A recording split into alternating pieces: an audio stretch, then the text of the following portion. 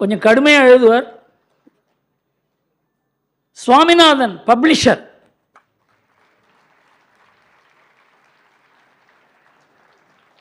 நான் தான் முதல்ல சொல்லுவேன், நாங்கள் என்ன எழுதினாலும் கேஸ் இவர் பேரில் தான் போவோம்.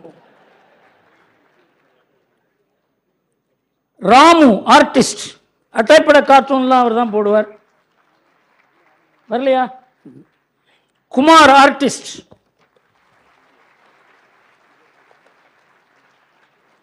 ராஜு லே அவுட் ஆர்டிஸ்ட், உள்பக்க கார்ட்டூன் நீங்கள் பார்த்துருப்பீங்க. அது Ramasubramania Raja DTP operator. Senthil Kumar layout artist.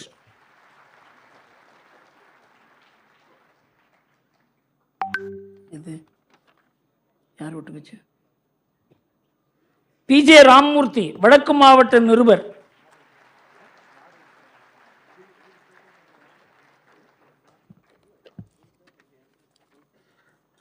R Natarajan கட்டுரையாளர், அவர் மூத்த பத்திரிகையாளர். அவர் தான் நாம் எது தமிழில் பேசுறதெல்லாம் சசி தரூருக்கு டிரான்ஸ்லேட் பண்ணி சொல்ல போகிறார். திருவண்ணாதபுரம் ராமகிருஷ்ணன்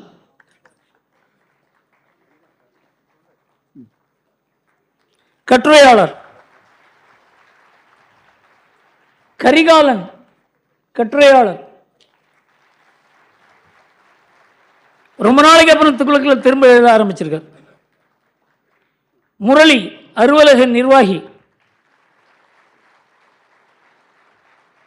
பத்மநாபன் அலுவலக உதவியாளர்.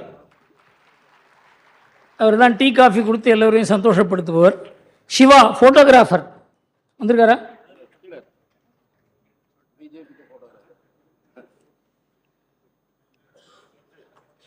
செல்வகுமார் டிரைவர்.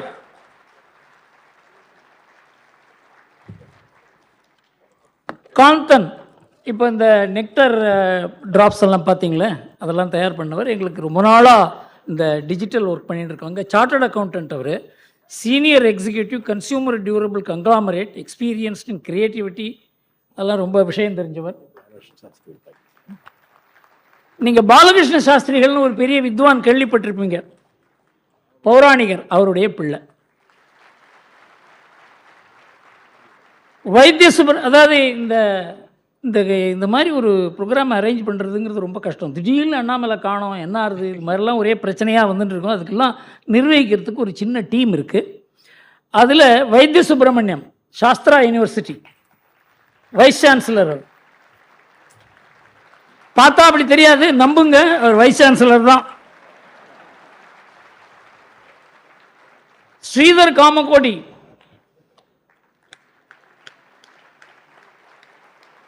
தொழிலதிபர். சிவகுமார் தொழிலதிபர்.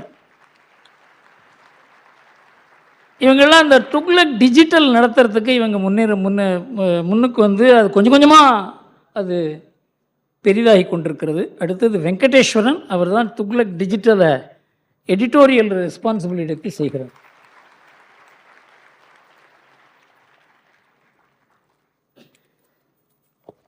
நாம் ரெண்டு வித்தியாசமானவர்களை இங்கே அழைச்சிருக்கோம். ஒன்று சசி தரூர், அவரை பற்றி சொன்னேன். அண்ணாமலை வந்து நம்மளோட சேர போகிறார். இந்த கேள்வி பதில் முடிஞ்ச உடனே சசி தரூர் பேசுவார். கேள்வி பதில் இப்போ துவங்கும். அரவிந்த்.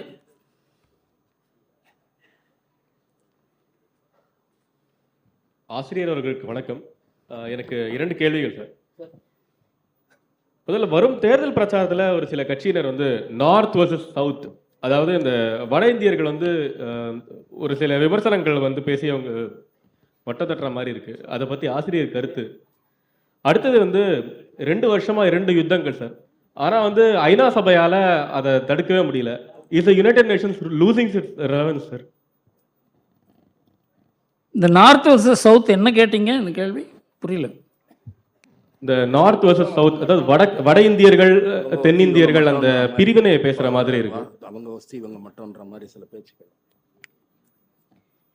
சார், நம்ம நாட்டில் மக்களை பிரித்து பேசுறது அப்படிங்கிறது தான் அரசியலாகவே ஆகிவிட்டது. இந்த நாட்டை ஒற்றுமைப்படுத்தி சுதந்திரம் வாங்க வேண்டும் என்று ஏராளமான பெரியோர்கள் அது விவேகானந்தர்லேருந்து ஆன்மீகத்துறையிலையும் அரசியலையும் தேசியத்தையும் கலந்து பேசினவங்க. மகாத்மா காந்தி, சர்தார் பட்டேல், ஜவஹர்லால் நேரு கூட பல வித்தியாசங்கள் இருந்தால் கூட இந்த நாட்டை ஒற்றுமைப்படுத்த வேண்டும் என்று நினைத்தவர்கள். இப்போ என்ன இருக்குது, அரசியலில் எப்படி பிரிக்கலாம், பிரித்து எப்படி நாம் அதுக்குள்ளே நாம் புகுந்து ஓட்டு வாங்கலாம்ங்கிற ஒரு வாக்கு வங்கி அரசியல் வந்த பிறகு எத்தனையோ விதமாக முஸ்லீம், கிறிஸ்தவன், இந்த ஜாதி அந்த ஜாதி, அதே மாதிரி நார்த் வர்சஸ் சவுத். பல பேருக்கு இந்த எலக்ட்ரல் ஹிஸ்ட்ரியே தெரியாது. 1977 காங்கிரஸ் எங்கே பார்த்தாலும் நார்த்து பூரா ஒரு சீட்டு கூட வரல. குவாலியர் ஒன்று தான் எனக்கு தெரிஞ்சு அவங்க வெற்றி பெற்றாங்க. சவுத் பூரா காங்கிரஸ் வந்தது. அப்போ காங்கிரஸ் என்ன, அது பிரிவினை பார்ட்டியா? அதாவது எந்த அளவுக்கு நமக்கு சமீபத்தில் நடந்த ஒரு அரசியல் மாற்றங்கள் கூட தெரியாத, இப்போ ஏதோ north party BJP, south party மற்றவர்கள் அப்படின்னு பேசுகிறது அரசியலில் அவங்களுக்கு விஷயம் புரியலேங்கிறது ஒன்று மாத்திரம் இல்லாத இந்த மாதிரி பேசுகிறதே ஒரு ஃபேஷன் ஆகிவிட்டது. அதனால் இந்த நார்த் வர்சஸ் சவுத் என்கிறதுக்கு அர்த்தமே கிடையாதுங்கிறது தான் என்னுடைய கருத்து. இந்த யுத்தங்களை ஏன் நிறுத்த முடியல அப்படின்னா, யுத்தங்களை செய்வதே இந்த ஐநாவில் யார் யாருக்கு இந்த யுத்தம் செய்வதை நிறுத்தக்கூடியவங்களோ அவங்க தான் ஐநாவில் இருக்காங்க. யுத்தம் செய்பவர்களும் அவர்கள் தான். அதை பற்றி நம்ம சசி தரூருக்கு நல்லா தெரியும். ஏன் காரணம் என்னென்னா, ஐநா சபையை பற்றி யாராவது பேச முடியும்னாக்க 30 ஆண்டுகள் ஐநா சபையில் பெரிய பெரிய பதவி வச்சிருக்காரு. I request you to say a few words about the state of United Nations then and now and how it has weakened, because this is one of the questions which is agitating the Thuglak reader's mind, and I get a lot of questions on that, but it is very difficult to explain in a few words which you may perhaps. இன்றைக்கு ஐநா சபை பலம் இழந்திருக்கிறது. அது வெறும் சேட்டர்ஸ் club மாதிரி ஆயிடுது. எதாவது பேசிகிட்டு இருக்காங்க, டீ காஃபி வசதியாக இருக்குது, பில்டிங் இருக்குது, போயிட்டு வரத்துக்கு ட்ராவல் ஃபெசிலிட்டி இருக்குது, இதோடு நின்று விட்டதே தவிர இன்றைக்கு அதனால் ஒரு முடிவெடுத்து ஒரு நாட்டை நீங்கள் இது இப்படி செய்ய வேண்டும் என்று ஒரு நாட்டை கட்டாயம் செய்வதற்கு அதற்கு திராணி இல்லை. பாரத்வாஜ், மாடம்பாக்கம்.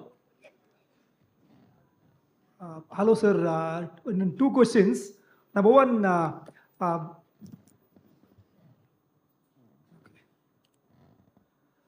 பாஜக மீது இன்னைக்கு பல கட்சிகளுக்கு பயம் அதிகமாக இருக்குது. ஸோ இன்ஃபேக்ட் யாருக்கு அதிக பயம் அப்படின்னு தான் நம்மளுக்கு புரியவே இல்லை. ஆனால் திமுக, அதிமுக, காங்கிரஸ், இது நீங்கள் 1, 2, 3 அப்படின்னு ஆர்டர் படித்து யாருக்கு பயம் அப்படின்னு நீங்கள் சொல்லணும், அதிகம் அப்படின்னு நீங்கள் சொல்லணும். This question number 1. Question number 2 sir, இன்னைக்கு மந்த்லி 2 times இன்ஃபேக்ட் ஒரு ப்ராக்டிஸாக போச்சு. ஏடிஎம்கேக்கு பிஜேபியோட அலையன்ஸ் இல்லை அப்படின்னு சொல்லி இன்ஃபேக்ட் ரீசெண்டாக எஸ்டிபிஐ மீட்டிங் கூட எடப்பாடி அவர்கள் அட்டன் பண்ணிட்டாரு. இதுக்கு மேலே எதுக்கு பாஜக ஒரு சைலண்ட் மோட்லேயே இருக்கு, பேச மாட்டேங்கிறது?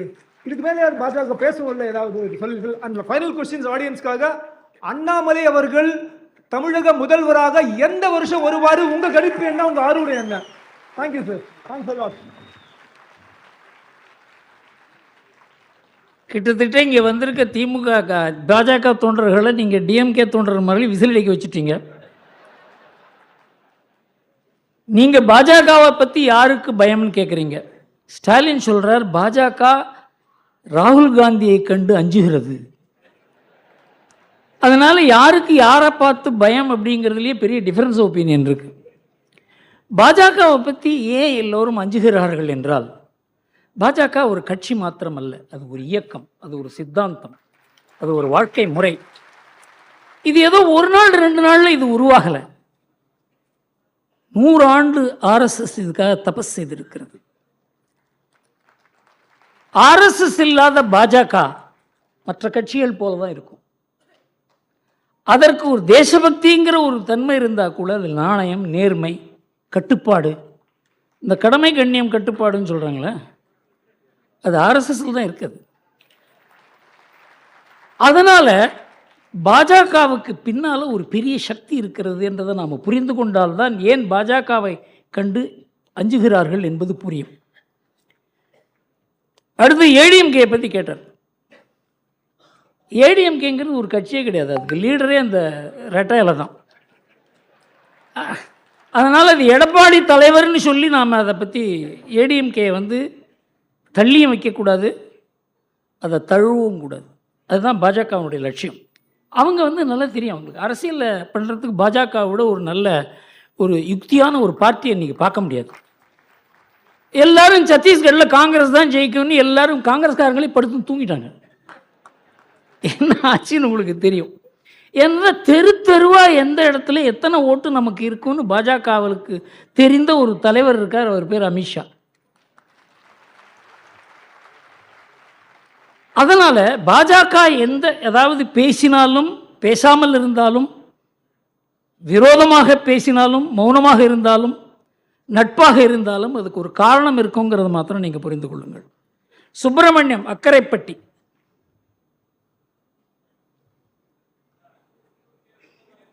அக்கரைப்பட்டி சுப்பிரமணியம் இல்லையா? அடுத்தது பட்டாபிராமன் சென்னை. சாரி, முந்தைய கேள்வியில் அண்ணாமலை எப்போ சிஎம் ஆவார்னு கேட்டு அதுக்கு எப்போ வழிபிறக்கும்னு கேட்டாரு. அது சொல்லுங்கன்னு பதில் கேட்குறேன். அதுவும் பாஜக முடிவு செய்யும் எப்பொழுது சொல்வது என்பது. எப்பவுமே ஒரு தயாரிப்பு இல்லாத ஒன்று சொல்லக்கூடாது. தயாரிப்புடன் தான் எதையுமே செய்ய வேண்டும். எனக்கு அரசியலில் ரொம்ப நாள் 1976 77 ரொம்ப ஆழ்ந்த ஒரு ஈடுபாடு உண்டு. நான் கண்டது என்னவென்றால், எதைக்குமே ஒரு தீவிரமான ஒரு தயாரிப்பு இருக்கணும். ஒரு கூட்டத்தை கூட்டி பவரை கையில் சீஸ் பண்ணால் என்ன ஆகுங்கிறதுல தமிழ்நாட்டில் திமுக பவருக்கு வந்ததுலேன்னு தெரிஞ்சுது. ஒரு தயாரிப்பு இல்லாத, அதுக்கு ஒரு மனநிலை உருவாகாத, அதற்கு தன்னை சாக்ரிஃபைஸ் பண்ணக்கூடிய ஒரு தொண்டர் படை இல்லாத, அதுக்கு நம்பர் இவ்வளவெல்லாம் இல்லாத அண்ணாமலையை மாத்திரம் சீஃப் மினிஸ்டராக செய்து விட்டால் அந்த கட்சிக்கு நல்ல பேர் வருமா கெட்ட பேர் வருமா என்று யாரும் சொல்ல முடியாது. அந்த தயாரிப்பில் ஈடுபட்டிருக்கு பாஜக. அண்ணாமலையினுடைய யாத்திரையை அதற்காகத்தான். ஒருவரை முதல்வராக்குவது மாத்திரம் ஒரு கட்சியினுடைய நோக்கமாக இருக்கக்கூடாது. அவர் முதல்வராக்கி அந்த தமிழ்நாட்டுக்கு என்ன நல்லது செய்ய முடியும் அந்த கட்சியால் அப்படிங்கிற ஒரு தயாரிப்பும் தேவை. சுப்பிரமணியம் அக்கரைப்பட்டி வந்திருக்காரா? பட்டாபிராமன் நீங்களா சார்? சுப்பிரமணியம் பட்டாபிராமன். சரி, பட்டாபிராமன் கேளுங்க, அப்புறம் சுப்பிரமணியம். லேட்டாக வந்துடுறீங்க. எனது பேர் பட்டாபிராமன். அனைவருக்கும் மாலை வணக்கம். நான் 40 வருடங்கள் மேலே துக்ளக் படித்துக் கொண்டிருக்கிறேன். முதல் கேள்வி, காமன் சிவில் கோட். நிறைய டிஸ்பியூட்டில் சொத்தும் சரி விவகாரத்து கேஸ்லையும் சரி நிறைய டிஸ்பியூட்டில் சுப்ரீம் கோர்ட்டு ஒரு தீர்ப்பு சொல்லியிருக்கு. இதுக்கு தீர்வு வந்து காமன் சிவில் கோட் தான். அதை நடைமுறைப்படுத்துவதற்கு என்ன சாதக பாதகங்கள், அதை ஆசிரியர்கள் விளக்க வேண்டும். இரண்டாவது கேள்வி, மாலத்தீவில் திடீர்னு இந்தியாவுக்கு எதிராக எதுக்கு அவங்க அறிக்கைகள் கொடுக்குறாங்க? அந்த அதிபரே அது மாதிரி மோடிக்கும் திரு மோடி அவர்களுக்கும் இந்தியாவுக்கு எய்த்தாப்பில் அறிக்கை கொடுக்குறாங்க. அதை பற்றி விவராமல் ஆசிரியர் கூற வேண்டும். வணக்கம், நன்றி. மாலத்தீவில் 100% முஸ்லீம்கள். அங்கே ஏராளமான பாகிஸ்தானுடைய இன்ஃப்ளூயன்ஸ், தீவிரவாதிகளுடைய இன்ஃப்ளூயன்ஸ் பெருகி கொண்டே போய்கொண்டிருக்கிறது. நமக்கு அவங்களுக்கு நல்ல உறவு இருக்குது. அதில் இருக்க நல்லவர்கள் பலவர் நம்மோட சேர்ந்து வேலை செய்யணும்னு நினைக்கிறாங்க. அதில் இந்த பர்டிகுலர் தேர்தலில் நமக்கு எதிரானவர்கள் வெற்றி பெற்றதுனால இந்த மாதிரி ஒரு நிலை, இந்த நிலை நீடிக்காது. ஆனால் இதை சீனாவும் பாகிஸ்தானும் அவங்களுடைய நலனுக்காக பயன்படுத்தி கொள்வதனால இன்றைக்கு ஒரு பெரிய பிளவு ஏற்பட்டிருக்கிறது. இது நீடிக்காது என்பது தான் எனக்கு தெரிஞ்சவர்கள். அதை சசி தரூர் அதை பற்றி கூறலாம். எனக்கு தெரிந்தவரையில் இது நீடிக்காது என்று தான் தோன்றுகிறது. பொது சிவில் சட்டம் என்பது ரொம்ப நாளாக இந்த நாட்டுக்கு பொது சிவில் சட்டம் என்பது எல்லோரும் ஒரு மாதிரி இருக்க வேண்டும் என்பது பொது சிவில் சட்டம் அல்ல. எல்லோருக்கும் சில அம்சங்கள் பொதுவாக இருக்க வேண்டும். ஏனென்றால் பிரச்சனைகள் வாழ்க்கையில் பாருங்கள், ஒரு விவாகம் என்பது எல்லா மதத்திலையும் எல்லா சமுதாயத்துக்கும் எல்லோருக்குமே முக்கியமானது. ரெண்டாவது, விவாக ரத்து வருகிறது, குழந்தை பிறக்கிறாங்க, அதில் பிரச்சனை வருது. குடும்ப பிரச்சனையெல்லாம் எல்லா மதத்துக்கும் எல்லா சமுதாயத்துக்கும் எல்லா இனத்துக்கும் பொதுவானதுனால பொது சிவில் சட்டம் தேவை. அது அந்த மதத்தினுடைய நம்பிக்கைகளையோ அந்த மதத்தினுடைய கோட்பாடுகளையோ அது அதுக்கு எதிராக இருக்க போகிறதில்லை. ஆனால் இப்போ என்ன அதுக்கு தோற்றம் கொடுக்கப்படுகிறது என்றால், இந்த பொதுவான விஷயங்களில் கூட அந்த மதத்தினுடைய கோட்பாடுகள் தான் இருக்க வேண்டும். ஃபார் எக்ஸாம்பிள் சொன்னார் அந்த நெக்டரில் 4 பேரை திருமணம் செய்து கொள்ள வேண்டும். அது ஒரு கோட்பாடு இல்லை. அந்த காலத்தில் அரேபியாவில் அந்த மாதிரி ஒரு நிலைமை இருந்தது. அதற்காக அங்கே இருந்ததை இங்கே அது மதத்தினுடைய உரிமைன்றது மாத்திரம் இல்லாத அந்த மதத்தினுடைய நம்பிக்கை என்று ஆக்கிவிட்டார்கள்.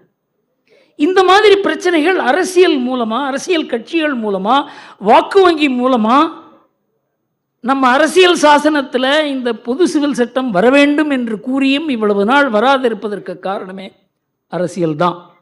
அதை சுப்ரீம் கோர்ட் பொது சிவில் சட்டம் வர வேண்டும் என்று கூறியதுனால இந்த பொது சிவில் சட்டம் வரப்போவதில்லை. மக்கள் மனதை மாற்றியாகணும். இது வரவேண்டியதற்கு எல்லா தயாரிப்புகளையும் பாஜக செய்தால் கூட இதற்கு எப்படி இருந்தாலும் மக்களுடைய ஒத்துழைப்பு தேவை என்பதனால தான் அதை ஒரு கேலிபரேட் பண்ணுறாங்க. சார் சுப்பிரமணியம்.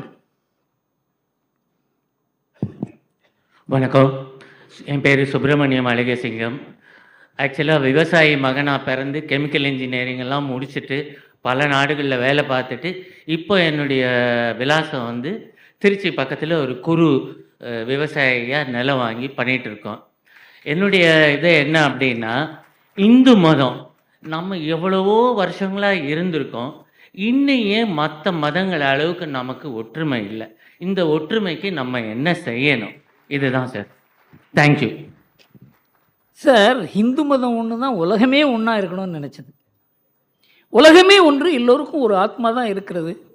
வாழ்க்கை முறை, அவங்களுடைய கோட்பாடுகள் எல்லாம் தனித்தனியாக தான் இருக்கும். ஆனால் இதையெல்லாம் ஒற்றுமையாக இருக்க வேண்டும் என்று ஒரு கடவுள், ஒரு புத்தகம், ஒரு வாழ்க்கை முறை, அதை நான் மாத்திரம் அனுசரிக்க மாட்டேன், மற்றவர்களும் அதை அனுசரிக்க வேண்டும் என்று 2 முக்கியமான மதங்கள் கிளம்பின, கிறிஸ்துவமும் இஸ்லாமும். அவங்கள பொறுத்தவரையில் அந்த கோட்பாடுகள் சரியாக இருக்கலாம். ஆனால் மற்றவர்களுக்கும் அந்த கோட்பாடுகள் வர வேண்டும் என்பதற்காக யுத்தங்கள் நடத்தி, அது ஜிகாது, குருசேட், இன்றைக்கு கன்வர்ஷன், இதெல்லாம் இருக்கிறதுனால அது ஒற்றுமை போல தெரிகிறது. ஆனால் இன்றைக்கு இஸ்லாமில் இருக்க வேற்றுமைகள், கிறிஸ்துவத்தில் இருக்க வேற்றுமைகள், நாம் அதை கொஞ்சம் ஆழ்ந்து படித்தால்தான் தெரியும். ஃபார் எக்ஸாம்பிள், கிறிஸ்துவத்தில் ஒரு 100 சர்ச் இருக்குதுன்னு வச்சுங்க. 600-700 சர்ச் இருக்குது. ஒரு சர்ச்சில் இருக்கவங்க இன்னொரு சர்ச்சுக்கு போக மாட்டாங்க, அனுமதிக்கப்பட மாட்டார்கள். அதே மாதிரி ஒரு சர்ச்சுக்கு ஒரு பெரியல் கிரவுண்ட் இருந்ததுன்னா இன்னொரு சர்ச்சில் இருக்கவங்க யாராவது இறந்தால் அதில் பெரியல் கிரவுண்டில் அவங்களுக்கு அனுமதி கிடையாது. நம்மதில் பார்த்திங்கன்னா யார் இறந்தாலும் ஒரே இடத்துக்கு தான் நாம் போவோம். இது ஒற்றுமை இல்லையா? நாம் எல்லாரும் எல்லா கோயிலுக்கு போவோம், அது ஒற்றுமை இல்லையா? நாம் எல்லோரும் சேர்ந்து பொங்கல் விழா கொண்டாடுவோம், அவங்கவுங்க வீட்டில் தான் கொண்டாடுவோம், அது ஒற்றுமை இல்லையா? ஒற்றுமை என்பது மனதளவில் நாம தான் உலகத்துக்கு முதல்ல மனதளவில் ஒற்றுமை போகிறோம், சித்தாந்த அளவில் ஒற்றுமை போகிறோம், கடவுள் நம்பிக்கையில் ஒற்றுமை வேண்டாம். நம்ம முதல்ல கேட்டால் நம்ம 33 கோடி தேவர்கள்னு சொல்லுவாங்க. ஒரு ஆளுக்கு ஒரு கடவுள் வச்சோம். நம்ம நீ இஷ்டப்படி வச்சுக்கோ. தனிநபருக்கு ஒரு கடவுள், கிராமத்துக்கு ஒரு கடவுள், குலத்துக்கு ஒரு கடவுள், நினைச்சே பார்க்க முடியாது. ஆனால் எல்லாத்துக்கும் பின்னால் பிரம்மன்கிற ஒரே கடவுள் தான்ங்கிற நம்பிக்கை நமக்கு இருக்கிறதுனால தான் நாம் ஒரு நாடாக இருக்கோம். அதனால் இந்துக்கள் ஒற்றுமை இல்லாதவர்கள்னு சொல்ல முடியாது. இந்த ஒற்றுமை யாருக்கும் எதிராக அல்ல. மற்றவர்களுக்கு எதிரான ஒற்றுமையை நம்மால் உருவாக்க முடியல. ஆனால் உருவாக்கினால் அது நமக்கும் நல்லதல்ல, மற்றவர்களுக்கும் நல்லதல்ல. அந்த ஒற்றுமை தேவையில்லைங்கிறது என்னுடைய அபிப்பிராயம். ரமணன் அடுத்தது சார். ரமணன் வந்துட்டாரா? சார் ரமணன், சென்னை 116. ஒரு செகண்ட் இருங்க சார். ராமச்சந்திரன், ரவி, நாகராஜன், பாலசுப்ரமணியம், குணசேகரன். சார் ஆசிரியரிடம் 3 கேள்விகள். ஐயோ, ஒன்று போகிறோம் சார். சார், ஜனவரி 22ஆம் தேதி ராமர் கோயில் பிரதிஷ்டையில் காங்கிரஸ் அண்ட் மற்ற இந்தியா கூட்டணி கட்சிகள் போக வேண்டாம் என்று நிராகரித்திருக்கிறார்கள். அதோடைய பின்விளைவுகள் அவர்களுக்கு தேர்தலில் எந்தெந்த மாதிரியான விளைவுகளை ஏற்படுத்தும், அது பற்றி ஆசிரியருடைய கருத்தை தெரிஞ்சுக்க விரும்புகிறேன். 1, தமிழ்நாட்டுக்கு துணை முதல்வர் பதவி அப்படின்னு வந்ததுன்னா அதனால ஏதாவது அட்வான்டேஜஸ் இருக்கா? அதனால என்ன நன்மைகள் ஏற்படும் தமிழ்நாட்டிற்கு? இது என்னுடைய 2வது கேள்வி. 3வது கேள்வி, இந்த அரவிந்த் கெஜ்ரிவாலுக்கு நிறைய சம்மன் மேலே சம்மன் கொடுத்துட்டு இருக்காங்க. அவர் எதுக்குமே ஆஜராக மாட்டேங்கிறாரு. அவருடைய ஹானஸ்டி இஸ் பிகம் கொஸ்டின்டு. அதை பற்றி ஆசிரியருடைய கருத்து என்ன? அதை பற்றி சொல்லணும்னு கேட்டுக்கிறேன். தேங்க்யூ. அரவிந்த் கெஜ்ரிவால் ஆனஸ்டி இப்போ தான் கொஸ்டின்ன்றது இவருக்கு தெரியும்.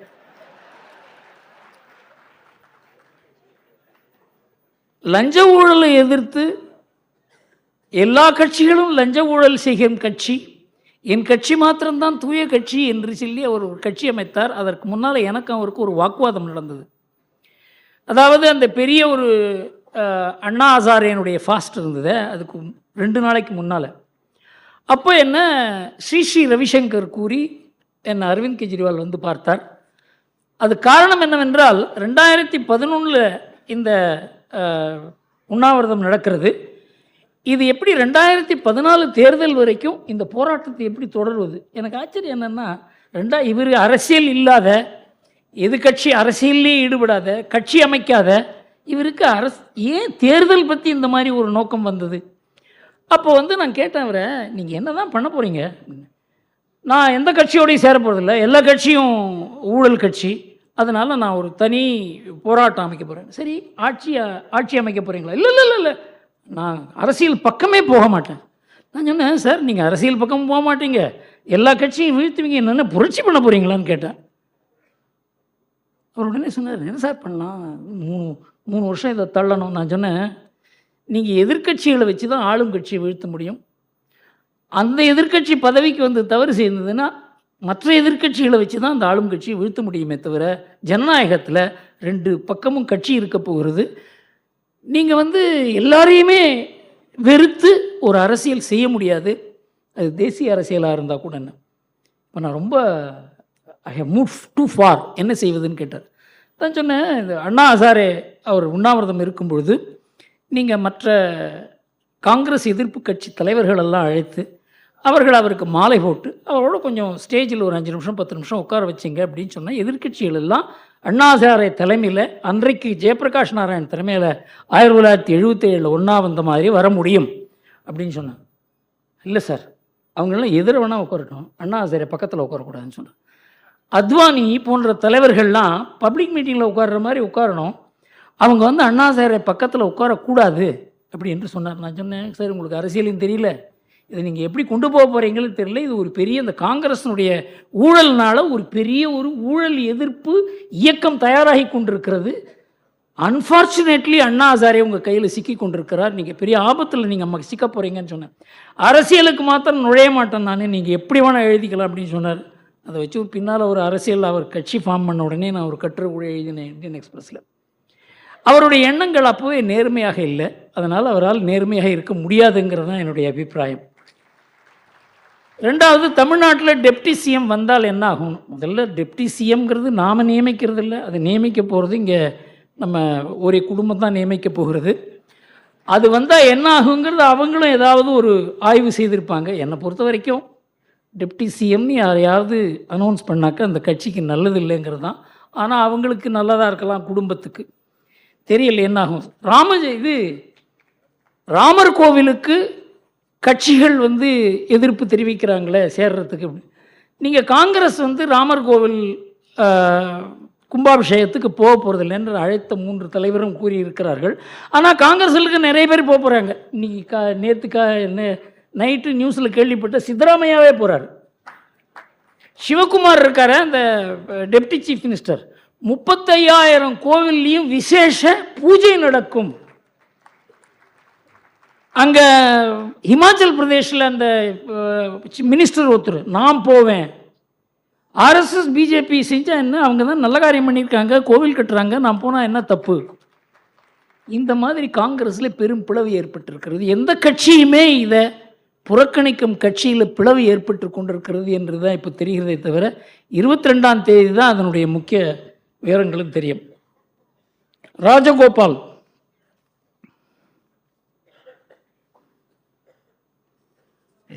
மேடையில் வீட்டிற்கும் அதை உற்று நோக்கும் அனைத்து அரசியல் அறிவு ஜீவிகளுக்கும் என் அன்பார்ந்த மாலை வணக்கங்கள். My question is simple and straight forward. திமுகவின் ஊழல் அனைத்து வட்டங்களிலும் அனைத்து துறைகளிலும் உலக பிரசித்தம். அதை அடக்குவதற்கும் ஒடுக்குவதற்கும் பாஜக ஏன் இவ்வளவு தயங்குகிறது? I think it is going in slow motion mode. I would like to know why. Thank you sir. Sir, நீங்கள் இந்த பொன்முடி கேஸை பற்றி படிச்சிருப்பீங்க. பொன்முடி கேஸ் அது பின்னால் சொல்லுவேன், பட் உங்களை சுருக்கமாக சொல்கிறேன். அது 1996 2001 நடந்த ஊழல். அதுக்கப்புறம் அந்த கேஸை போட்டாங்க ஜெயலலிதா வந்து. அதை என்ன பண்ணாங்க, 2004 அந்த மேஜிஸ்ட்ரேட் இந்த கேஸில் ஒன்றுமே கிடையாதுன்னு தள்ளுபடி பண்ணிட்டார். அதை மறுபடியும் உயர்நீதிமன்றத்துக்கு கொண்டு போனால் உயர்நீதிமன்றமும் சொல்லிட்டு அதில் ஒன்றும் இல்லை இந்த கேஸில் அப்படின்னு. உச்சநீதிமன்றத்துக்கு போய் 2015 உச்சநீதிமன்றம் இந்த வழக்கில் ஆதாரம் இருக்கிறது, இதை நீங்கள் இன்வெஸ்டிகேட் பண்ணணும். எப்போ 1995 நடந்த 2015 உச்சநீதிமன்றம் கூறுகிறது இதை விசாரணை செய்ய வேண்டும் என்று. அதை விசாரணை செய்து அது ஒரு ஸ்பெஷல் கோர்ட் அமைக்கிறாங்க. ஏன்னா இது சாதாரண கோர்ட்டாக இருந்தாக்க அவங்க வந்து ஒரு மாதிரியாக மேனேஜ் பண்ணிடுறாங்க. விசேஷ கோர்ட் அமைத்து அவர்களுக்கு இந்த கேஸ் கொடுக்கப்படுகிறது. அந்த கேஸ் நடந்து 169 சாட்சியங்கள் அவங்க எக்ஸாமின் பண்ணிட்டாங்க. திடீர்னு அந்த மேஜிஸ்ட்ரேட் ஒரு லெட்டர் எழுதுகிறார் 2022 ஜூனில். நான் வந்து இந்த கேஸை சட்டுன்னு முடிக்க சொல்லியிருக்காங்க, அதனால 4 விடுமுறை நாட்களில் இந்த கேஸை நடத்திடலான்னு இருக்கேன் அப்படின்னு. அந்த கேஸ் இந்த வெங்கடேஷ் ஜட்ஜி இருக்கார், அவர்கிட்ட போகுது. அவர் தான் அந்த கட்சியை அந்த கிரிமினல் கேஸ்லாம் பார்க்குற நீதிபதி. அவருக்கு ஏதோ ஒரு மாதிரியாக இருக்குதுடா, இந்த மாதிரிலாம் ஒரு ரெக்வஸ்ட் வருது அப்படின்னு. அதெல்லாம் நீங்கள் ஒன்றும் பண்ண வேண்டாம், நீங்களே இந்த கேஸை நடத்தக்கூடாது அப்படின்னு சொல்லிட்டார். ஏன்னா இது அவசரமாக நடத்துவதால் இதுக்கு பின்னால் ஏதோ ஒரு பின்னணி இருக்கிறது என்பது அவருக்கு புரிந்து விட்டது. அப்போ என்ன பண்ணுறாங்க, இது ரொம்ப முக்கியம், நாம் எல்லோரும் இதை பற்றி சிந்திக்க வேண்டும். 2 உயர் நீதிமன்ற நீதிபதிகள் சென்னையில் இருக்கவங்க நம்ம தலைமை நீதிபதிக்கு ஒரு கடிதாசி எழுதுகிறாங்க. இந்த கேஸை வந்து விழுப்புரத்துலேருந்து வேலூருக்கு டிரான்ஸ்ஃபர் பண்ணலாம். எதுக்காக? அதை உச்ச நீதிமன்ற நீதிபதி பாவம் அவர் ஏற்றுக்கிட்டார். அதை அவருக்கு விஷயம் தெரியாது இது என்னன்னு. உடனே இந்த கேஸ் வேலூருக்கு டிரான்ஸ்ஃபர் ஆகிறது. 4 நாளில் 172 சாட்சியங்களை விசாரித்து 370 டாக்குமெண்ட்டை படித்து 280 பேஜில் ஒரு ஜட்ஜ்மெண்ட் எழுதி இவர் நிரபராதி அப்படின்னு சொல்கிறாங்க. இந்த மாதிரி ஒரு ஜுடிஷியல் சிஸ்டம் இருக்கும் பொழுது மோடி என்ன பண்ண முடியும்? யார் தான் என்ன பண்ண முடியும்? அதனால் விஜிலன்ட் பப்ளிக் ஒப்பீனியன் மூலமாகத்தான் இதை பண்ண முடியும். அது மாதிரி நாணயமாக இருக்க ஓரிரு நீதிபதிகள் மூலமாக தான் இந்த மாதிரி கேஸெல்லாம் வந்து வெங்கடேஷ் என்ன பண்ணார் தெரியுமா? அந்த கேஸை தன் கையில் எடுத்து இது விசாரிக்கப்பட வேண்டிய கேஸ் அப்படின்னு சொன்னதில் பெரிய ஒரு பூகம்பமே கிளம்பித்து. அவர் பேரெல்லாம் சொன்னாங்க. பெரியார் அப்போவே சொன்னார், நாம் சட்டம் பாஸ் பண்ணானே பாப்பான் தான் நீதிபதியாக இருந்து எல்லாத்தையும் நடத்துவான். அந்த மாதிரி அளவுக்கு நீச்சமான ஒரு பிரச்சாரம் நடந்தது. அவர் அதை கண்டு பயப்படலை. நான் தான் இந்த கேஸை நடத்துவேன்னு சொன்னார். உச்சநீதிமன்றம் கடைசியில் கூறியது, இந்த மாதிரியெல்லாம் ஒரு ஜட்ஜி இருக்கிறது நமக்கு கடவுள் வரப்பிரசாதம் என்று சொன்னார்.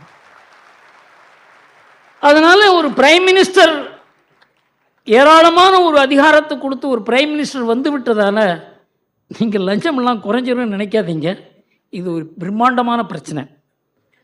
ரவி யார்? ராமச்சந்திரன், டி ராமச்சந்திரன், திருச்சி. ராமச்சந்திரன், திருச்சி 21. கடந்த 2.5 வருடங்களில் திராவிடன் மாடல் ஆட்சி சாதித்த சாதனைகள் என்ன? இதனால் எதிர்வரும் காலங்களில் தமிழகமும் தமிழக மக்களும் சோதனைகள் வேதனைகள் எப்படி மக்கள் எதிர்கொள்ள இருக்கிறார்கள்? சார், இந்த துக்ளக் ஆஃபீஸில் எப்போவுமே கொஞ்சம் இந்த முரசொலியை படிப்போம். முரசொலியை படிக்காத நமக்கு தமிழக அரசியல் புரியறதோ இல்லையோ திமுக அரசியல் புரியாது. அதில் இந்த திராவிட மாடல் பற்றி எத்தனை முறை பேசியிருக்காங்க அப்படின்னு எழுதி சொன்னால் இந்த புஸ்தகம் பூரா எழுதிருக்கு. அதில் எத்தனை நாளில் ஒரு கிட்டத்தட்ட 5th July, 7th July, 2nd July, 8th July எல்லாம் திராவிட மாடல். இது எழுதி இந்த புஸ்தகம் முடிஞ்சிடுது சார், இந்த புஸ்தகம் போகாது, இன்னொரு புஸ்தகம் வேணும்னு கேட்குறாங்க. அது மாதிரி இந்த திராவிட மாடலுங்கிற வார்த்தையை அர்த்தம் இல்லாமல் இதை அகில இந்திய அளவுக்கு கொண்டு போவேன்னு கூறுகிற அளவுக்கு இங்கே ஒரு என்ன சொல்கிறதுன்னே புரியல. இது ஒரு அரசியலாக என்னன்னே தெரியல. இதெல்லாம் நம்ம பத்திரிகைகள் இதில் ரொம்ப திராவிட மாடல்னு எல்லா பேப்பரும் போடுறோம். பேர் குறிப்பிட விரும்பலை. எந்த பத்திரிகையும் இதுக்கு என்னையா அர்த்தம்னு கேட்கல, எந்த அரசியல் கட்சியும் கேட்கல. பாஜகவை தவிர யார் இது திராவிட மாடல்னா என்னன்னு கேட்கல. அதிமுகவுக்கு பயம், இதை கேட்டால் நம்ம திராவிடம் இல்லைன்னு சொல்லிவிடுவாங்களோன்னு பயம். பாஜகவை தவிர இது யாரும் திராவிட மாடல்னா என்னன்னு கொஞ்சம் சொல்லுங்கள் சார்னு யாருமே கேட்கல, எந்த பத்திரிக்கையும் கேட்கல, எந்த அறிவுஜீவியும் கேட்கல. அதனால் அவர் தொடர்ந்து பேசிக்கொண்டே இருக்கிறார். அதில் இன்னும் ஒன்று மாதிரி சேர்த்துருக்காரு. இப்போ அது பின்னால் சொல்கிறேன். எல்லாருக்கும் எல்லாம், அதுதான் திராவிட மாடல். அதனால் இதனுடைய சாதனையே என்ன அப்படின்னாக்க, எத்தனை முறை நாங்கள் திராவிட மாடல்னு சொன்னாலும் அது எதிர்ப்பதற்கு ஆள் இல்லை என்பது மாத்திரம்தான் அதனுடைய சாதனையை தவிர வேறு எதுவும் சாதனையாக நமக்கு தெரியவில்லை. ரவி, தர்மபுரி. அனைவருக்கும் பணிவான வணக்கம். இந்த பக்கமும் இல்லை, அந்த பக்கமும் இல்லை, மையம் என்று ஒரு கட்சி ஆரம்பித்த திரு கமல்ஹாசன் இப்போது எங்கே மையம் கொண்டிருக்கிறார்? இரண்டாவது கேள்வி, 2024 நாடாளுமன்ற தேர்தல் பாரத பிரதமர் திரு நரேந்திர மோடிக்கானது என்றால் 2026 சட்டமன்ற தேர்தல் திரு அண்ணாமலைக்கானது என்று எப்படி நிரூபிக்க வேண்டும் என்று தாழ்மையோடு கேட்டுக்கொள்கிறேன். நன்றி. முதல் கேள்வி என்ன சார் கேட்டீங்க? கமல்ஹாசன்.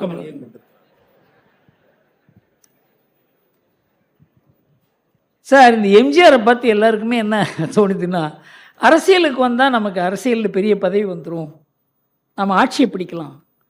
எம்ஜிஆர் அப்படி இல்லை. எம்ஜிஆருக்கு 2 முக்கியமான அவருக்கு அட்வான்டேஜஸ் இருந்தது. ஒன்று அந்த திமுகவுக்குள்ளேயே ஒரு கட்சி வளர்ந்தது அவருக்கு, அவருடைய ரசிகர் மன்றம். அது ரசிகர் மன்றம் கட்சிக்கு வெளியில் இல்லை. அவங்க பூத் மெயின்டெனன்ஸ்லேருந்து, அவங்க எலெக்ஷனில் நிற்கிறதுலேருந்து அது ஒரு தனி பொலிட்டிக்கல் பார்ட்டியாகவே உள்ளே இருந்தது. அவர் வெளியில் வந்த உடனே ஒரு political party, readymade political party இருந்தது, யாருக்குமே இல்லை. நான் ரஜினியோட இதை பற்றி பேசியிருக்கேன். அவர் அரசியலுக்கு வரணும்னு சொன்னபோது இதெல்லாம் பேசும்பொழுது, சார் உங்களுக்குன்னு ஒரு அமைப்பு இல்லாத இந்த ரசிகர் மன்றத்தை மாத்திரம் வைத்து ஒரு கட்சி நடத்த முடியும் என்று எனக்கு தோன்றவில்லைன்னு நான் சொல்லியிருக்கேன் அவர்கிட்ட. வெளியில் எல்லோரும் என்ன நினச்சாங்க, நான் அரசியலை அவர் இழுக்கிறேன்னு நினச்சாங்க. கிடையாது, அவருக்கு ஆலோசனை தான் கூறினேன் நான். அதனால் எல்லாரும் என்ன நினைக்கிறாங்க, நமக்கு கூட்டம் வந்தாக்க நாம் ஒரு கட்சி நடத்தி விடலாம். அது மாதிரி ஏமாந்தவர் தான் கமல்ஹாசன். எங்கிட்டையும் பேசினார் அவர். ப்ரைவேட் கான்வர்சேஷன் தான், கொஞ்சம் சொல்லலாம் இருக்கேன். நான் கேட்டேன், சார் நீங்கள் 5 பேர் இருக்காங்களா சார் நீங்கள் நம்புற மாதிரின்னு கேட்டேன். 5 பேர். ஆனால் உன் நாணயமாக இல்லைன்னு சொல்கிறார். முதல்ல என்ன தான் கூப்பிட்டு கேட்டார். பல பேர் கேட்டிருக்கலாம், ஆனால் என்ன முதல்ல ஆரம்பத்திலே கேட்டார். நான் சொன்னேன், அப்போ நீங்கள் கட்சி ஆரம்பிக்காதீங்க சார்னு சொன்னேன். 5 பேர் நம்பிக்கையாக இல்லைன்னா ஒரு கட்சி ஆரம்பித்தா எப்படி நடக்கும்? அதனால் இதெல்லாம் ஒரு ஃபோர்தாட் இல்லாத, கற்பனை இல்லாத, பவர் கையில் வந்தால் என்ன ஆகும், என்ன மாதிரி ஆள்லாம் நம்ம சுற்றி இருக்கான், அவன்லாம் என்ன செய்வான், இந்த மாதிரி ஒரு சிந்தனை இல்லாத ஒரு போக்கு இருக்கிறதுனால கூட்டம் சேருவதால் மாத்திரம் ஒரு கட்சி அமைக்க முடியாது என்பதை நிறைய பேர் பார்த்துருக்கோம். ஓரளவுக்கு சக்ஸஸ் ஆனது விஜயகாந்த், அவராலையும் முடியாத போச்சு. அதனால் கூட்டத்தால் மாத்திரம் இன்றைக்கு ஒரு கட்சி அமைக்க முடியாது என்பதற்கு கமல்ஹாசன் உதாரணம். சார், 2024 பாஜக எந்த அளவுக்கு தமிழ்நாட்டில் ஒரு ஈர்ப்பை காமிக்கிறதோ அதுக்கு தகுந்தபடி 2026 பாஜக அண்ணாமலையை ப்ரொஜெக்ட் பண்ணும். சார், ஒரு ஆளை ப்ரொஜெக்ட் பண்ணுறது இப்படின்னு சொன்னாக்க, இப்போ ராம்தாஸ் கூட தான் அன்புமணியை ப்ரொஜெக்ட் பண்ணுறாரு. அன்புமணிக்கே ஒரு கூச்சமாக போச்சு. இல்லை, அந்த முறை இந்த துக்ளக்கில் ஆண்டு விழாவில் அவர் அழைத்திருந்தோம். அவருக்கு என்ன பண்ணுறதுன்னே புரியல. அவர் தான் முதலமைச்சர் கேண்டிடேட் அப்படின்னு சொல்லி பிஎம்கே சொல்லியிருக்கு. தயாரிப்பு இல்லாத அண்ணாமலையை அனௌன்ஸ் பண்ணுறது எந்த அளவுக்கு உச்சிதம்ங்கிறத பாஜக முதல்ல அவங்களுடைய தயாரிப்பு தான் முக்கியம். அண்ணாமலை ரெடி, கட்சி அப்படிங்கிறது பின்னால் தான் பார்க்கணும். ஓகே, அதனால் அண்ணாமலை முதல்வர் வேட்பாளராக வர வேண்டும் என்பதில் என்னை விட தீவிரமாக யாரும் இருக்க முடியாது. ஆனால் அதுக்கு வேண்டிய தயாரிப்பு இல்லை என்றால் அதன் மூலமாக நல்லது நடக்குமா கெடுதல் நடக்குமா என்பதையும் நாம் யோசிக்க வேண்டும். ஆனால் என் மனதில் பாஜகவினுடைய வளர்ச்சி இந்த வருகிற 2 ஆண்டில் எப்படி இருக்கோ அதுக்கு தகுந்த மாதிரி இந்த முடிவு ஏற்படும் என்று தோன்றுகிறது. வி நாகராஜன். என் பெயர் ராமகிருஷ்ணன், திருமணாதபுரம் ராமகிருஷ்ணன். ஸோ விட்டீங்க எங்கே சார்? விடுங்க. திருமணாதபுரம் ஆமாம் ஆமாம் ஆமாம், கரெக்ட் கரெக்ட். திருமணாதபுரம் ராமகிருஷ்ணன் பெயர். அனைவருக்கும் வணக்கம், ஆசிரியருக்கும் வணக்கம். என்னுடைய கேள்வி என்னன்னா, தமிழ்நாட்டில் துக்ளக் வாசகர்கள் எல்லா மாவட்டங்களிலும் இருக்கிறார்கள். ஸோ தேசிய உள்ளங்களுடைய கோரிக்கை என்னன்னா, இந்த மாதிரி துக்ளக் ஆண்டு விழா இந்த வருடமாவது பல்வேறு இடங்களில் தொடர்ந்து நடக்க வேண்டும். இந்த ஒரு ஃபங்க்ஷனோடு இல்லாமல் மற்ற ஊர்களில் திருச்சி, மதுரை, திருநெல்வேலி, சேலம், கோயம்புத்தூர் எல்லா இடத்துலையும் நடக்கணும். இந்த வருஷமாவது மேக்குள்ளே நடக்கணும் அப்படின்னு எதிர்பார்க்குறாங்க. தேசிய உள்ளங்கள் நான் சொல்கிறது என்னென்னா, உங்களுக்கு எல்லாருக்குமே தெரியும் அது பாஜகவினர் தான். பிகாஸ் தேசியம் அப்படிங்கிற கான்செப்டை காங்கிரஸ் கம்ப்ளீட்டாக கைவிட்டதுனால அது ஃபுல்லாக இப்போது பிஜேபிக்கு வந்துடுச்சு. அதுதான் என்னுடைய கோரிக்கை. நீங்கள் சொல்கிறத துக்ளக் பண்ண முடியாது, பிஜேபி தான் பண்ணணும்னு தோணுது எனக்கு. இந்த ஒரு ஆண்டு விழா நடத்தி முடிக்கிறதுக்கே கஷ்டப்படுறேன் சார். எல்லாம் இங்கே பாருங்கள், துக்ளக்கில் எல்லாம் 60-70 வயசு. ரமேஷுக்கு என்ன வயசு? யங்ஸ்டர் இவர் தான். வயசு என்ன? 62. இவர் தான் எங்கள் யங்ஸ்டர். அதனால் எங்கள் கஷ்டம் உங்களுக்கு தெரியாது. துக்ளக் ஆண்டு விழா நடத்துவது என்பது ஒரு தடவை நடத்தினோம். ஸோ இது எந்த இதில் நடத்தினோம்? 1949 அந்த பொன்விழா அப்போ வேற ஊர்ல 50வது பொன்விழா போது நடத்தினோம். பெரிய சக்ஸஸ். எங்கே போனாலும் கூட்டம் வரணும் அப்படின்னு சொல்லி எங்களால் தான் முடியல. அதனால் துக்ளக்கு இருக்க வரவேற்பை வைத்துக்கொண்டு அங்கங்கே ஆண்டு விழா நடத்த வேண்டும் என்றால் அதற்காக ஒரு தனி அமைப்பு தேவை. இதெல்லாம் இன்னைக்கு யோஜனை பண்ணுற ஸ்திதியில் நாங்கள் இல்லை. இந்த எலெக்ஷன்லாம் முடியட்டும். எல்லா கட்சியுமே அப்படி தான் இருக்காங்க. நம்ம கட்சியெல்லாம் பற்றி எழுதுகிற நம்ம துக்ளக் மாத்திரம் மாறுபட்டு இருக்க முடியாது. நல்ல ஐடியா தான், ஆனால் கஷ்டமாக இருக்குது. அடுத்தது வி. நாகராஜன். பாலசுப்ரமணியன், சென்னை சார். சார் எங்கே சார் இருக்கீங்க? பாலசுப்ரமணியன் சென்னையா? ஆமாம் சார். கூப்பிட்டீங்க சார். ஆமாம் கரெக்ட். ஆமாம் sir. India alliance, a group of gangsters, their venom towards Modi and their anger to come to power. I feel they will do anything to come to power, like provoking the Muslims to do terror activities. Do you feel the BJP government is prepared to face them? Thank you. Sir, இந்த கூட்டணி அமைக்கிறதுன்றது இருக்கு, அது எவ்வளோ கஷ்டம்னு எனக்கு தெரியும். 1989 ரொம்ப தீவிரமாக இருந்தவன் நான். கூட்டணின்னு எப்போ அனௌன்ஸ் பண்ணாங்களோ அப்போவே ஆபத்து வந்துடுதுன்னு அர்த்தம். நாங்கள் என்ன 1989 நாங்கள் என்ன முடிவு பண்ணோம், அது பின்னால் சொல்லலான்னு இருக்கேன். கூட்டணிங்கிற பேரையே உபயோகப்படுத்தாதீங்க அப்படின்னு சொல்லி, அந்தந்த ஸ்டேட்டில் என்னென்ன அட்ஜஸ்ட் பண்ண முடியுமோ பண்ணுங்க அப்படின்னு சொல்லி தான் 1989 ராஜீவ்காந்தியை தோற்கடிக்க முடிஞ்சது. கூட்டணின்னு சொன்ன உடனேயே யார் தலைவர், யார் செக்ரட்டரி, யார் மினிஸ்டர், யார் பிரைம் மினிஸ்டர் இதில் போய் மாட்டிக்கிட்டாங்க. அதனால் இந்தி கூட்டணி அப்படின்றதுக்கு வெற்றி பெறுவதற்கு வாய்ப்பு இல்லை. ஆனால் நிறைய ஒரு குழப்பங்களை உருவாக்க முடியும் அவங்களால. ஆனால் அதை இன்றைக்கு பாஜக இருக்கிற நிலைமையில் இந்த குழப்பங்களெல்லாம் அவங்களால எதிர்கொள்ள முடியுங்கிறது தான் என்னுடைய நம்பிக்கை. நாகராஜன். அனைவருக்கும் மாலை வணக்கம். ஜாதிவாரி கணக்கெடுப்பு இதை தமிழக அரசு மத்திய அரசு பக்கம் தள்ளிவிட்டு இருக்கிறது, எல்லா இடத்துலையும் எடுக்கணும்னு. ஆனால் ஆசிரியர் பல ஆண்டுகளுக்கு முன்பாக ஜாதி ரீதியாக ஒரு ஆய்வு கட்டுரை நடத்தி துக்ளக்கில் வெளிவந்தது. லூதியானா, மத்திய பிரதேசம், குஜராத் மற்றும் சென்னை குப்பங்களில் விட எந்த அளவுக்கு ஜாதி ரீதியாக அவங்க பொருளாதார முன்னேற்றத்துக்கு உதவுதுன்றது. அப்போ இந்த ஜாதி ரீதியாக கணக்கெடுத்து இதை அமுல்படுத்தி இந்த தமிழகத்தினுடைய பொருளாதார நிலையை உயர்த்த முடியுமா அப்படி என்பதற்கு அந்த கட்டுரை திரும்ப துக்ளக்கில் வெளியிடப்படுமா? அது கட்டுரை மாத்திரம் இல்லை, 1992 நாடு முழுவதும் 11 ஆண்டுகள் நான் பயணம் செய்து எந்தெந்த இடத்துல தொழில் முனைவோர் இருக்காங்க, தொழில் அதுவாக வளர்ந்துருக்கிறது, அரசாங்கத்தினுடைய உதவி இல்லாத தொழில்கள் எப்படி வளர்ந்துருக்கிறது, அதில் தான் லூதியானா, பட்டாலா, ராஜ்கோட், ஜாம்நகர், மோர்பி இந்த மாதிரி பல இடங்களுக்கு போய் தமிழ்நாட்டிலையும் சிவகாசி அந்த மாதிரி இடங்களை பார்த்தபோது என்று தெரிஞ்சதுன்னா, சமுதாயங்கள் மூலமாகத்தான் தொழில் வளர்கிறது, தொழில் முனைவோர் வளர்கிறார்கள், ஒருத்தர்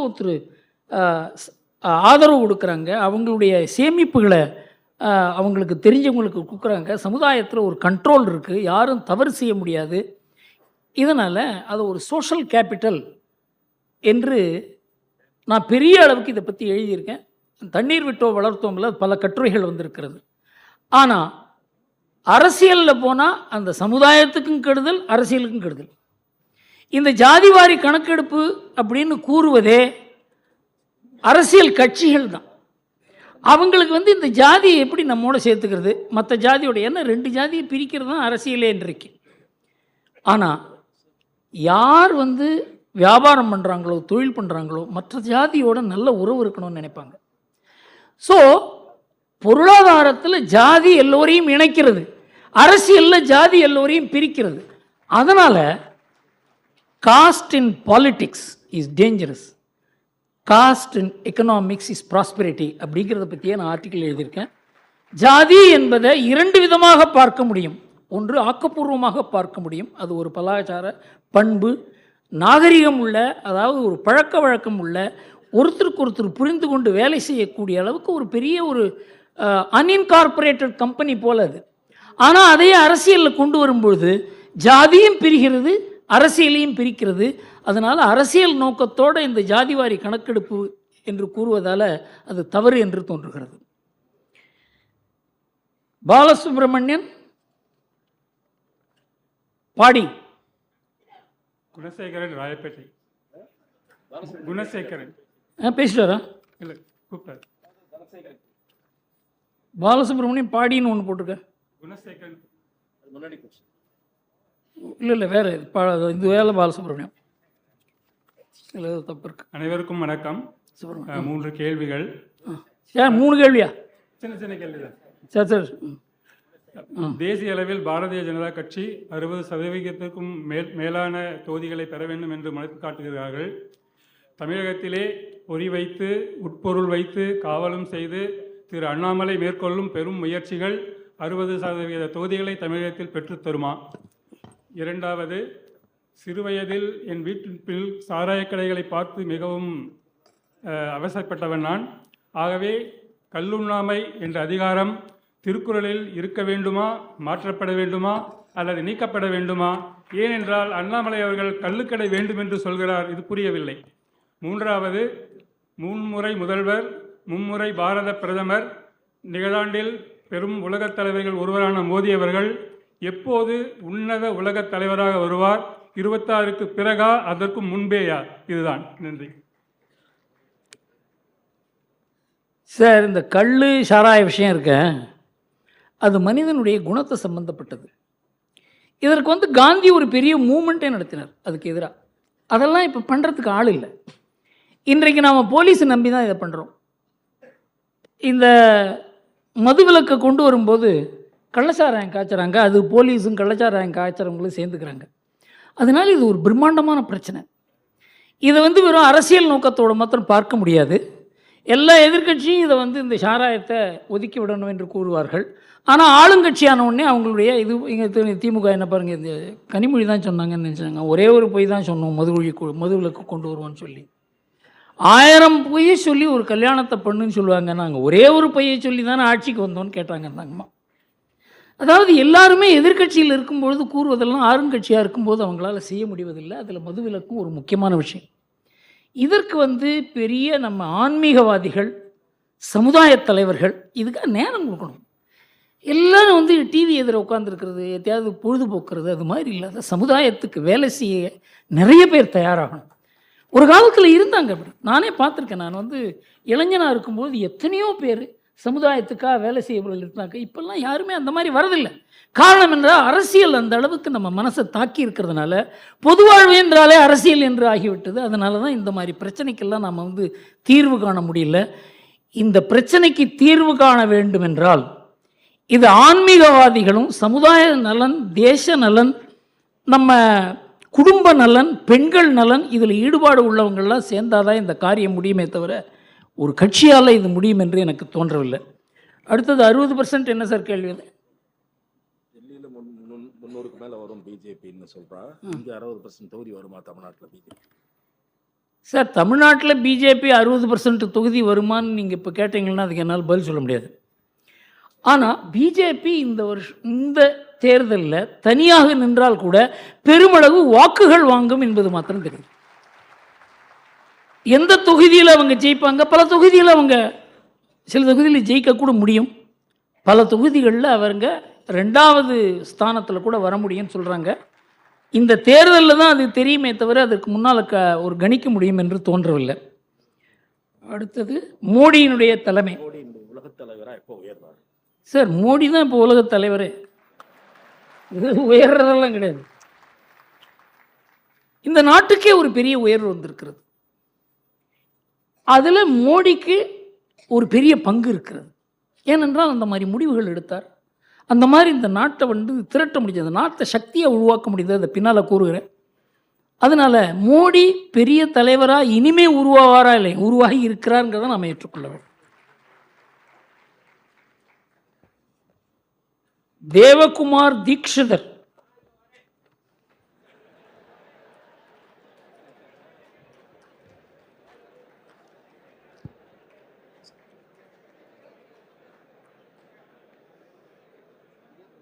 என்ன சார் வர சார் கேள்வி கேட்டு அங்கே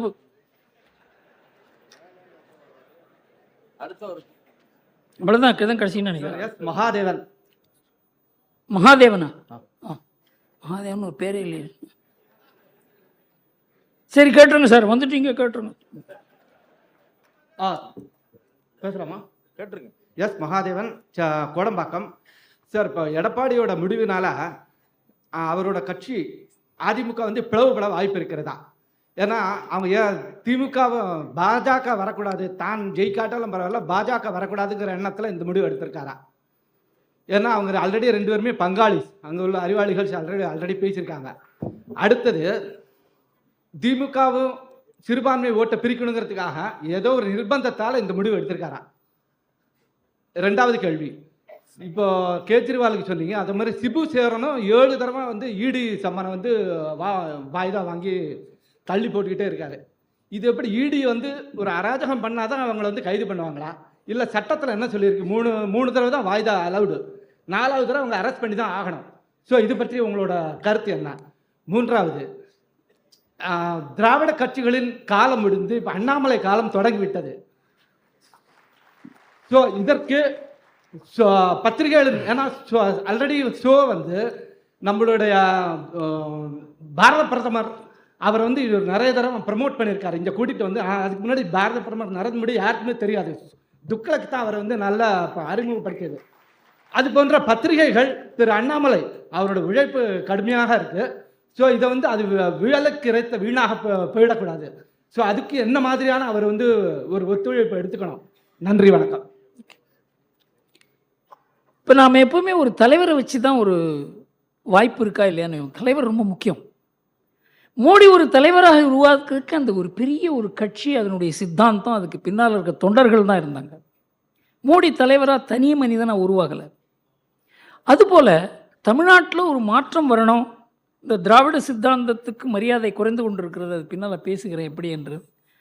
அதற்கு மாற்று கொண்டு வருவதற்கு பெரிய முயற்சியை இன்றைக்கு பாஜக செய்து கொண்டிருக்கிறது. அதுக்கு ஒரு வெற்றி வர வேண்டும் என்று நாம் எல்லோரும் நினைக்கிறோம். எல்லாருமே அதற்கு ஒத்துழைப்பு கொடுக்கணும். ஆனால் இப்போ தான் நடக்கும், நாளைக்கு நடக்குமா, இவர் மூலமாக அப்படியே நடந்துருமா அப்படின்னு கேட்டால் அது என்னால் பதில் சொல்ல முடியாது. அடுத்தது இடி பற்றி சொன்னீங்க. சிபுசோரன் நம்ம சாதாரணமான ஆளுகள்லாம் 2வது சம்மன்லேயே அரெஸ்ட் பண்ணிவிடுவாங்க. அரசியல்வாதியாக இருந்து அதுவும் பதவியில் இருந்தாக்க அது பண்ண முடியாது. அரசியல்வாதிக்கு ஒரு இந்த சட்டம் அரசியல்வாதிக்கு இருக்கக்கூடாது. சட்டம் எப்போது அரசியல்வாதியை நெருங்குகிறதோ அப்போ அவருக்கு அது காழ்ப்புணர்ச்சியால் செய்கிறார்கள் என்று சொல்லுவாங்க. இந்த காழ்ப்புணர்ச்சிக்கும் இதுக்கு சம்பந்தமே கிடையாது. ஆனாலும் இன்றைக்கு இந்த இந்தி கூட்டணி எதுக்காக அமைச்சிருக்காங்கன்னா, இது பாஜகவுக்கு எதிராக இல்லை, இது இடிக்கு எதிராகத்தான் இந்த கூட்டணி அமைக்கப்பட்டிருக்கிறது. அதனால் இடி ரொம்ப கேர்ஃபுல்லாக தான் இதெல்லாம் பண்ணிகிட்டு இருக்காங்க. ஆனால் எப்படி இருந்தாலும் இப்போ பெங்காலில் பண்ணாங்க இல்லையா, அது மாதிரி நடக்கும். எடப்பாடியை பற்றி கேட்டாங்க. எடப்பாடியை பொறுத்த வரைக்கும் அவர் என்னால் புரிஞ்சிக்க முடியல. ஆனால் ஒன்று மாத்திரம் நிச்சயம், பின்னால் அதை கொஞ்சம் டீட்டெயிலாக சொல்லலாம்னு நினைக்கிறேன். திமுக எதிர்ப்புங்கிறது அவருக்கு முக்கியமாக இல்லை. இன்றைக்கு எது அதிமுகவினுடைய ஆத்மாவோ, எது அதிமுகவுக்கு பலத்தை கொடுக்கிறதோ, எது அதிமுகவுக்கு பெருமளவுக்கு இந்த அரசியல் நாட்டம் இல்லாதவர்களுடைய ஆதரவை கூட கொடுக்கிறதோ, வாக்குகளை கூட கொடுக்கிறதோ, அந்த திமுக எதிர்ப்பை அவர் கைவிட்டது அதிமுகவுக்கு பெரிய பலவீனமாக மாறும் என்பது தான் என்னுடைய அபிப்பிராயம். இவர் போய் தொப்பி போட்டு கொண்டு வந்ததுக்கால விபூதி அழித்து விட்டு அங்கே பிஎஃப்ஐ கான்ஃபரன்ஸில் போவதனால முஸ்லீம்கள் அவர்களுக்கு வாக்கு கொடுப்பாங்கன்னு தோணல எனக்கு. முஸ்லீம்களை மோடிக்கு எதிராக திருப்பி வைத்திருக்கிறது திமுக. அவங்களுக்கு தான் ஓட்டு போடுவாங்கங்கிறது என்னுடைய மனதில் இருக்கிறது. அதிமுக பிளவுபடுமா என்னங்கிறத பற்றி நான் சொல்ல தயாரில்லை. ஆனால் இந்த தேர்தலில் ஒரு பெரிய ஒரு அதிமுகக்கு அடி வந்தது அப்படி என்று சொன்னால் அதற்கு வாய்ப்பும் இருக்கிறது. தேவகுமார் தீக்ஷிதர் சார். எல்லாருக்கும் நமஸ்காரம். நான் ஒரு ஸ்லோகம் சொல்லிடுறேன், அதுக்கப்புறம் 2 கேள்வி மட்டும் கேட்குறேன். யாரும் கொஞ்சம் பொறுமையாக இருங்கோ, என்னுடைய வழக்கம் அது. ஓம் சர்வ தர்ம கணாதீஷம் சர்வதர்ம ஜகத்குரும் வந்தேஹம் சர்வபாவஜம் சர்வபோத பிரபோதமோம். என்னுடைய 2 கேள்வி. அதாவது இப்போ நம்ம ராமர் கோவில் கட்டின்னு இருக்கோம். ராமர் கோவில் பாரம்பரியமான சரித்திரபூர்வகமான கோவில்னு சொல்லி கட்டப்படுறது. ஆனால் நம்முடைய முன்னோர்கள் பாரம்பரியமான கோவில் எல்லாத்துக்கும் துவஜஸ்தம்ப பிரதிஷ்டை பண்ணினதுக்கு அப்புறம் தான் பிராண பிரதிஷ்டை பண்ணுவா. அப்படிதான் சாஸ்திரங்கள் வேதங்கள் சொல்றது. அப்படி இருக்குச்சே, ஏன் துவஜஸ்தம்ப பிரதிஷ்டை பண்ணாத அங்கே பிராண பிரதிஷ்டை பண்றா இப்படின்றது என்னுடைய கேள்வி. துவஜஸ்தம்பம் ரொம்ப முக்கியம் வேத பிரகாரத்துக்கும் ஆகம சாஸ்திரங்கள் பிரகாரத்துக்கும். அதில் நம்மளுடைய தமிழ்நாட்டில் பார்த்தா ஆகம சாஸ்திர பிரகாரம் கோவில் தமிழ்நாட்டுக்கு தான் சிறப்பு வருது. இப்போ எப்படி செங்கோல் ஸ்தாபனம் பண்ணுற போது தமிழுக்கு ஒரு சிறப்பு கிடைச்சதுன்னு நம்ம சொல்கிறோமோ, அந்த மாதிரி இதுலேயும் தமிழுக்கு ஒரு வாய்ப்பு இருக்குது. அந்த வாய்ப்பு அங்கே ஏன் வரல, துவஜஸ்தம்ப பிரதிஷ்டை பண்ணலை? இதை தமிழ்நாட்டில் இருக்கிற பண்டிதர்களோ சாஸ்திரம் தெரிஞ்சவங்களோ ஏன் கேட்கல? இதை பற்றி வேதபூர்வமான பிராண பிரதிஷ்டை துவஜஸ்தம்ப பிரதிஷ்டை பண்ணணும், இதை பற்றி ஏன் பண்ணலை? இதை பற்றி விசாரம் பண்ணி அதை பற்றி ஒரு சபை கூட்டுறதுக்கு நம்முடைய ஆசிரியர் அவர்கள் தன்னுடைய சோர்சஸ் மூலமாக எனக்கு வாய்ப்பு ஏற்படுத்தி தருவாரா? இதை பற்றி நான் பண்டித சபை எல்லா சபைகள் மூலியமாக நான் பேசுறதுக்கு ரெடியாக இருக்கேன். அதுக்கு இவர் ப்ராப்பர் சேனல் மூலமாக இதை கொண்டு போவாரான்னு ஒரு கேள்வி கேட்குறேன். 2வது என்னுடைய கேள்வி என்னன்னா, இப்போ நம்ம ராமர் கோவில் கட்டுறது இந்த நம்மளுடைய ஆஜாதிக்கா அமிர்த மகோத்சவம்னு சொல்ற நம்மளுடைய அமுத பெருவிழா இதனுடைய ஒரு அங்கமாக தான் நம்ம ராமர் கோவிலை கட்டுறோம்னு நான் படித்தேன் நிறைய இடத்துல. அதில் முக்கியமாக கர் கர் திரங்கா நம்முடைய மதிப்பிற்குரிய நரேந்திர மோடி பிரதம மந்திரி அவர்கள் சொன்னார், எல்லாரும் வீடு தோறும் மூவர்ண கொடி ஏற்ற வேண்டும்னுட்டு. ஆனால் ஏன் ராமரனுடைய வீட்டில் மூவர்ண கொடி ஏற்றப்படவில்லை அப்படின்றது என்னுடைய 2வது கேள்வி. ராமரனுடைய வீடு முதல்ல ஏற்றப்பட்டு இருக்கணுமே, ஏன் துவஜஸ்தம்ப பிரதிஷ்டையும் அங்கே ஆகலை? ராமரனுடைய வீட்டில் மூவர்ண கொடி ஏன் கர் கர் திரங்கா வீடு தோறும் மூவர்ணம்னாக்கா ஏன் அந்த இடத்துல ராமரனுடைய வீட்டில் அந்த இடத்துல மூவர்ண கொடி ஏற்றப்படவில்லை அப்படின்றது என்னுடைய ஒரு மனசில் ஒரு ஆத்தங்கமாக இருக்குது. அதனால் இந்த 2 கேள்வியை நான் இந்த இடத்துல சமயம் சுருக்கமாக இருக்கிறதுனால நம்ம ஆசிரியர் மூலமாக இதுக்கு ஏற்பாடு பண்ணி தருவாரா, இதை ப்ராப்பர் சேனலுக்கு கொண்டு போவாரா, இதுக்கு தர்ம சபையை கூட்டுவாரா, எனக்கு ஏற்பாடு பண்ணி தருவாரான்னு அவரை நான் கேட்டுக்கிறேன். வாய்ப்பு வந்தாக்கா நான் அதுக்கு தர்ம சபையில் பேசுகிறதுக்கு ஒத்துழைக்கிறதுக்கு ரெடியாக இருக்கேன். இதுதான் என்னுடைய கேள்வி. 2 கேள்வியை சுருக்கமாக முடிச்சுக்கிறேன். நீங்கள்லாம் கேட்டதுக்கும் ஆசிரியர்களுக்கு நன்றி சொல்லிக்கிறேன். நமஸ்காரம் சார். ஆகம சாஸ்திரங்கள் எதுவுமே விந்தியாஸுக்கு மேலே கிடையாது. ஆகம சாஸ்திரங்கள் பூரா விந்திய மலைக்கு கீழே தான். இங்கேயே இருக்க எல்லா கோயிலும் ஆகம கோவில்கள் இல்லை. அதனால் விந்திய மலைக்கு மேலே இருக்க எல்லா கோவில்களுமே ஆகம சாஸ்திரத்துக்கு கட்டுப்பட்டது இல்லை. பல கோவிலில் துவஜஸ்தம்பங்கள் கிடையாது.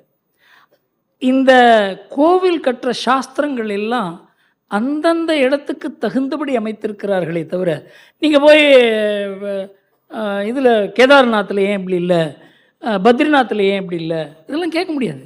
ஏன்னா அந்தந்த இடத்துக்கு தகுந்த சாஸ்திரங்கள் அதுதான் நம்ம இந்து மதத்தில் பெரிய விஷயம். பிள்ளையாருக்கு கோவிலே வேண்டாம், அதை ஒரு மரத்தடியில் வைக்கலான் இருக்கு, அது அலோவ் பண்ணியிருக்காங்க. அதனால் இந்த துவஜஸ்தம்பம் தேவை, இப்படித்தான் கும்பாபிஷேகம் நடத்த வேண்டும் என்பதெல்லாம் ஒரு ஆகம சாஸ்திரங்கள் உள்ள ஒரு இடத்துல, அதுவும் சவுத்தில் தான் இருக்குது. அதுலேயும் எல்லா ஆகம கோவில்கள் இல்லைங்கிறத நாம் புரிஞ்சு கொள்ள வேண்டும். அதில் வைதிக கோவில்கள் இருக்கின்றன. காமாட்சி அம்மன் கோவில் வைதிக கோவில், அதே மாதிரி திருவானைக்காவல் வைதிக கோவில், மற்றதெல்லாம் ஆகமத்தில் வைதிகம் இல்லாத கோவில்.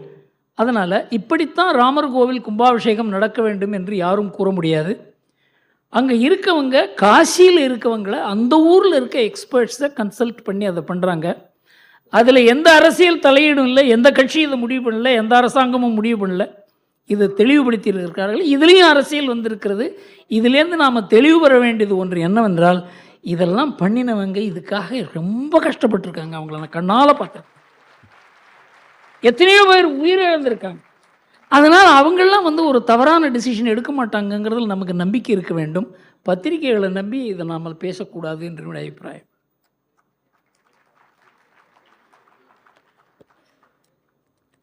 Now time has come for me to do a very difficult job of introducing Mr. Shashi Tharoor. அவர் நம்ம அண்ணாமலையும் அவரும் இருந்தாக்க சேர்த்து இன்ட்ரடியூஸ் பண்ணாக்க இருக்க ரெண்டு பேரும் வித்தியாசமானவர்கள். ஆனால் ரெண்டு பேருக்குள்ளேயும் நிறைய வித்தியாசம் இருக்கிறது. இவர் லண்டனில் பிறந்தவர், அமெரிக்காவில் படித்தவர். அதாவது இந்த நாட்டினுடைய வாசனையோடு செய்திருக்கிறார். அதை அவர் எழுதிய புத்தகங்கள்லாம் நம்ம நாட்டினுடைய கலாச்சாரம், பண்பு, பாரம்பரியம், இது சார்ந்த அரசியல். அவர் ஹிந்து நோக்கத்தை கூட அதாவது வேற பார்வையில் அதை பார்த்துருக்கார். 20 புத்தகங்கள் எழுதியிருக்கிறார். உலக அளவில் பெரிய எழுத்தாளர், அறிவுஜீவி, சர்வதேவ அரசியல் நிபுணர். 30 ஆண்டுகள் நான் சொன்ன கோஃபி ஆனன் கீழே இருந்திருக்கார். இவர் யுனைடெட் நேஷன் செக்ரட்டரி ஜெனரல் பதவிக்கே போட்டி போட்டவர். உலகம் பூரா இவர் நம்ம நாட்டை விட வெளிநாட்டில் அதிகம் தெரியும். இவரை பற்றி தெரியும். 3 முறை நம்ம திருவனந்தபுரத்திலிருந்து மக்களவைத் தேர்தலில் தேர்வாகி வெளியுறவுத்துறை துணை அமைச்சராக இருந்தவர், மினிஸ்டர் ஆஃப் ஸ்டேட்டாக இருந்தவர். புத்தகங்களுக்காக விருது பெற்றவர். எல்லாரும் புத்தகம் எழுதுகிறாங்க, நான் கூட தான் எழுதுகிறேன். ஆனால் அவருக்கு உலக அளவில் பெரிய ஒரு விருதுகள் கிடைச்சிருக்கு. காமன்வெல்த் ரைட்டர்ஸ் பிரைஸ், இதெல்லாம் நமக்கெல்லாம் கிடைக்காத சமாச்சாரம். அதே மாதிரி crossword life time achievement award, இது ரொம்ப பிரபலமான ஒரு அவார்டு, அது கிடைச்சிருக்கு. சாகித்ய அகாடமி அவார்டு கிடைச்சிருக்கு.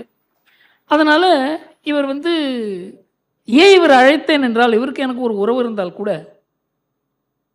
ஒரு வெறுப்பில்லாத பேசக்கூடியவர். நிறைய பேர் பார்ப்பாங்க, கண்ணாபின்னான்னு பேசுவாங்க.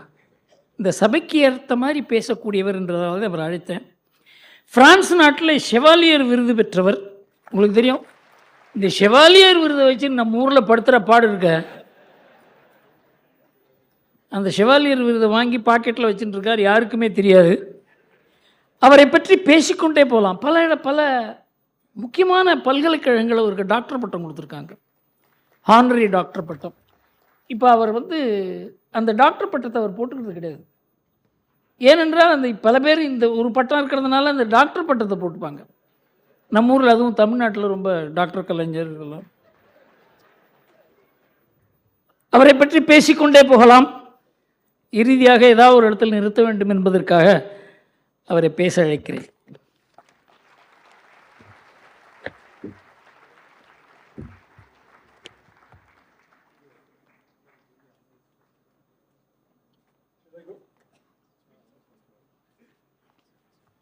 திரு சசி தரூர் அவர்கள் இப்போது உங்கள் மத்தியில் உரையாற்றுவார். Congress working committee member Shri Shashi Tharoor will address now.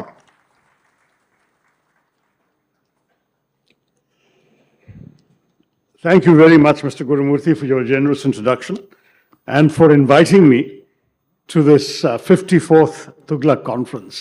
Anevarukkum vanakkam. I'm truly sorry to say Tamil பேசிடாது முடியாது, but nonetheless I look forward to speaking to you in English, and I'm sure that Mr. Gurumurthy assures me that you will all understand me well enough to disagree with me. And I must say that I was amused and reassured when he said I'm not the only congressman who has come to this stage. And I'll tell you why. I mean, I certainly, as a young student and so on, I used to read about Cho Ramaswamy and Thuglak and hear about these conferences.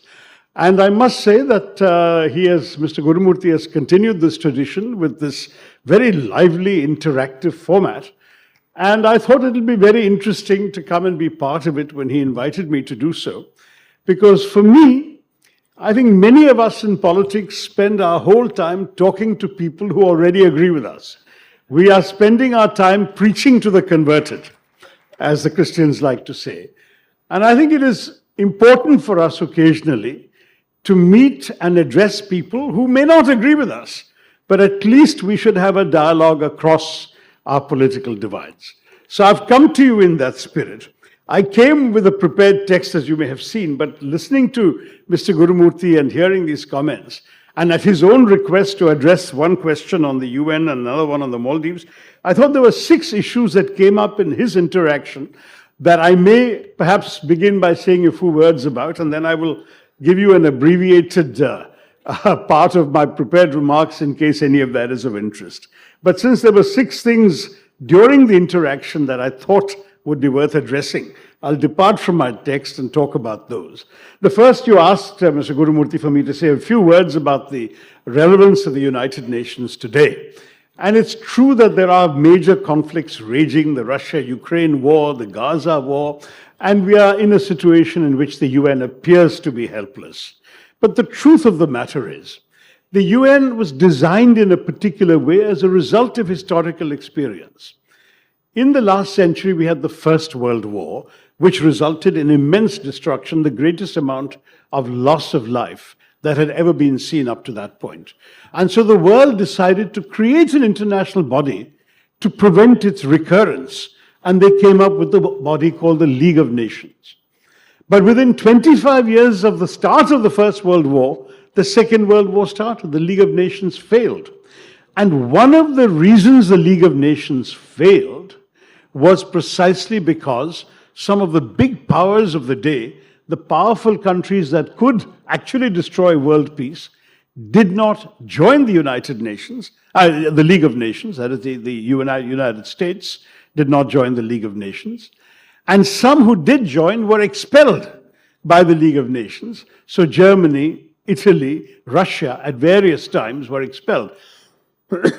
And when the World War started, they were not even in the body for the body to influence their behavior.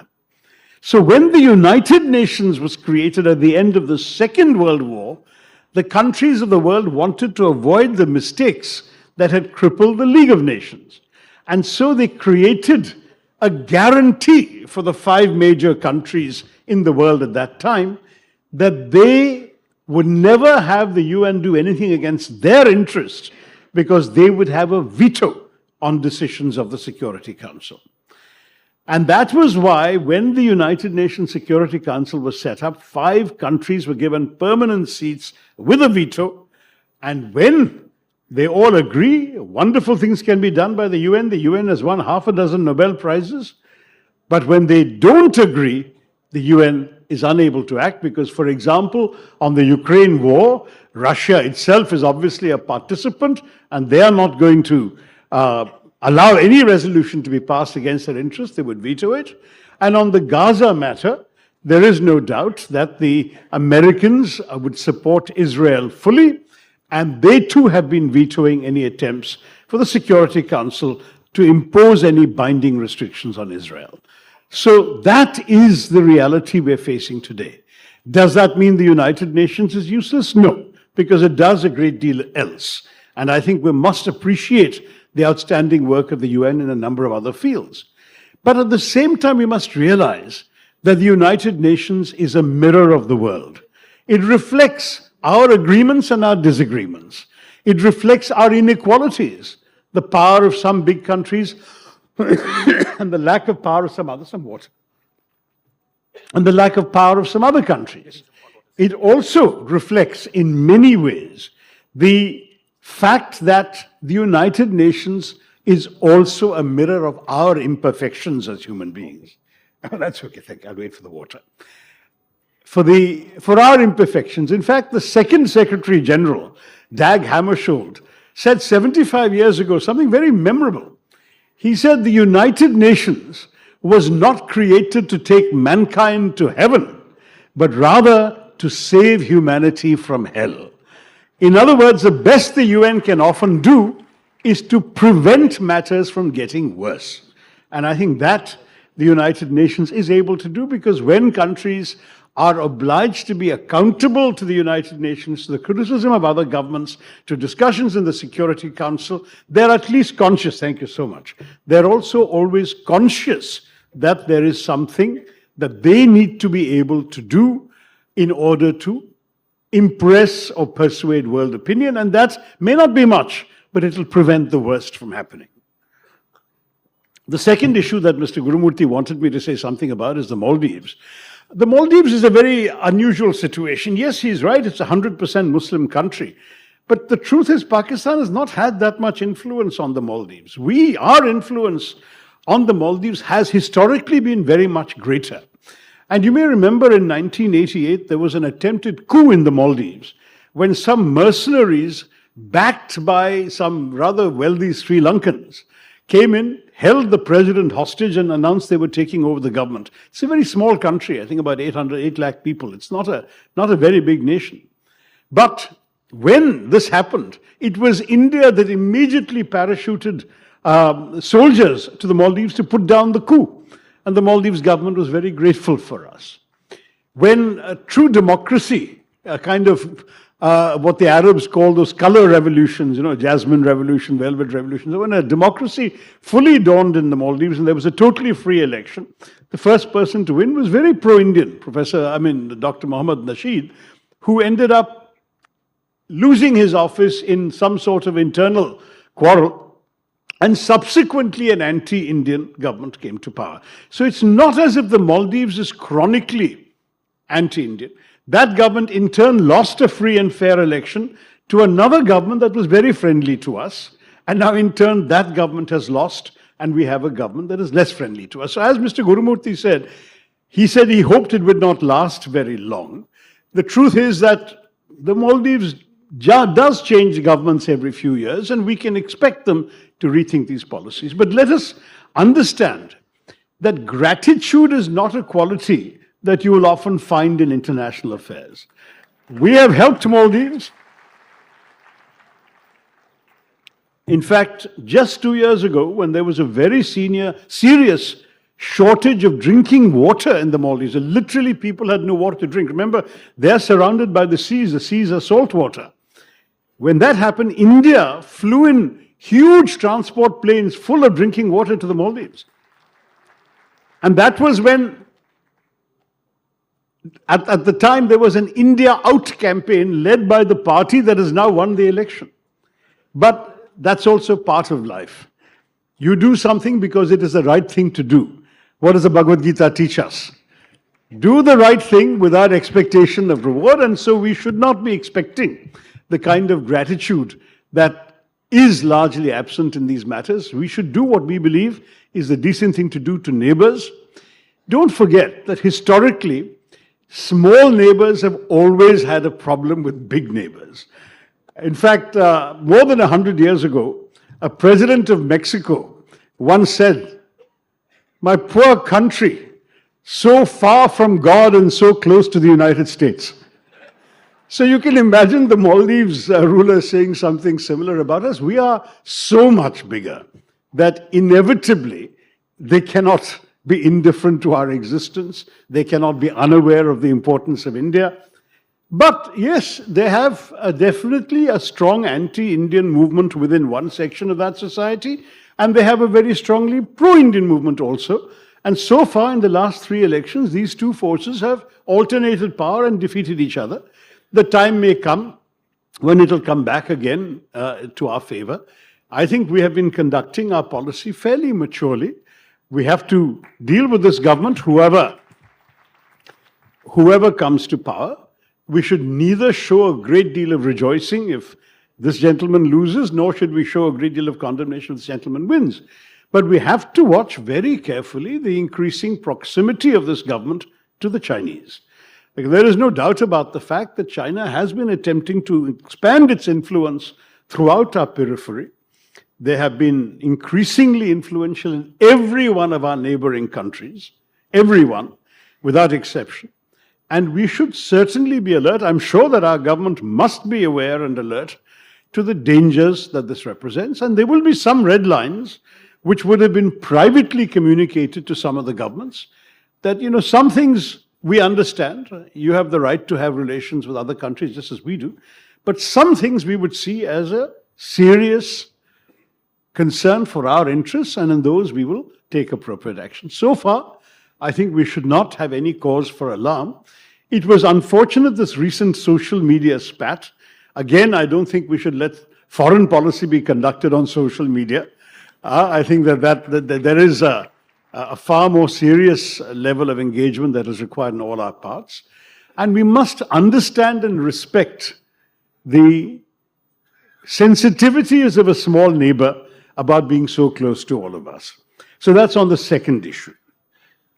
The third issue, I think that somebody asked Mr. Gurumurthy about whether the India Alliance was there to bring Muslims to power. The India Alliance is there to bring Indians to power. And I want to remind you all, including the gentleman who asked that question, that Muslims are also Indians. And that we should not forget, because one of our great strengths as a society is that we have appreciated people of all sorts of backgrounds. In fact, I have been a devotee of Swami Vivekananda for a very, very long time. You didn't answer that question. The question was translated, perhaps your lack of an answer didn't make it to me. But the reason I mention that, frankly, is also that as a devotee of Swami Vivekananda, as a young man, I learned and imbibed very much his vision. You may remember, those of you who have read and listened to Vivekananda, that he used to quote the Shiva Mahimna Stotram very often, which says that just as different rivers flow down different hills and valleys, some straight, some winding, and end up in the same sea, so also all ways of worship end up at the same divine, the same Brahman. There is ultimately, in his view, no difference. This is why he would say, Ekam Sattva Vipra Bahuda Vadanti. There is only one truth. The sages can call it by different names. One of his speeches in Chicago, he actually made a reference to the one whom some refer to in this word, some refer to this. So he said, Jesus, Jehovah, Ram, Rahim, Allah, whatever. It doesn't matter for him. All are ultimately the same. And Hinduism has the great strength of being able to say, Loka Samastha, Sukhino Bhavantu, and at the same time to appreciate that ultimately, though we may be different, though we may worship differently, in fact, what does Hinduism do? Hinduism actually recognizes that since no one actually has a reasonable, logical basis to visualize Brahman or the Creator in any shape or form, we are free to imagine the divine in whatever way we like. That's why we have 330 crore forms and divinities and names for that what we worship. So, very frankly, if God can be imagined by somebody as a pot-bellied figure with an elephant head, and I'm a Ganesh Bhakt myself, why can't God also be imagined as a bleeding man suffering on a cross? The rishis would have had no problem with that. And I say this to you simply because this great sense is what makes me proud to be a Hindu, because what Vivekananda said in Chicago was, I am proud to speak of a religion that has taught the world not just tolerance, but acceptance. That phrase I read as a teenager, it stayed in my mind. And I thought about it over and over again over the years. Because I used to go to school in history class and learn that tolerance is a virtue. A tolerant king is a good king, because he allows you to believe what he doesn't believe. But when you really think about it, tolerance is a very patronizing idea. Because what is the tolerant king saying? The tolerant king is saying, I believe I have the truth. You are in error, but I will magnanimously indulge you in your right to be wrong. That's all the tolerant king is saying. Vivekananda says that's not what Hinduism says. Hinduism says, I believe I have the truth. You believe you have the truth. I will respect your truth. Please respect my truth. And that is the Hindu principle of acceptance. And that is the principle by which I live.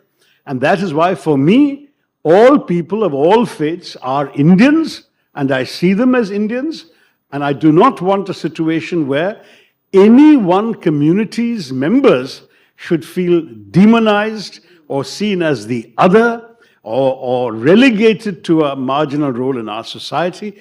We should take all of them. I see this in our own history. You know, I often talk about the fact that in 1971, when the Pakistani generals were foolish enough to declare a jihad against the Hindu unbeliever, who were they facing militarily? We had an army commanded by a Parsi, General Manekshaw. The vice chief of the air staff for operations was a Muslim, Air Marshal Latif. The general commanding the Eastern Command, based in Calcutta, who was in charge of the troops that we were going to send into East Pakistan, was a Sikh, General Arora. The admiral commanding the Western Fleet that was blockading Karachi and keeping the Pakistani shipping away from us was a Christian, Admiral Kuruvilla. And the general we helicoptered into Dhaka to negotiate the surrender of the Pakistani forces was Jewish, General Jacob. Now that is India. And that is the country of the Hindu infidel they're talking about. Now, if you go to the island of Diu off the coast of Gujarat, there is a memorial to the one ship we lost. The only ship we lost in war with Pakistan was the INS Kukri, which went down with most of the hands on board. Captain Mullah was the captain. He went down with the ship. And there is a memorial to the Kukri itself, a little model, and then there is a wall with all the names of those who perished on board the Kukri, soldiers, sailors, Jawans. You will see there is no religion of India, no caste of India, no region of India that is not represented amongst those names. It brings tears to my eyes when I see there and I stand there and I see all these names. And I realize that everybody of every faith, of every background, has given their blood for this nation. Let us cherish that. Let us celebrate the Indianness of everyone. Let us not let anybody, because of their religion, feel that they're less Indian than we are. That is my conviction. North versus South. I think that was a question that perhaps Mr. Gurumurthy and I would answer differently. I believe that our federalism is really in trouble. The Prime Minister speaks of cooperative federalism, but it seems that the states are the only ones who are expected to cooperate, whereas the union government operates at its own sweet will. The government's decision in 2017 to change the terms of reference of the 15th Finance Commission to base allocations, financial allocations, on the basis of the 2011 census has already prized open a North-South divide, even if Mr. Gurumurthy says it doesn't exist. Because it has opened a Pandora's box with incalculable consequences for our country. The Finance Commission's revised allocations have sent even more tax money from the South to the North than previously. And this North versus South expression is a title of a book by a Tamil writer called Neelakanthan R.S., who wrote that India is rewarding the brute demographic advantage of North India over a state's performance. That the bind that Tamil Nadu and Kerala in particular, which is your state and my state, find themselves in, is there at a stage where their success is being used against them by the union government, which is seeking to aggressively redistribute resources based on population alone, on what he calls brute demographic might. He says these states made improvements to health to find that the reward for that is to have less money to spend on health. Their improvements in education meant they'd have less money to spend on education. And the 16th Finance Commission, which has just been announced, will be worse. And if the next census takes place soon after this year's elections, as the Home Minister has said, it will even be worse still for the South, because population disparities have only worsened. The irony is that historically the South has already been subsidizing the North. For example, for every 1 rupee of tax contributed by Uttar Pradesh, the state receives 1 rupee 79 paise from the central coffers, whereas for every 1 rupee of tax contributed by Karnataka, the state receives 0 rupees 47 paise. That is the difference. All southern states, I think, recognize the need to correct regional imbalances and for richer states to subsidize poorer ones. But it is fair to ask, as Karnataka CM Siddaramaiah has done, where is the reward for development? So to take that same example, Karnataka meets 72% of its expenses from the state's own taxes, whereas Bihar only has to meet 23%. 77% of Bihar's expenses are given by the union government. So unlike most federal systems in the world, India's revenues are going disproportionately to its worst performing states. Those with poor levels of education, high rates of fertility and population growth, and the high performance states in the South, like yours and mine, are getting short shrift. In 1976, as you may remember, the Omnibus 42nd Amendment to the Constitution froze the allocation of Lok Sabha seats to all states for 25 years to encourage population control by assuring states that success in limiting population would not lose them Lok Sabha seats. In 2001, the then NDA government, headed by the BJP Prime Minister Atal Bihari Vajpayee, extended this arrangement for another 25 years. So that proposal became the 91st Amendment. It was unanimously adopted by all parties in both houses of Parliament. And this was also reflected in the terms of all the finance commissions until Mr. Modi constituted the 15th and told them to use the 2011 census. Now, worse still, the 91st Amendment lapses in 2026. The government has made it clear that there will be a new delimitation of constituencies. You know, even the women's reservation bill will only be implemented after delimitation is done. If the intention, as many suspect, is to fill the rather cavernous hall of the new Lok Sabha building, then Uttar Pradesh alone may have more MPs than all the southern states put together. Where does that leave our federalism? If, for instance, the Hindi-speaking states can alone muster a two-thirds majority in parliament to amend the constitution, what would prevent them, for instance, from passing a law making Hindi the official national language? Every year, somebody from the BJP gets up and asks for that to be done.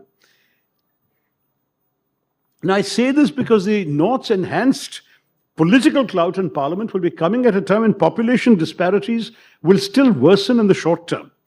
Tamil Nadu's fertility rate is 1.6, Kerala's is 1.7, UP's is 3, Bihar's is 3.2.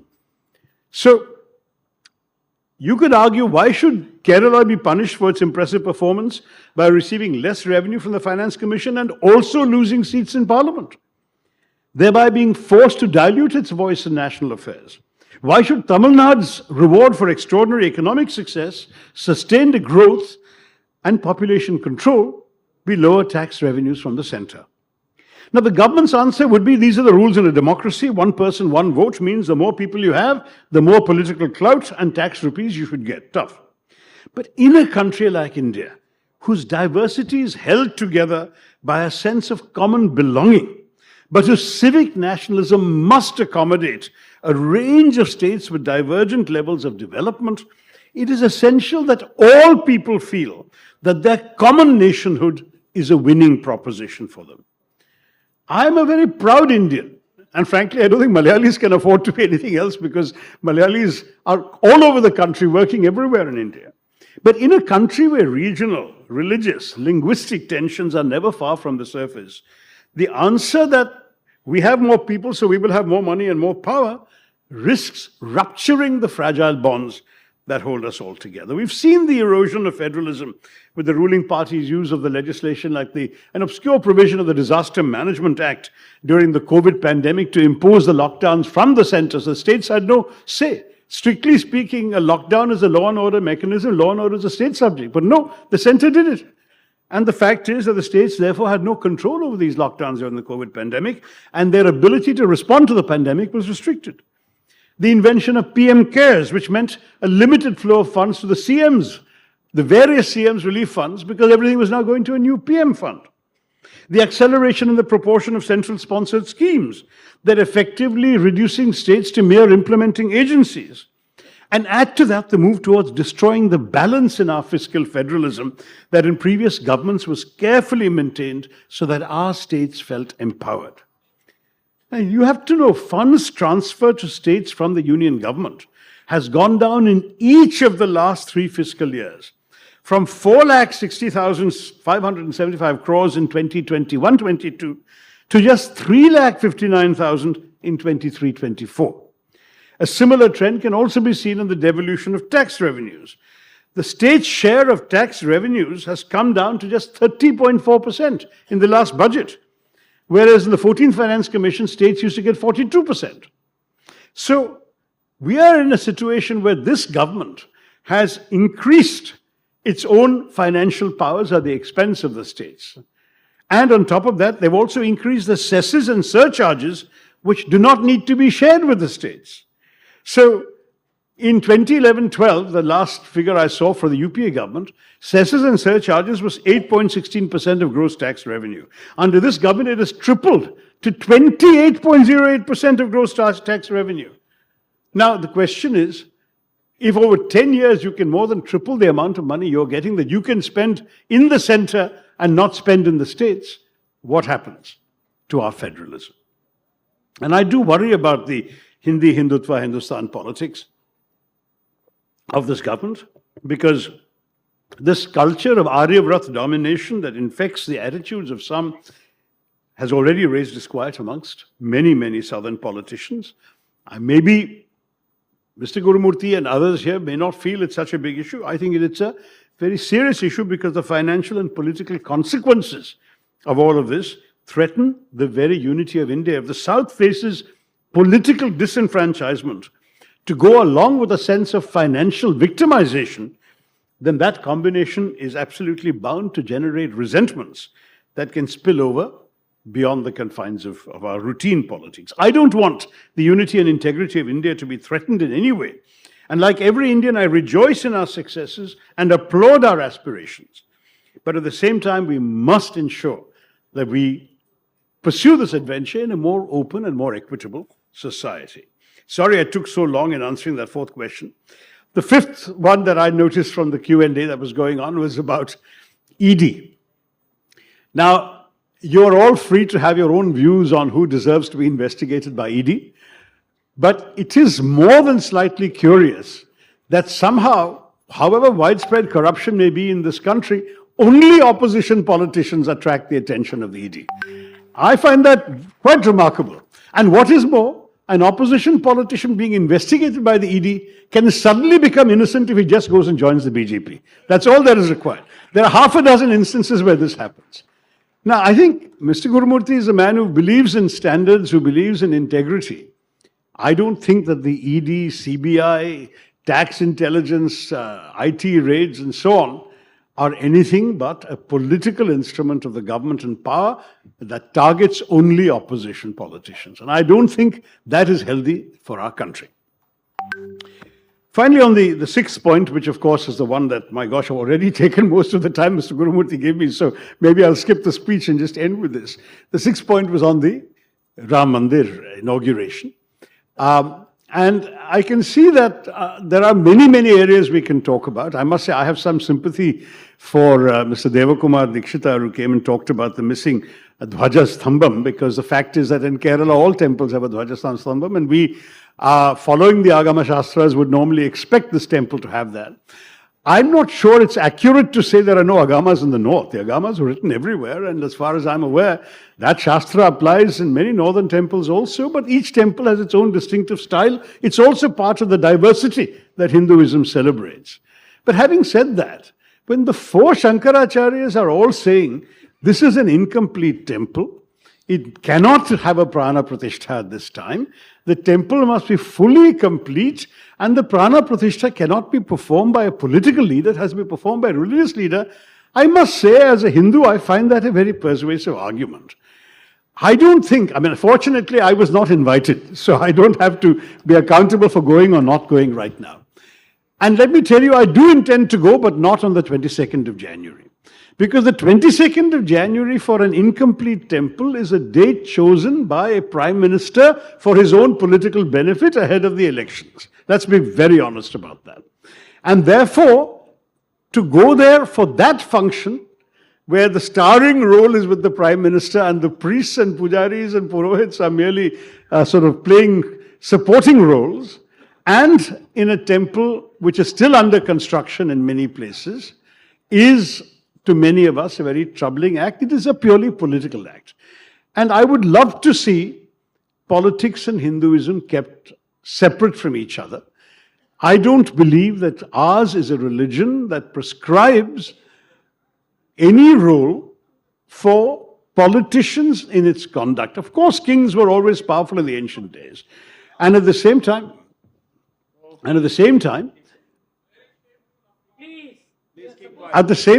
I would want to say that I fully respect the right of others to go on the date of their choosing. If they choose to go on 22nd, that's very good. And I hope that those who wait to go until the temple is fully complete and choose a later date, which has nothing to do with elections and is ideally even after elections, those should also be respected. That is my final submission. Yes, no, I think people are welcome to go on 22nd if they wish to, if they have the ability to go, if they're invited to go, whatever, they're welcome. I'm not saying that, I'm just saying, please understand that there are some very respected Hindu leaders who have questioned the suitability of this event. And as a Hindu, you are free to take the advice of the Shankaracharya. You're also free to take the advice of the temple organizing committee. That is the great thing about our faith, is that we all have freedom. And since I have already, I think, reached 28 minutes out of the 30 I was given, yeah, shall I go on a little further? While we're waiting for Mr. Annamalai to arrive, I do have to move on though. No, I have plenty. I actually came with a text which I'm not going to bore you with now, but let me say a couple of things that's worth saying. You know, I've often said that, you know, when I came here, I expected to be speaking after Mr. Annamalai, and I thought that, you know, it's also true. There's a very well-known saying that any truism about India can be immediately contradicted by another truism about India. And anything you can say about India, the opposite is also true. So our country's national motto emblazoned on the governmental crest is Satyameva Jayate. Truth alone triumphs, but you can ask the question, whose truth? And it's a question to which there are at least 1.4 billion answers if the absence of a census for the last 13 years hasn't underestimated us again. But that sort of an answer is no answer at all, and so another answer to this question has to be sought. And this may lie in a simple insight that I would like to offer you, which is that the singular thing about India is that you can only speak of it in the plural. There are, in the hackneyed phrase, many Indias. The very idea of India is of one land embracing many. The idea that a nation may endure differences of caste, creed, color, culture, cuisine, conviction, costume, and custom, and still rally around a consensus.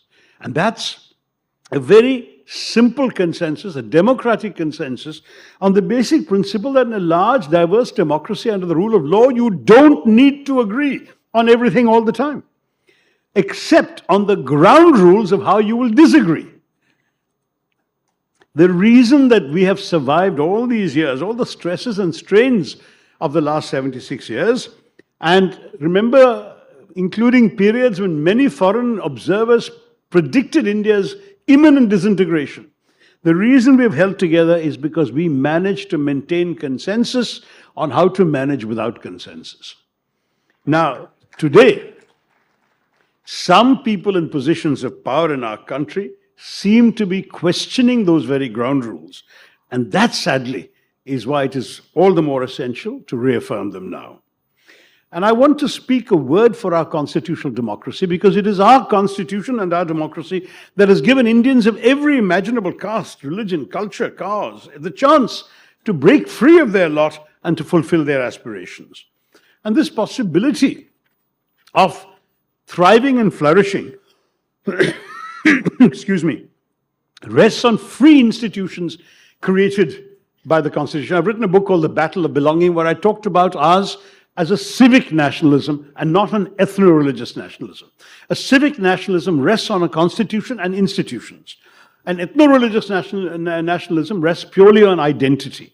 And my argument is that our liberal, inclusive, and just constitution, which is based on this principle of civic nationalism, has been the bedrock of keeping our society together and has secured the inalienable rights of all Indians. It has not only consolidated the best of our values, including those which our forefathers gave their lives for at the height of the nationalist struggle, but it's also served to liberate the collective aspirations of our people. And I would like to argue that the strength of India is that it's greater than the sum of its parts. I agree with Guru Murthy. We don't want people dividing our country. We want political leaders focusing much more on what unites us. But if that is what political leaders have to do, they should stop harping on the differences of some people in our society and see rather their common humanity and their common Indianness. I've often said the great strength about our Indian identity is and should be that we can be many things in one thing. You can be a good Tamil, a good Muslim, and a good Indian all at the same time. You can be a good Malayali, a good Christian, and a good Indian all at the same time. That is the magic of Indianness. Don't dilute that. Do not come into this temptation of seeing in our magnificent, soaring majesty of the Upanishads and the Vedanta, do not reduce it to a badge of identity like that of the British football hooligan, who says, if you don't support my team, I'm going to hit you on the head with my placard. That is not Hinduism. We have to stand up for the larger ideas that our country is all about.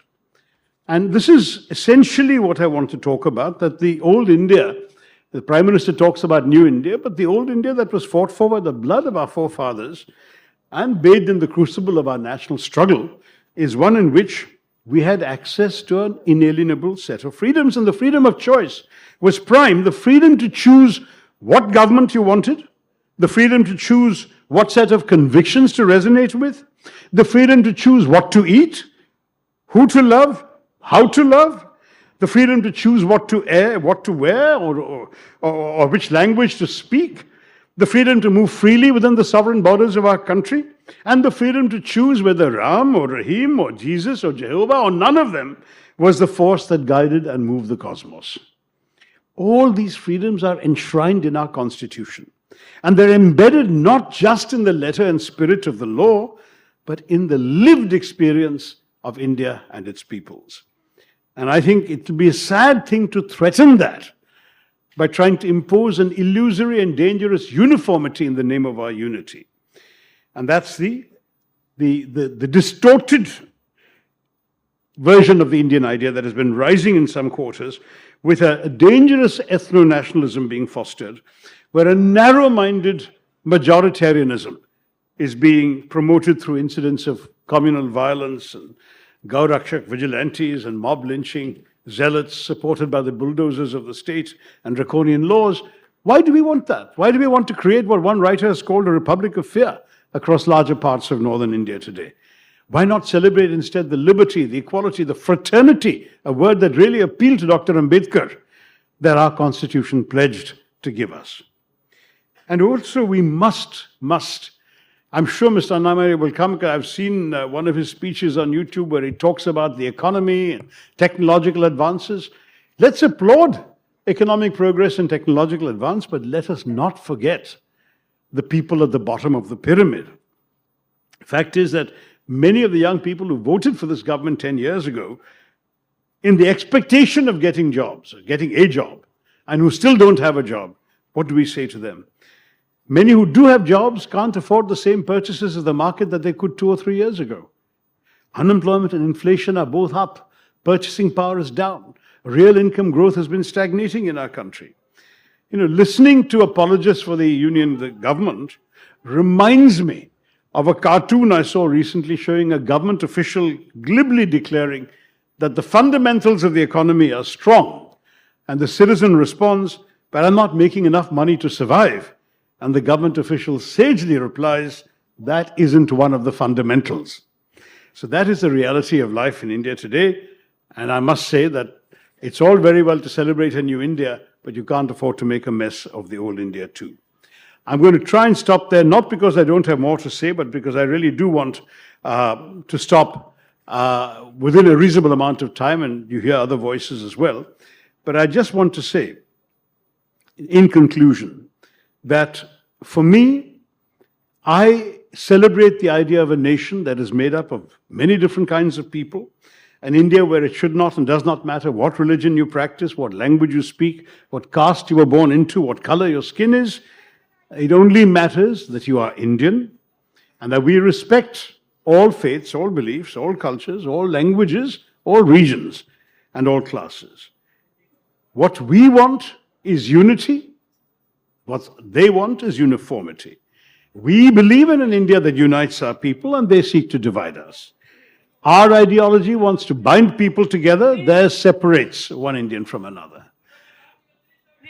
I'm here to listen to you, and please do listen to me briefly. I'm about to finish. What we need in a new India is a strengthening of democratic institutions at all levels. We need transparency and accountability. We need to strengthen our Right to Information Act. We need to strengthen institutions that are currently being weakened. We cannot benefit from a parliament which is just a notice board for the government or a rubber stamp for the majority. We must have free discussion. If you felt there was any benefit in listening to me here, let us also have that benefit in parliament. Let us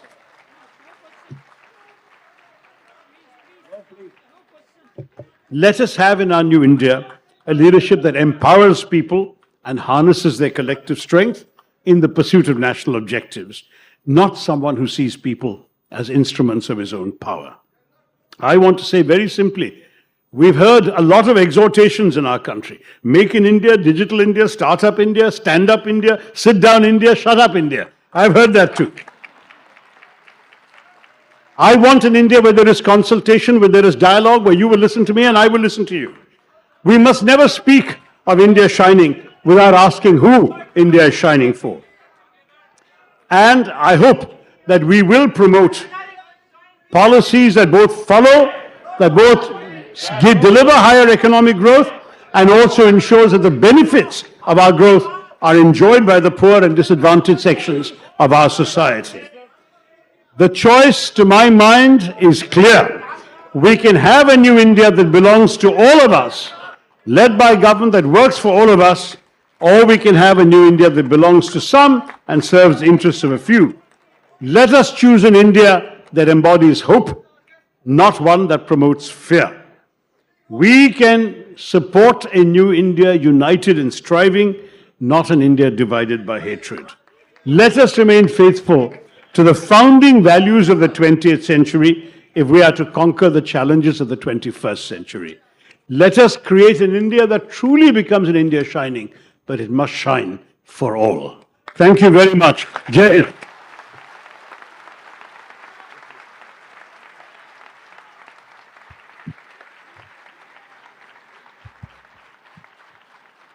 செல்வி ஸ்ருதி ஆத்மநாதன் அவர்கள் Tughlaq digital சார்பாக திரு சசி தரூர் அவர்களுக்கு நினைவு பரிசு வழங்குகிறார்.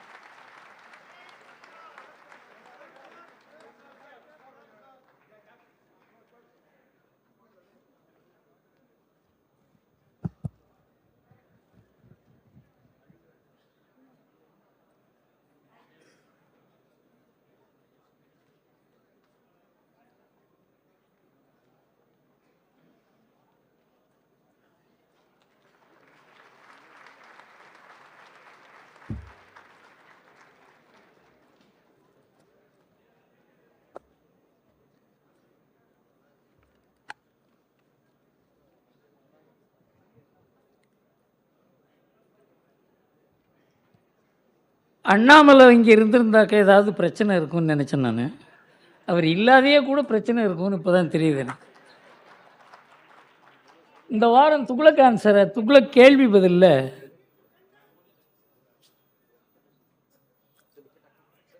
இந்த வாரம் கேள்வி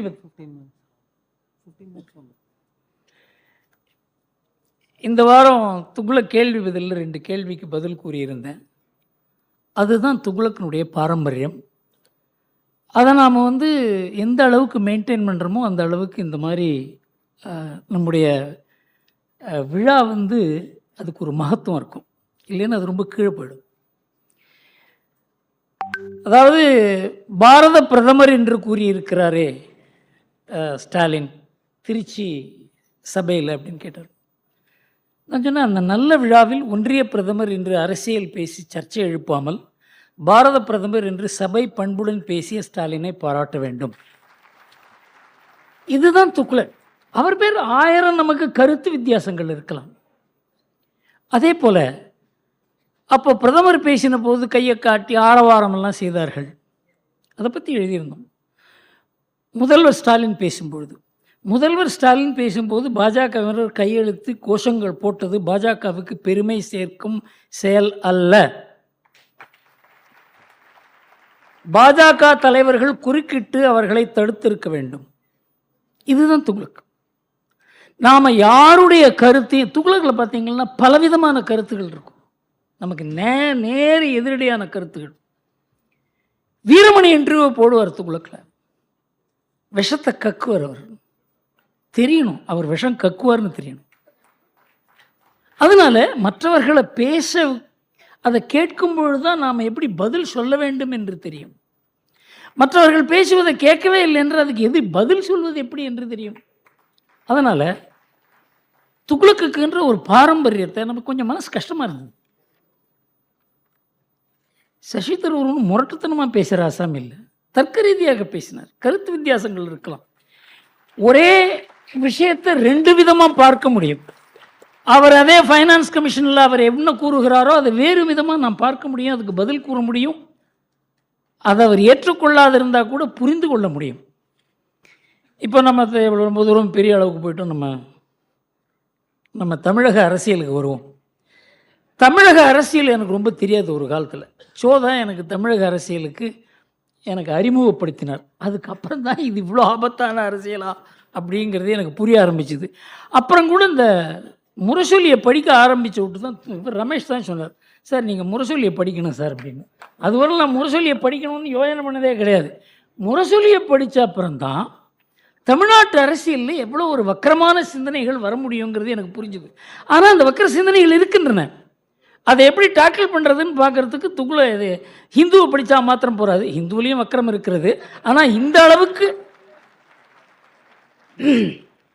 நான் இப்போ கடமை கண்ணியம் கட்டுப்பாடு இந்த 3 மாத்திரம் எடுத்துக்கலாம். ஏன்னா இது எப்போ பார்த்தாலும் சொல்லுங்கள், அண்ணா கூறியிருக்கிறார் கடமை கண்ணியம் கட்டுப்பாடு, கடமை கண்ணியம் கட்டுப்பாடு.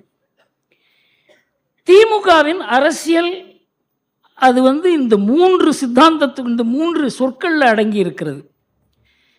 இதில் முதல்ல கடமையை எடுத்துப்போம். கடமை மிகு கட்சி, இந்த கட்சிக்காக உயிரை கொடுக்கறது. ஏன்னா நான் பார்த்துருக்கேன் 1967 71 தேர்தலில் காங்கிரஸில் இருந்திருக்கேன். நான் இப்போ உங்களுக்கு ஆச்சரியமாக இருக்கலாம், ஒரே ஒரு கட்சி நான் இருந்தது காங்கிரஸ் கட்சி தான். காமராஜ் இருந்தபோது இருந்தேன். அப்போது இந்த டிஎம்கேனாலே ஒரு பயம், கல்லெடுத்து அடிப்பாங்களோ, மீட்டிங்கில் பாம்பை விட்டுருவாங்க, மீட்டிங்கில் மாடெல்லாம் விடுவாங்க. உங்களுக்கு தெரியாது. அதாவது காங்கிரஸுங்கிறதுக்கு இது சசி தரூர் மாதிரின்னு வச்சுங்களேன், இவர் மாதிரி ஒருத்தர் மீட்டிங் பேசும்போது மாட்டை விட்டால் என்ன பண்ணுவாங்க? இந்த மாதிரி அரசியல் 1960களில் 70களில் தமிழ்நாட்டில் தாண்டவம் ஆடியது. அந்த பீரியடில் நான் காங்கிரஸில் இருந்திருக்கேன். 71 எலெக்ஷன் முடிஞ்ச உடனே நாங்கள் அடிபடாதவங்களே கிடையாது, ரத்த காயம் இல்லாதவங்களே கிடையாது மயிலாப்பூரில். ஏன்னா மயிலாப்பூரில் அவங்களுக்கு ஒரு தனி மயிலாப்பூர் பேரில் ஒரு கவனம் உண்டு. அதனால் அந்த மாதிரி அரசியல் சூழ்நிலையில். ஆனால் ஒன்று பார்த்தேன், அவங்கள்ட்ட பயத்தில் ஈரத்துணியை போட்டுக்கிட்டு வேலை பண்ணுவாங்க திமுக தொண்டர்கள். அந்த மாதிரி தொண்டர்கள் காங்கிரஸில் இல்லை. அந்த வித்தியாசத்தை நம்மால் பார்க்க முடிஞ்சது. அப்போது அந்த கட்சியில் அவ்வளோ தீவிரமாக கட்சி பற்று, கொள்கை பற்று, தலைவர்கள் பேரில் மரியாதை இருக்க அந்த கட்சியில் இன்றைக்கு நிலைமை எப்படி இருக்குது? அது எப்படி அந்த கடமை மிகு கட்சியில் கொள்கைக்கும் கட்சிக்குமான கடமை குடும்பத்துக்காக மாறிய சரித்திரத்தை நாம் புரிந்துக்கல இல்லையா? அந்த கடமை என்பதற்கு இன்றைக்கு திமுகவில் என்ன அர்த்தம் என்று தெரியாது. சித்தாந்த அரசியலை கொஞ்சம் கொஞ்சமாக வாரிசு அரசியலாக மாற்றினார் கருணாநிதி. அவர் ரொம்ப அழகாக நைஸாக பண்ணுவார் எதை பண்ணாலும். நான் தான் நினச்சிருந்தேன் இவருக்கு ஹிந்தி தெரிஞ்சிருந்தாக்கா நாடு என்ன ஆகிருக்குமோ அப்படின்னு கூட நான். அந்த மாதிரி ஒரு அறிவு கூர்மை, அந்த மாதிரி ஒரு விஷயத்தை, தனக்கு எதிரான விஷயத்தை கூட தனக்கு எப்படி சாதகமாக மாற்றுவது என்பதை அவர் அழக்கூட அழுவார் சில சமயம். அந்த மாதிரி நான் ஒரு 1967 தான் நினைக்கிறேன் ஒரு மீட்டிங், ஒரு ஏழை எப்படி இருப்பான்னு வர்ணிச்சார் சார். ஆடி போட்டேன் நான். அது ஒரு ஏழை கேட்டார்னாக்க நம்ம இவ்வளோ அவருக்கு ஏழ்மைக்கு சம்பந்தமே கிடையாது. ஆனால் ஏழையை வர்ணிக்கிறது அப்படி வர்ணித்தார் அவர். அதனால அவருக்கு ஒரு இம்மென்ஸ் கெப்பாசிட்டி உள்ள ஆசாமி. அவர் என்ன பண்ணார்? திமுக ஒன்றும் சங்கரமடம் அல்ல, வாரிசு யார் என்று கூறுவதற்கு, இப்படி தான் ஆரம்பித்தார். ஆனால் வாரிசு அவர் நியமிக்கிறதுன்னு முடிவு பண்ணிட்டார். ஆனால் ஆரம்பித்தது எப்படி ஆரம்பித்தார்? நானா வாரிசா? அங்கேருந்து அடுத்தது ஒரு வாய்ப்பு கிடைத்தால் போட்டியின் போது ஸ்டாலின் பெயரை நிச்சயமாக முன்மொழிவேன். கட்சியின் பொதுச் செயலாளர் அன்பழகன் அவர் பெயரை முன்மொழிந்து விட்டதால் நான் அதை ஆதரிக்கிறேன். எவ்வளோ கிளவராக மாத்திரார் பாருங்க. இது 2013. இறுதியாக அவர் மு.க. ஸ்டாலின் முதல்வராவதற்கு வாய்ப்பு வர வேண்டும் என்றால் இயற்கை எனக்கு ஏதாவது செய்தால்தான் உண்டு. 2016 உயிர் எழுதிட்டு வரப்போ 30 வருஷம் ஆச்சு சார். இந்த கடமை உணர்வோட இந்த கட்சிக்கு உயிரை கொடுக்குற தொண்டர்கள் இவங்க மனசை கொஞ்சம் கொஞ்சமாக மாற்றி தன் குடும்பத்துக்கு சாதகமாக கொண்டு வந்து தன் புள்ள கையில் கொடுக்குறதுங்கிறது அவ்வளோ ஈஸியான விஷயம் கிடையாது. இந்த கடமை என்பது கட்சிக்கு இல்லை, குடும்பத்துக்கு என்று மாற்றின ஒரு பெரிய பெருமை அந்த அந்த அச்சீவ்மெண்ட்டை அவருக்கு உண்டு. ஆனால் ஸ்டாலின் கிட்டேருந்து உதயநிதிக்கு ஒரே ஒரு ஆண்டில் முடிஞ்சு போச்சு சார். 2014 உதயநிதி சொல்கிறார், எனக்கு அரசியல் ஆசை இல்லை. 2016 சன் டிவி இன்டர்வியூவில் ஸ்டாலின் சொல்கிறார், என் மகனோ மருமகனோ அரசியலுக்கு வரமாட்டார்கள். 2019 உதயநிதி இளைஞரணி செயலாளராகிறார். 2018 எந்த சூழலிலும் நான் தேர்தலில் நிற்க மாட்டேன். 2021 தேர்தலில் போட்டியிடுகிறார். 2022 அமைச்சராக எனக்கு ஆசை இல்லை. மே மாதம், நவம்பர் மாதம் அமைச்சராவேன் என்பது வதந்தி. 2022 டிசம்பரில் அமைச்சர் ஆனார் அவர். எப்படி அப்படியே ஒரே வருஷத்தில் அந்த கட்சியினுடைய சொரூபமே, அதாவது கருணாநிதி எவ்வளோ கூச்சப்பட்டு கஷ்டப்பட்டு தயக்கப்பட்டு பண்ணாரோ அதெல்லாம் ரொம்ப வெளிப்படையாக இந்த கட்சி குடும்பத்து கட்சி தான் அப்படிங்கிறத ஒரே வருஷத்தில் நிர்தாரணம் செய்து கருணாநிதி கூச்சப்பட்டு செய்த அரசியல் வாரிசு அரசியலை இப்போ கிட்டத்தட்ட பெருமைப்படுற அளவுக்கு ஆயிடுது. வாரிசு அரசியல் தான் செய்கிறோம். யார் வாரிசு? பெரியார் வாரிசு, அண்ணா வாரிசு, கலைஞர் வாரிசு. முதல் 2 பேருக்கும் வாரிசே கிடையாது. அப்போ என்ன அர்த்தம்? கருணாநிதி வாரிசு அரசியல் தான்ங்கிறத ஓப்பனாக, அதாவது பிரதம மந்திரி இங்கே வாரிசு அரசியலை பற்றி பேசின உடனே நாங்கள் வாரிசு அரசியல் தான் செய்கிறோம் என்று பெருமையாக கூறினார் ஸ்டாலின். ஒரு ஆண்டில் எப்படி தமிழ்நாட்டினுடைய மனசு இன்றைக்கி எப்படி அந்த கட்சி இருக்குங்கிறத பற்றி சொல்கிறேன் கேளுங்க. எங்களை யாரும் புகழ வேண்டாம். அசம்பிளியில் சொல்கிறார் ஆகஸ்ட் மாதம் 2019 சட்டசபையில், நாங்களே எங்களை புகழ்ந்து கொள்வோம். என்ன நடக்கிறது பாருங்க.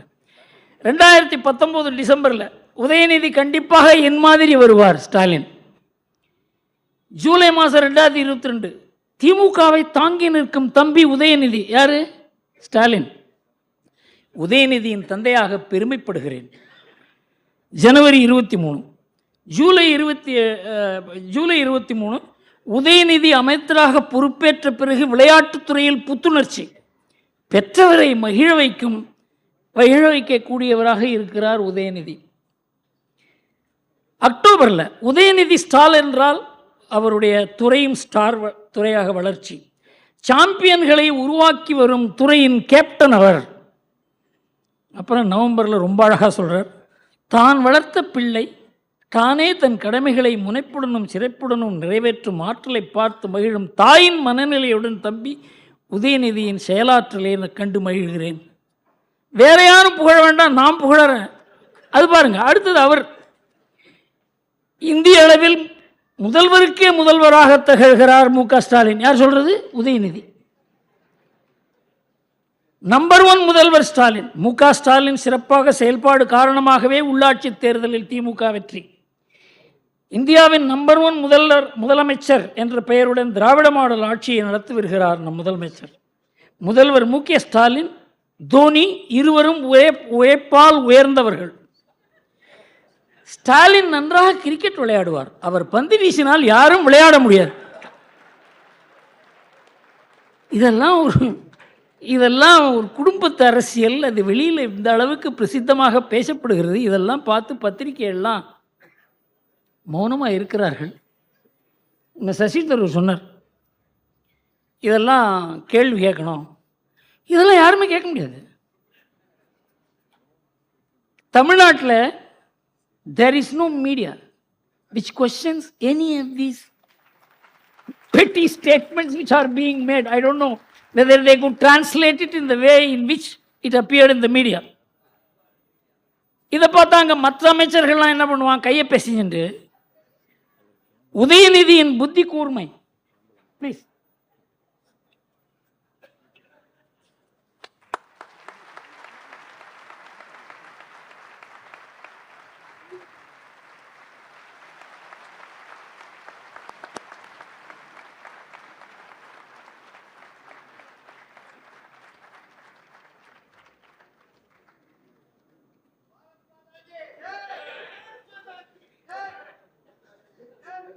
உதயநிதியின் புத்தி கூர்மை பற்றி அன்றைக்கே வியந்தார் கருணாநிதி. துரைமுருகன் கருணாநிதியும் ஸ்டாலினையும் தூக்கி சாப்பிட்டு விடுவார் உதயநிதி. துரைமுருகன் கருணாநிதியுடன் இருந்தேன், ஸ்டாலினுடன் இருக்கிறேன், உதயநிதியுடனும் இருப்பேன், அவரது மகனுடனும் இருப்பேன்.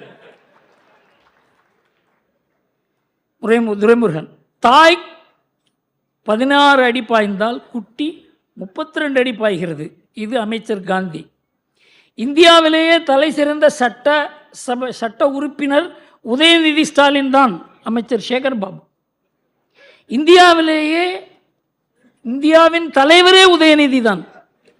இது ஏவா வேலு. பேரரசர் போல ஸ்டாலின், சிற்றரசர் போல உதயநிதி, இது KN நேரு. இதுதான் இன்னைக்கு கடமை கண்ணியம் கட்டுப்பாட்டில் கடமை உணர்வோடு இருந்த ஒரு கட்சியில் இந்த மாதிரி ஒரு நிலைமை. சித்தாந்தம் என்ற உணர்வை மறந்து, கட்சி உணர்வு மறந்து, இன்றைக்கு திமுகவில் இருக்கிறது வெறும் கூடு தான், கட்சி தான். அந்த கட்சி ஆட்சி இருப்பதனால தான் அது இருக்கிறது. இன்றைக்கு அண்ணாமலைக்கு பெரிய வாய்ப்பே திமுக இன்றைக்கு இருக்க நிலைமையில தான் அவருக்கு பெரிய ஒரு வாய்ப்பு ஏற்பட்டிருக்கிறது. இதை ரீசெண்டாக இப்போ பார்த்துருப்பீங்க, ஒரு வீடியோவில் வந்திருந்தது. கலைஞர் சென்டினரி, கலைஞர் 100, அது அந்த வீடியோ வந்திருந்தது. அதில் கிட்டத்தட்ட ஒரு 5000-10,000 சேர் போட்டிருந்தாங்க. அதில் இருந்தது 200 பேர் தான். என்னுடைய நண்பர் அங்கே பேச போயிருந்தார். என் ஃப்ரெண்டு ஒருத்தர் பேச போயிருந்தார் அங்கே. அவருக்கு மெசேஜ் அனுப்பிச்சேன், என்ன சார் நடந்தது உண்மைதான்? நான் உண்மைதான் சார் அப்படின்னார். நீங்கள் தான் அதுக்கு விக்டிமா சார் அப்படின்னு. ஆமாம் அப்படின்னு சொன்னார். அதாவது எந்த அளவுக்கு அங்கே கூட காசு கொடுத்தா தான் ஆள் வருவாங்கங்கிற நிலை. இன்றைக்கு திமுகவினுடைய நிலைமை இந்த மாறி இருக்கிறது. இப்போ அடுத்தது கடமை மிகு ஆட்சியை பார்ப்போம். திராவிட மாடல், எல்லோருக்கும் எல்லாம் பஜனை. 34 அமைச்சர்களில் 12 பேரில் ஊழல் வழக்குகள். அவர்கள்டேந்து இடி கைப்பற்றிய தொகை 82 கோடி. இதெல்லாம் வெளியில் வந்திருக்கு. இதை பற்றி பத்திரிகைகள் பேசுவதில்லை, எதிர்கட்சி பேசுறது கிடையாது, இதை பற்றி அதிமுக கூட பேசுறது கிடையாது. திமுகவுக்கு என்ன இருக்குன்னா, இன்றைக்கு எந்த அளவுக்கு ஜெயலலிதா எம்ஜிஆர்லாம் இருக்கும் பொழுது திமுகவுக்கு ஒரு பயம் இருந்ததோ அந்த பயம் இன்றைக்கு அதிமுகவிடம் இல்லை. அண்ணாமலை கிட்ட தான் அந்த பயம் இருக்கு. இவர் நாளைக்கு என்ன பண்ணுவாரோ. 18,000 நில அபகரிப்பு வழக்குகள். இதில் ஜாமீன் வாங்காத அமைச்சரே கிடையாது, எம்எல்ஏ கிடையாது, கட்சி தொண்டர்கள், கட்சி பொறுப்பாளர்கள் கிடையாது. இவங்கெல்லாம் ஜாமீனில் இருக்காங்க. இந்த வழக்கை நடத்தக்கூடாதுன்னு ஹைகோர்ட்டில் போய் ஸ்டே வாங்க போனாங்க. 18,000 நில அபகரிப்பு வழக்குகள். இந்த எத்தனை சதவிகிதம் உங்கள் வாக்குறுதிகளை நீங்கள் நிறைவேற்றிருக்கீங்கன்னு அப்பப்போ மீடியாவில் கேட்பாங்க. ஜனவரி 22 8 மாதங்களில் 75%, மார்ச் மாதங்களில் 10 மாதங்களில் 75%, செப்டம்பர் 70% அது குறைந்து விட்டது. அவங்களுக்கே தெரியல முன்னால என்ன சொன்னோன்னு தெரியல. பிப்ரவரியில் 80% ஆகிவிட்டது, மிச்சம் 15 விரைவில். அதே பிப்ரவரியில் உதயநிதி ஸ்டாலின் 75% ஆகியிருக்கிறது. எந்த அளவுக்கு இதை கூட பத்திரிகைகள் என்ன சார் நீங்கள் 75ன்னு சொன்னீங்களே, இப்போ 80ங்கிறீங்களே, 65ங்கிறீங்களே. பத்திரிகைகள் திமுகவை கேள்வி கேட்பதில்லைங்கிறது ஒரு பெரிய ஒரே ஒரு தினமலர் ஒன்று தான் கொஞ்சம் எக்ஸப்ஷன். அவங்க தான் கொஞ்சம் இதை பற்றி திமுகன்னா என்னன்னு படம் பிடித்து காட்டுவதற்கு இன்றைக்கு ஒரு பத்திரிகை இருக்கிறது என்றால் அது தினமலர் தான். இது கட்சி ஆட்சியினுடைய கடமை. கண்ணியத்தை பார்ப்போம். உங்கள் அப்பா வீட்டு சொத்தா என்று பேசிய உதயநிதியை பார்த்து அந்த அம்மா கொஞ்சம் டீசென்ட் லேடி, அவங்க வார்த்தையை அளந்து பேசுங்க, கண்ணியமாக பேசுங்கன்னு சொன்னாங்க. அதுக்கு இவர் நம்ம பதில் சொன்னார், யார்கிட்ட எப்படி பேசணும் என்று எங்களுக்கு பெரியார், அண்ணா, கலைஞர்கள் சொல்லி கொடுத்துருக்காங்க, அப்படி நாங்கள் செய்வோம். நான் அவருக்கு சில சஜஷன்லாம் கொடுக்கலாம் பார்க்குறேன். ஈவேரா, அண்ணா, கருணாநிதி யார்கிட்ட எப்படி பேசணும் என்று சொல்லி கொடுத்துருக்கிறார் பாருங்கள். முதல்ல பெரியார் ரம்ஜான் கூடுதலில் என்ன பேசலான்னு பெரியார் சஜஷன் கொடுத்துருக்கார். பாப்பானுக்கு பயந்தும் முஸ்லீம்களுக்கு அதிக இடம் கொடுத்து வந்தோம், அதன் பலனை இன்று அனுபவிக்கிறோம். இது ஷானியை மிதிக்க அசிங்கப்பட்டு மலத்தின் மேல் காலை வைத்து நேர்ந்த பழமொழியாக மாறிவிட்டது. மைனாரிட்டிகளுக்கு அளிக்கும் சலுகையும் உரிமையும் துரோகம், பச்சை துரோகம். இதை தான் பெரியார் சொல்லி கொடுத்துருக்காரு. உங்களுக்கு மைனாரிட்டி மீட்டிங்கில் இதை பேசுவாங்களா? தாழ்த்தப்பட்ட ஒரு மாநாட்டில் என்ன பேசலாங்கிறத சொல்லியிருக்கார் பெரியார். பறச்சி புலைச்சி எல்லோரும் ரவிக்கை சட்டை போட ஆரம்பிச்சுட்டா அதனால் துணி விலை உயர்ந்து விட்டது. பள்ளு பறையனெல்லாம் படிக்க ஆரம்பிச்சிடானுங்க, அதனால வேலையில்லா திண்டாட்டம். அது சசி இல்லைங்க, அதை கேட்கலாம். இது இந்த பெரியாரை தான் அவர் சொல்லியிருக்காரு. இவர் எங்களுக்கு சொல்லி கொடுத்துருக்காரு என்ன பேச வேண்டும் என்று. தமிழ் மாநாட்டில் தமிழை நான் ஒரு காட்டுமிராண்டி மொழி என்று 40 ஆண்டுகளாக கூறுகிறேன். தமிழ் காட்டுமிராண்டி காலத்து மொழி. தமிழ் ஒரு நியூசன்ஸ். தமிழ் புலவர்கள் பொய்யர்கள், சமூக எதிரிகள். இவரைத்தான் சொல்கிறார் நிர்மலா சீதாராமன்ட்ட எங்களுக்கு பெரியார் சொல்லி கொடுத்துருக்காரு எப்படி பேசலாம்னு சொல்லி. திமுக மகளிரணி மாநாட்டில் என்ன பேசலாம்? அவர் பெண்கள் சுயேட்சைக்கு கர்ப்பம் கொடிய விரோதி, எனவே பெண்கள் கண்டிப்பாக பிள்ளை பெறுவதை நிறுத்தியே ஆக வேண்டும். ஆண்கள் 2 வைப்பாட்டி வைத்துக் கொண்டால் பெண்கள் 3 ஆசை நாயகர்களை வைத்துக் கொள்ள வேண்டும். இதுதான் பெரியார் மண். இந்தி கூட்டணியில் என்ன பேசலாம்னு சொல்கிறோம். தேசிய காங்கிரசும் காந்தியமும் அழிந்தொழிவது ஏழை மக்களுக்கும் சமத்தன்மத்துக்கும் அவசியம். காங்கிரஸ் அழியணும். அடுத்தது கம்யூனிஸ்ட் பற்றி பொறுக்கி தின்னும் பேசியிருப்பார். அதை பொறுக்கி தின்னும் இந்த கம்யூனிஸ்டுகள் காலித்தனம் பலாத்கார தூண்டுதல் மூலம் ஒன்றும் முடியாது. திமுக பேரணியில் என்ன பேசலாம்? பெண்டாட்டியை தவிர மற்ற எல்லாத்தையும் கொடுக்குறானே இந்த முன்னேற்ற கழகத்துக்காரன், இன்னும் கொஞ்ச நாள் போனால் அதையும் செய்வான் போல இருக்கிறது. இவரை போய் நிர்மலா சீதாராமன்ட்ட இவர் எங்களுக்கு பேச சொல்லி கொடுத்துருக்காருன்னு பதில் கூறுகிறது. எந்த பத்திரிகையும், எந்த அரசியல் கட்சியும், எந்த தலைவரும் உங்களுடைய தந்தை இதை கூறியிருக்கிறார் என்று கூறுவதற்கு தமிழ்நாட்டில் நாதி இல்லை, துக்ளக்கை தவிர. அடுத்தது அண்ணா என்ன கூறியிருக்கிறார் பார்ப்போம். மாற்றான் தோட்டத்து மல்லிகை மணக்கவே செய்யும், அவள் பரிதாண்டா பத்தினியும் அல்ல, நான் முற்றும் திறந்த முனிவனும் அல்ல. இதெல்லாம் பழைய அந்த காலத்தில் திமுகன்னா என்னன்னு தெரிஞ்சவங்களுக்கு புரியுது, நமக்கு சொல்வதற்கே கூச்சமாக இருக்கிறது. மனைவியை இழந்த நேரு, கணவனை இழந்த பண்டார நாயக்கா 2 மணி நேரம் தனியாக என்ன செய்தார்கள்? இது அண்ணாதுரை. கருணாநிதி காட்டுமிராண்டி, மலம், தேவடியாள், துரோகி, விபச்சாரி, கைக்கூலி, பித்தலாட்டக்காரன், அயோக்கியன், பூனை, மாடு, குள்ளநரி, காண்டாமிருகத்தோழன், அண்டங்காக்கா, முட்டை, பெரிய கருப்பு, சேவல் காவடி, கோமாளி, கூத்தாடி, பண்டாரம், பரதேசி, ஆக்டோபஸ், காந்தாரி, சூர்பனகை, செல்லாக்காசு, போதை நடிகர், தரகர், மந்தபுத்தி, வேலிதாண்டிய வெள்ளாடு, ஓடுகாலி, புறம்போக்கு, கள்ளத்தோணி, குடிகாரன், வாழமட்டை. இதெல்லாம் அரசியல் எதிரிகளை பற்றி விமர்சனம். இதை தான் எங்களுக்கெல்லாம் சொல்லி கொடுத்துருக்காங்க இவங்கெல்லாம் எப்படி பேசுறதுக்கு அப்படின்னு சொல்கிறார் உதயநிதி. சோற்றால் அடித்த பிண்டங்கள். தமிழ்நாட்டில் இவருக்கு ஓட்டு போடலை, அதனால தமிழர்கள்லாம் சோற்றால் அடித்த பிண்டங்கள். இதை பழகருப்பையா புக் எழுதியிருக்காரு, ஒன்று காப்பி இருக்கா சார்? இங்கே ஏதோ வச்சுருந்தேண்ணே. திமுக ஆபாசம்னு ஒரு புக்கே எழுந்தார் பழகருப்பா. அவர் அங்கேயே போய் சேர்ந்தார். ஆனால் அந்த காலத்தில் என்ன விலை தெரியுமா? அது 15 பைசா தான். இது யாராவது பிரிண்ட் பண்ணி போட்டால் கூட தேவையில்லைன்னு தோணுது. இப்போ நாய்கறி உண்ணும் நாகாலாந்து மக்கள். இப்போ திராவிட மாடல் பேச்சு. இன்றைக்கு யாரோ ஒருத்தன் தமிழ்நாட்டில் தமிழ்நாடுன்னு சொல்லக்கூடாது என்று புலம்பிக்கிட்டு இருக்கானே ஸ்டாலின். உதவாங்க போறாடா, டேய் உட்கார்றா, என்ன பேசுகிற? என்னையா நீ மந்திரி தானே? நீ மந்திரி தானே? நாடாளுமன்றத்தில் Dayanidhi Maran. J mummy Modi daddy என்ன உறவு முறை? கிணத்துக்கடவு பொதுக்கூட்டத்தில் வேலையில்லா முடிதிருத்தினர் பூனையை பிடித்து சிறைப்பார்கள் என்று ஊடகங்களில் பேசுகிறார். ஆளாக இருந்தாலும் ஆளுநராக இருந்தாலும் என்று திருப்பூர் கூட்டத்தில் பேசுகிறார். மூன்றாம் தர மக்களைப் போல் நடத்த நாங்கள் என்ன தாழ்த்தப்பட்டவர்களா? இந்த பேச்செல்லாம் தமிழ்நாட்டில் நடக்கிறது. இப்போ நடக்குது, அன்னைக்கு நடக்கல. அதனால இவங்களுடைய கண்ணியம், முதல்ல கடமையை பற்றி கூறின, இப்போ இது ஒரு கண்ணியம். அடுத்தது கடமை மிகு ஆட்சி ஊழல். ஏப்ரல் 23 பிடிஆர் வாக்குமூலம் கொடுக்கிறார்.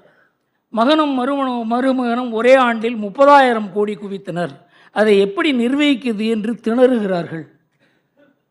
இது உள்ளுக்குள்ளேருந்து வர எவிடன்ஸ், வெளியிலேருந்து யாரும் சொல்ல. ஈடி இல்லை, அதற்கு பதிலே இல்லை. அதை யாரும் மறுக்கல, பிடிஆரே மறுக்கல.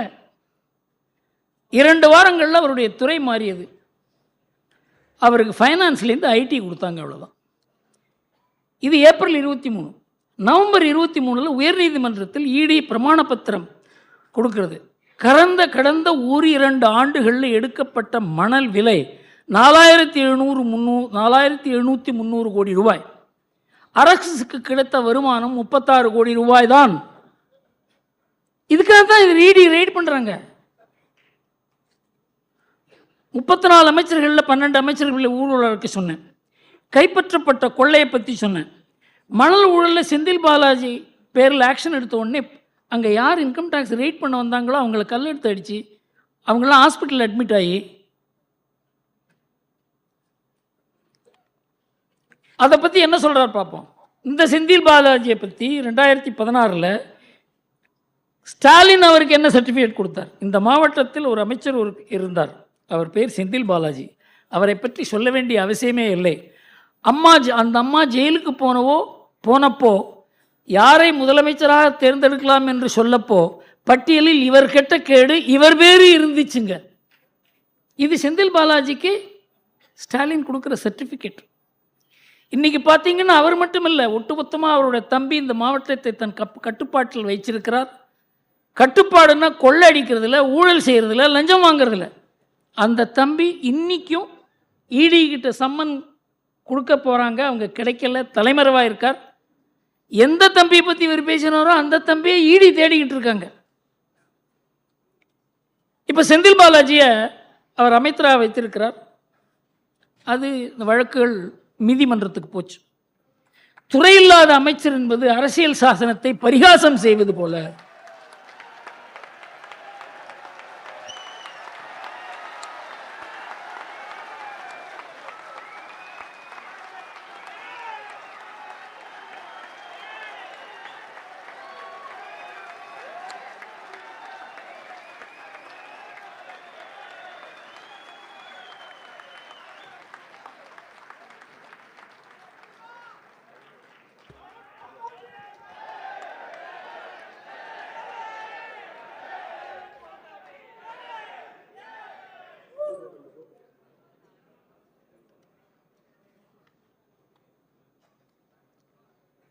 இவர் அமைச்சராக வச்சிருக்கிறதுக்கு நீங்கள் கூச்சப்படணுங்கிற மாதிரி கிட்டத்தட்ட கோர்ட் சொன்ன அப்புறமும் இன்னும் அவர் அமைச்சராக இருக்கிறார்.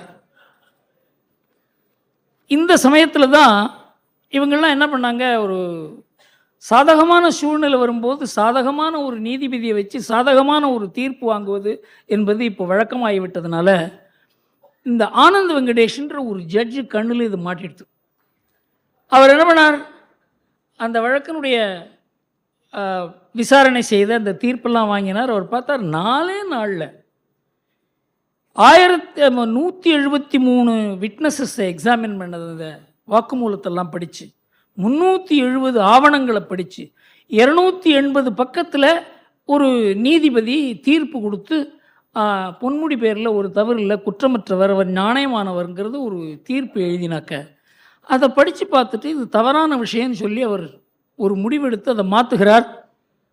அதுக்கு திமுக ஐடி விங்கிலேருந்து போடுறாங்க ட்வீட்டு. பெரியார் கூறியிருக்கிறார், நாம் சட்டம் இயற்றினாலும் பார்ப்பான் நீதிபதியாக வந்து நிற்பான் அப்படின்னு. எந்த மாதிரி ஒரு அரசியல் சூழ்நிலையை உருவாக்குறாங்க பாருங்க.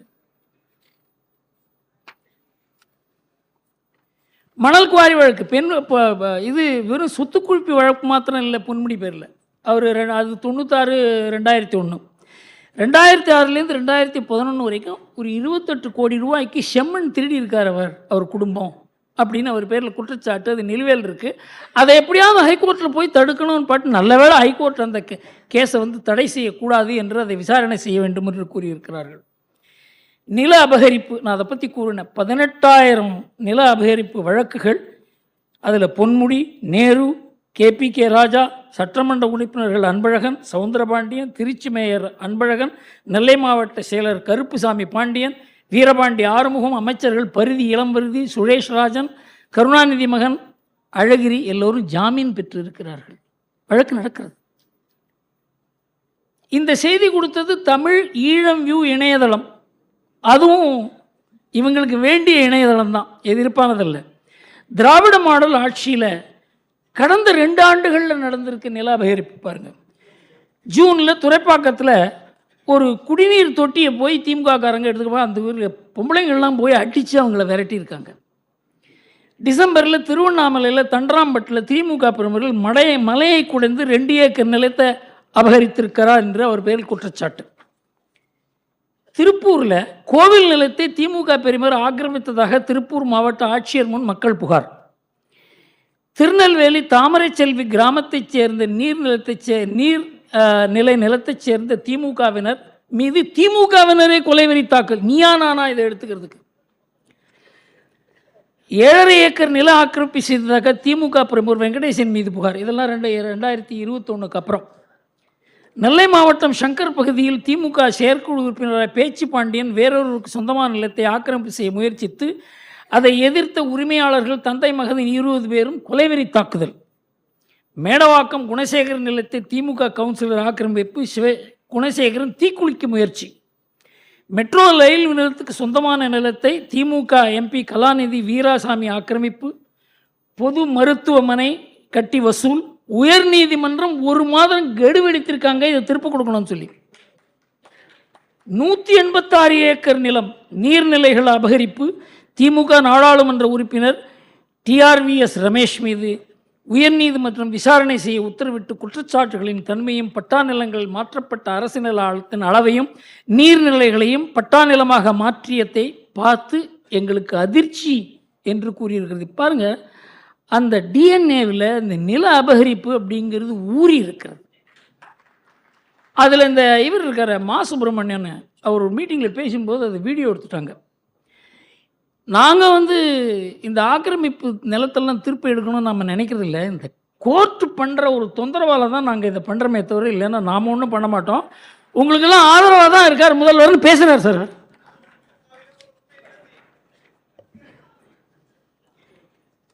கட்டுப்பாடு, உட்கட்சி மோதல்கள் கிட்டத்தட்ட 3 பக்கம் இருக்குது. இவங்களுக்குள்ள அடிச்சுட்டுது. எல்லாம் மந்திரி எதிர, எல்லாம் கட்சி பிரமுகர்கள் எதிர, மண்டை உடையுது. இது இவங்களுடைய கட்டுப்பாடுனுடைய ரெக்கார்ட்.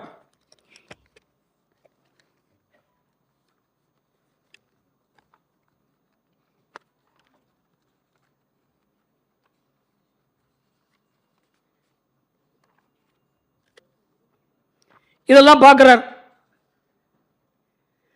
நான் சர்வாதிகாரி, சாட்டையை கையில் எடுப்பேன் என்று கூறினார். அதுக்கப்புறம் என் கட்சி அது யாரும் அது கேட்கவே இல்லை. இவர் சொல்றது யாருமே கேட்கறது கிடையாது.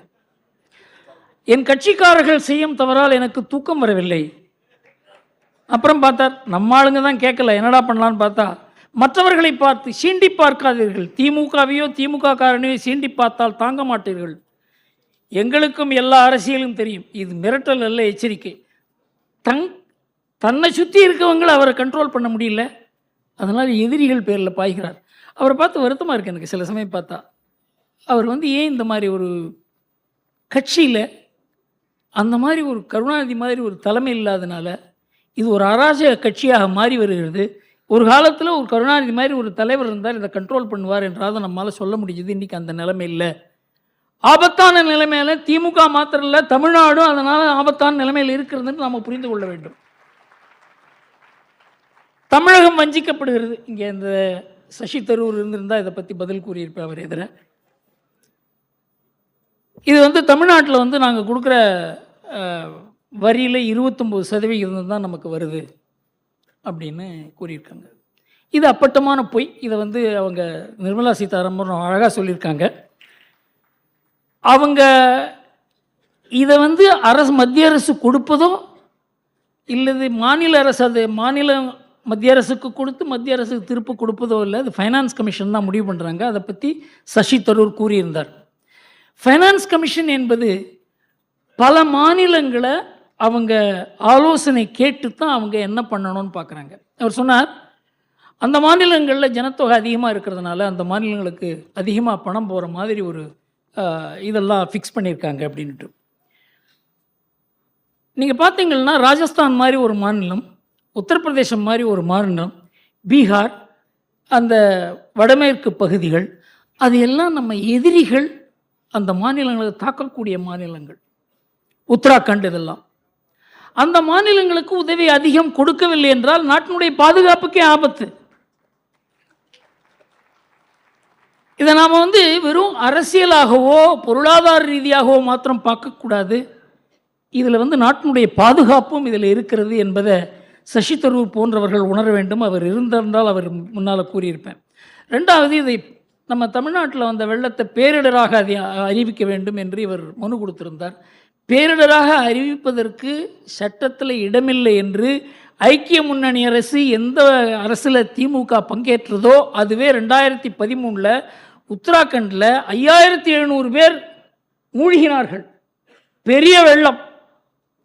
அதை பேரிடரை அறிவிக்க வேண்டும் என்று ஒரு கோரிக்கை வந்தது. அப்போது திமுக பங்கேற்ற ஐக்கிய முன்னணி அரசு கூறுகிறது அதற்கு சட்டத்தில் வழி இல்லை. அந்த மாதிரி சட்டம் இல்லை.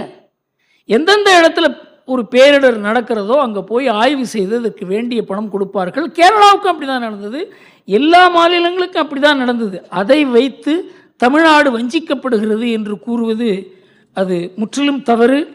அதை வந்து நம்ம பத்திரிகைகளும் அதை எடுத்து எழுதுவதில்லை. பெரிய எதிர்க்கட்சி இப்போ அண்ணாமலை ஒருத்தர் இருக்காரோ ஏதோ பேச்சு நடக்குது, இல்லைன்னா அது நடக்கிறதுக்கு வாய்ப்பே இல்லை. அமலாக்கத்துறை துஷ்பிரயோகம் செய்யப்படுகிறதா? அமலாக்கத்துறை இது வரைக்கும் 1 லட்சம் கோடி ரூபா தவறான பணத்தை பிடிச்சிருக்காங்க. அதுக்கு உச்ச நீதிமன்றம் பாதுகாப்பு கொடுத்துருக்கிறது. ஏன்னா அதை போய் பிடுங்கணும்னு பார்த்தாங்க. இதில் வங்கி மோசடியில் 41,000 கோடி ரூபா பணத்தை பிடிச்சிருக்காங்க. வங்கி மோசடி செய்ததில் அதில் மல்லையா, நிரவ் மோடி இவங்களெல்லாம் வந்து 22,000 கோடி ரூபா மோசடி செய்ததில் 19,000 கோடி ரூபா சொத்தை அவங்கள்ட்டேருந்து பிடிச்சிருக்காங்க அமலாக்கத்துறை. இதெல்லாம் யாராவது பேசுகிறாங்களா? அதை வங்கிகளுக்கு அதை விற்று 15,000 கோடி ரூபா திருப்ப கொடுத்துருக்காங்க இடி. லஞ்ச ஊழலை பொறுத்தவரையில் 5,400 கோடி ரூபா தான் இதுவரைக்கும் பணம் பிடிக்கப்பட்டிருக்கிறது. இதில் தான் பிரச்சனையே. இவ்வளவு பெரிய விஷயத்தை இடி பண்ணுறாங்க, அவங்க சொத்தெல்லாம் பிடிக்கிறாங்க. அதெல்லாம் ஒரு ஸ்டேட்மெண்ட்டு இடி நல்ல காரியம் பண்ணுறாங்கன்னு ஏதாவது ஒரு எதிர்க்கட்சி, ஏதாவது ஒரு பத்திரிக்கை, ஏதாவது ஒரு அறிவுஜீவி சொல்லி கேட்டிருக்கோமா? நம்ம இவ்வளோ நல்ல காரியம் பண்ணுறாங்களேன்னு. அவர்களை தொட்டால்தான் பிரச்சனை. கத்தையாக பணம் கிடைக்குது. ஒரு பார்த்தா சாட்டர்ஜின்னு ஒரு அமைச்சர்கிட்டேருந்து அவர் பேரில் ஒரு நடவடிக்கை எடுத்தால் இது பழிவாங்கல். இப்போ தமிழ்நாட்டில் 82 கோடி ரூபா கிடைச்சிருக்கு, ஜார்க்கண்டில் 340 கோடி ரூபா கிடைச்சிருக்கு. இதெல்லாம் இடி நடவடிக்கை எடுக்காத கிடைக்குமா? இதெல்லாம். ஆனால் இந்த நடவடிக்கை எடுக்கும்போது இது காழ்ப்புணர்ச்சி, இது பழிவாங்கல் என்று கூறி இது வந்து பாஜகவினுடைய எதிரிகளுக்கு மேலே இது பிரயோகம் செய்கிறார்கள் என்று சொல்கிறார்கள். பாஜக கர்நாடகா தவிர எந்த இடத்துல அது ஆட்சி செய்தாலும் அதன் பேரில் எந்த லஞ்ச குற்றச்சாட்டும் இல்லை. கர்நாடகாவில் மாத்திரம்தான் குற்றச்சாட்டு இருக்கே தவிர 27 ஆண்டுகளாக குஜராத் ஆட்சி செய்கிறது குற்றச்சாட்டு இல்லை. இந்த தரம் மத்திய பிரதேசில் பாஜக எப்படி ஜெயிச்சது என்பதை பல வல்லுநர்கள் எழுதினார்கள். அதற்கு காரணம் 18 ஆண்டுகளாக அவங்க ஆட்சி பண்ணுறாங்க, யாரும் அவர்களை பார்த்து நீ ஒரு தப்பு பண்ணேன்னு சொன்னது கிடையாது அப்படின்னு. நீங்கள் பாஜகவில் யாரையாவது பிடிச்சி இந்த எதிர்கட்சியில் அரெஸ்ட் பண்ணுறதுக்காக ஒரு ஆள் நீ வாய அவனை அரெஸ்ட் பண்ணுறேன்னு சொல்ல முடியும்? எதிர்க்கட்சியில் ஃப்ராடு இருக்குங்கிறதுல சந்தேகமே கிடையாது. அதனால தான் இந்த நடவடிக்கைகள் எடுக்கப்படுகின்றன. யூபியை எடுத்துங்க, பாஜக சர்க்கார் எப்படி நடக்கிறதுங்கிறது தெரிஞ்சிடும். யூபியில் தடி எடுத்தவன் தண்டல்காரன் இருந்தது, அங்கே ஆட்டிக்குன்னு ஒருத்தர் இருந்தார். அதனால் பேப்பரில் படிச்சிங்களே இல்லையான்னு தெரியல, துக்ளக்கில் எழுதியிருக்கோம் அதை பற்றி. 10,000 கோடி ரூபா அவர் ஒரு சாம்ராஜ்யமே நடத்தினார். 54 கம்பெனி. இந்திரா காந்தியினுடைய குடும்பத்தினுடைய சொத்தை அவர் பிடிங்கினார். காங்கிரஸ் ஒன்றுமே செய்ய முடியல. அந்த ஆர்டிக்கை என்கவுண்டரில் ஃபினிஷ் பண்ணான். யார் காரணம்னாக்க, ஒரு முஸ்லீம் பெண் அந்த ஆர்டிக்கை எடுத்து போராடினான்.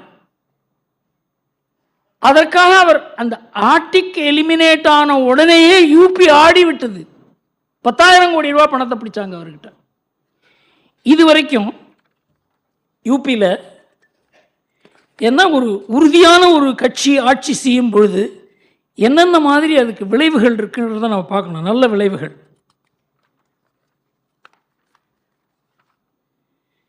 ஆறு ஆண்டுகளில் 10,000க்கு மேலான என்கவுண்டர்கள், 89 மாபியாக்கள் மடிந்தனர், 2,215 பேர் காயமுற்றனர், 14,000 கிரிமினல்களை கைது செய்தது யோகி அரசு. இவங்கெல்லாம் உலாத்தின் இருந்தான். இந்த ஜாதி அந்த ஜாதி இந்த மதம், அவனை தொட முடியாது, அவனை தொட்டா இந்த கான்ஸ்டியூன்சியில் ஜெயிக்க முடியாது. அதில் 2 போலீஸ்காரர்கள் இருந்தார்கள், 752 பேர் காயமுற்றார்கள். அரசாங்கம் விலை கொடுத்து தான் இதை செய்தாங்க. 6 மாதங்களில் 3,000 கோடி சொத்துக்களை புல்டோசர் வைத்து இடித்தார்கள். ஏன்னா அதெல்லாம் கட்டினதெல்லாம் புறம்போக்கு நிலத்தில். 2,000 கோடி ரூபா சொத்துக்களை கைப்பற்றியது யூபி போலீஸ். ஆர்டிக் என் நிலத்தை அபகரித்து என் குடும்பத்தை அழித்து விட்டார் என்று வாக்குமூலம் கொடுத்து 35 ஆண்டுகளாக அவர் எதிர்த்து போராடி வந்தார் ஒரு முஸ்லீம் பெண்மணி. அவர் பெயர் சூரஜ் கலி. அவருடைய சகோதரர் படுகொலை செய்யப்பட்டார், மகன் சுடப்பட்டார். உனக்கும் அதுதான் நடக்கும்னு சொன்னாங்க. யோகி கிட்ட போனா இதுதான் என் நிலைமை. Arctic finished. இதுதான் உறுதியான ஒரு அரசாங்கம் செய்யக்கூடிய செயல். லஞ்சங்கிறது அந்த ஊரில், அதாவது லஞ்சம் தாண்டவமாடிய ஒரு உத்தரப்பிரதேசத்தில் இன்னைக்கு லஞ்சம் இல்லை என்று கூறுகிறார்கள். இதெல்லாம் பெருமைப்பட வேண்டிய விஷயம். அலகாபாத் நகரே 40 ஆண்டுகள் அந்த ஆர்டிக்கை கண்டு நடுங்கியது. போலீஸ்காரங்களை அவரை கேட்டுன்னு தான் கமிஷனர் போட முடியும். இதெல்லாம் பேப்பரில் வந்த விஷயங்கள். இப்போ நம்ம நாட்டில் என்ன, எப்படியாவது ராகுலை ஒரு பிரதம மந்திரி வேட்பாளராக கொண்டு வரணும்னு முயற்சி பண்ணாங்க. அதுக்கு ஒரு பெரிய ஒரு நாடு பூரா ஒரு நடைப்பயணம் நடந்தது. அதற்கப்புறம் கர்நாடகாவில் ஜெயித்த உடனே அவரால் தான் ஜெயித்தாங்க அப்படின்னு சொல்லி இப்போ இந்த 3 தேர்தலில் படுதோல்வி அடைந்த உடனே அவரை எப்படி மறுபடியும் முன்னுக்கு கொண்டு வரதுங்கிறதுக்காக பெரிய முயற்சி நடக்கிறது தெரியும் நமக்கு. அதனால் இப்போ பஸ் யாத்திரை இதெல்லாம் பண்ணுறாங்க. இந்தி கூட்டணி அவரை ஏற்றுக்க தயாரில்லை. அதனால் மம்தா என்ன பண்ணாங்க, நீங்கள் அவங்க கட்சியிலேயே கர்கேயை போடு அப்படின்னு. கர்கே ஐயோ நான் இல்லை, ராகுல் இருக்கும்போது நான் எப்படி இருக்க முடியும் அப்படின்னு அவர் விலக. இப்போ கர்கே இப்போ நிதிஷ்குமாரை போடுன்னா அவர் எனக்கு வேண்டாம் அப்படின்னு சொல்லி கர்கே இப்படி எப்படி வருது பாருங்க. இந்த மீட்டிங்கில் யார் யார் அந்த சேர வேண்டுமோ அவங்க யாருமே சேரலை. இந்த மாதிரி ஒரு கூட்டணி அமைகிறது. அந்த கூட்டணியினுடைய நோக்கமே எப்படியாவது மோடியை வீழ்த்த வேண்டும் என்பது தான். அது நடக்க போகிறதில்லை. ஆனால் எதுக்காக சொல்கிறேன்னா, விஷத்தை பரப்புகிறார்கள், தவறான கருத்துக்களை நம் நாட்டில் பரப்புகிறார்கள். இந்த கருத்து வெளிநாட்டுக்கு போகிறது. இவங்க என்ன சொல்கிறாங்களோ அதை வெளிநாட்டில் மோடி எதிரிகள், இந்த உலகம் பூரா இந்த பாரத நாடு எழுச்சி பெற்று வரக்கூடாதுங்கிறதுக்காக ஏராளமான சக்திகள் வேலை செய்கின்றன. அவருக்கு ராகுல் காந்தி என்னென்ன மாதிரி ஒத்தாசை பண்ணுறாரு பாருங்கள். இவர் வெளிநாட்டுக்கு எப்போ போகிறாருன்னே தெரியாது. 2014லேருந்து 2019 வரைக்கும் 5 ஆண்டுகளில் 247 முறை அவர் வெளிநாட்டுக்கு போயிருக்கார். அவர் இப்போ கூட அவர் வெளிநாட்டுக்கு போவது அவர் கட்சிக்கே தெரியாது, அவர் வீட்டுக்கு தெரியாது. இப்போ யாரோ சொன்னாங்க இந்த யாத்திரை பீரியடில் அப்பா நல்ல வேளை நம்ம நாட்டில் இருப்பார். அவர் வெளிநாட்டில் என்ன பேசுகிறார் பாருங்க. கேம்பிரிட்ஜ் பல்கலைக்கழகத்தில் இந்திய ஜனநாயகம் நெருக்கடியில் இருக்கிறது, தாக்கப்படுகிறது. நாடாளுமன்றம், பத்திரிகை சுதந்திரம், நீதித்துறைகள் கட்டுப்படுத்தப்படுகின்றன. எங்கள் அரசியலமைப்பின் அடிப்படை கட்டமைப்புகள் தகர்க்கப்படுகின்றன. இந்தியாவில் ஜனநாயகம் காப்பாற்றப்பட வேண்டும், இல்லை என்றால் உலகத்தில் ஜனநாயகமே இருக்காது. இந்த மாதிரி வெளிநாட்டில் நம் நாட்டினுடைய ஜனநாயகத்தை பற்றியும் நம் நாடாளுமன்றத்தை பற்றியும் நாடாளுமன்றத்தில் விவாதங்கள் நடக்கலைங்கிறதையும் இந்த மாதிரி நம் நாட்டிலேருந்து யாரோ ஒரு விஷயம் தெரியாத ஒரு ஆள் பண்ணால் இந்த நாட்டினுடைய ஒரு முக்கியமான கட்சியினுடைய தலைவர் இதை போய் பேசுகிறார். அந்த கட்சி அதை எதிர்த்து சொல்ல முடியல, எல்லாரும் திணறுகிறார்கள், இப்படி பேசாதேன்னு மூத்த தலைவர்கள் வாய் மூடிக்கொண்டிருக்கிறார்கள். எந்த அளவுக்கு நம் நாட்டினுடைய ஜனநாயகம் ஒரு வக்கரமான ஒரு திசையில் போய்கொண்டிருக்கிறது என்பதை நம்மளால் புரிஞ்சு கொள்ள முடியும். இந்த ராகுல் காந்திங்கிறவரை எப்படியாவது நம்ம நாட்டில் அரசியலில் மோடிக்கு எதிராக கொண்டு வந்து விட வேண்டும், அவரை எதிர்க்கட்சி தலைவராக்க வேண்டும் என்ற முயற்சியில் காங்கிரஸ் தன்னையும் அழித்து கொண்டிருக்கிறது, எதிர்க்கட்சிகளையும் அழித்து கொண்டிருக்கிறது. அப்புறம் மோடி பேரில் எல்லா அபாண்டம், ரஃபேல், அதானி, டெலிஃபோன் ஒத்து கேட்பு, எல்லா பேப்பர்லாம் மோடி தான் இதுக்கு பொறுப்புன்னே சொன்னாங்க. 3லேயும் உச்ச நீதிமன்ற தீர்ப்பு. யாரோ ஒரு சிபிஐயை வச்சு என்கொயரி பண்ணி அவர் சரி அப்படின்னு சொல்ல. 3லேயும், அதுவும் இந்த இது இருக்கு பெகசஸில், பெகசஸ் சம்பந்தமான வழக்கில் யார் யார் உங்கள் ஃபோன்லாம் ஒட்டு கேட்குறான்னு நீங்கள் சந்தேகப்படுறீங்களோ அந்த ஃபோன்லாம் கோர்ட்டில் கொண்டு கொடுங்கன்னு சொன்னாங்க. என் ஃபோனை ஒட்டு கேட்டிருக்காங்கன்னு சொன்ன ராகுல் அவருடைய ஃபோனை கொடுக்கல. 29 பேர் அவங்க ஃபோனை கொண்டு கொடுக்குறாங்க. அதை பூரா எக்ஸாமின் பண்ணிவிட்டு சுப்ரீம் கோர்ட் கூறுகிறது யாருடைய ஃபோனும் ஒட்டு கேட்கப்படவில்லை. 6 மாதம் நம்ம நாட்டில் இதுதான் பேச்சு. மோடி ஒட்டு கேட்டுட்டார், மோடி ஒட்டு கேட்டுட்டார், மோடி ஒட்டு கேட்டுட்டார். ரஃபேல் பற்றி 4 மாதம் 2019 எலெக்ஷனுக்கு முன்னால் மோடி வருவாரா? அந்த அளவுக்கு ரஃபேலில் மோடி லஞ்சம் வாங்கி விட்டார். அடுத்தது அதானி, அதானியும் மோடியும் சேர்த்து முடானி அப்படின்னு கூட ஒரு கேவலமான அரசியல் பண்ணினார் ராகுல் காந்தி. உச்சநீதிமன்றம் இதில் உப்புச்சப்பு இல்லாத விஷயம் என்று கூறினார்கள். இதெல்லாம் நம்ம கண்ணெதிர நடந்த விஷயங்கள். இப்போ அதானி 47,000 கோடி ரூபாய் இங்கே முதலீடு பண்ண போகிறாரு. அதான் நம்ம சத்யா கார்ட்டூன் கூட போயிருக்காரு. அவர் போய் ராகுல் காந்திக்கு ஃபோன் பண்ணி சொல்லுமே, இனிமேல் அதானி எல்லாம் பற்றி ஒன்றும் பேசாதீங்க, நீங்கள் எனக்கு அதானி பணம் கொடுத்துட்டாருன்னு யாராவது சொல்லுவாங்க நாளைக்குன்னு. 3 பிரம்மாண்டமான சாதனைகள் மோடி செய்திருக்கிறார். அதற்கு இந்த நாடு கடமைப்பட்டிருக்கிறது. ஒன்று, பிரிவு 370. இது மாற்றவே முடியாது. இது போன கதை. இது ஏதோ நம்மோட ஒட்டின்னு இருக்கு. காஷ்மீர் அதோட இருக்கட்டும். அவங்களுக்கு எவ்வளவோ பணம் கொடுத்து அந்த எந்த அளவுக்கு அவங்க மோசமான அரசியல் செய்தாலும் ஊழல் செய்தாலும் அவங்களோட ஒத்து போக வேண்டியது தான். பாகிஸ்தானோட பேசுவோம், ஏதாவது ஒரு வழி கண்டுபிடிப்போம். இந்த மாதிரி திண்டாடி கொண்டிருந்த ஒரு நாட்டில் காஷ்மீர் எங்களுடையது. 370 போகும். அந்த 370 போவதற்கு முன்னால் நான் எனக்கு அங்கே உள்ளே நடந்த சில டிஸ்கஷன்லாம் தெரியும். 3000 பேர் ஷாவார்கள், 50,000 பேர் இருக்காங்க அங்கே வெளியிலேருந்து சுற்றுலாவுக்கு போனவங்க. அவங்களெல்லாம் 4 நாளில் வெளில கொண்டு வந்தாங்க கவர்மெண்ட்டில். ஏனென்றால் இதெல்லாம் ரொம்ப நாளைக்கு 15 நாள் 20 நாள் பிளான் பண்ணி நடக்கிற விஷயம் இல்லை. 4 நாளில் 50,000 பேர் சுற்றுலா. அங்கே சினிமா ஆக்டர்லாம் போயிருக்காங்க, கிரிக்கெட் வீரர்கள் போயிருக்காங்க. அவங்கெல்லாம் ஐடென்டிஃபை பண்ணி மூட்டை கட்டி வெளியில் கொண்டு வந்துட்டு 370 நீக்கிறாங்க. சாதாரணமான விஷயம் இல்லை. உலகத்தில் யாரும் இது நடக்கும்னு நினைக்கல. இது ஏதோ பேனாவில் கையெழுத்து போட்டு நடக்கிற விஷயம் இல்லை. அங்கே போய் டோவல் போய் நின்று என்ன வேணால் நடக்கட்டும் அப்படின்னு சொல்லி ஒரு பாதுகாப்பு ஆலோசகர் அங்கே போகிறார். இந்த நாட்டுக்காக உயிரை கொடுக்கக்கூடிய அதிகாரிகள் இருக்காங்க, அவர்களை நாம் நியமிச்சிருக்காங்க இந்த மோடி. அவருக்கு ஒன்றும் விருப்பு இல்லை. இவர் நம்ம சம்பந்திக்கு தெரிஞ்சவரா, பக்கத்து வீட்டுக்காரர் தெரிஞ்சவரா, நம்ம ஜாதி ஆளா, இதெல்லாம் இல்லை. அதனால தான் இந்த மாதிரி ஒரு அதிகாரிகள் குழாமை தயார் பண்ண முடியுது. உலகமே வியக்கும் அளவுக்கு. அதாவது இந்த முஸ்லீம் நாடுகள்லாம் இதை சப்போர்ட் பண்ணாங்க. இதெல்லாம் நடக்கிற காரியமா?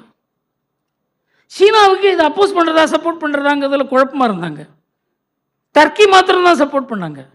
பாகிஸ்தானை பற்றி கேட்க வேண்டிய அவசியமே இல்லை. இன்றைக்கு பாகிஸ்தானுடைய நிலைமை என்ன?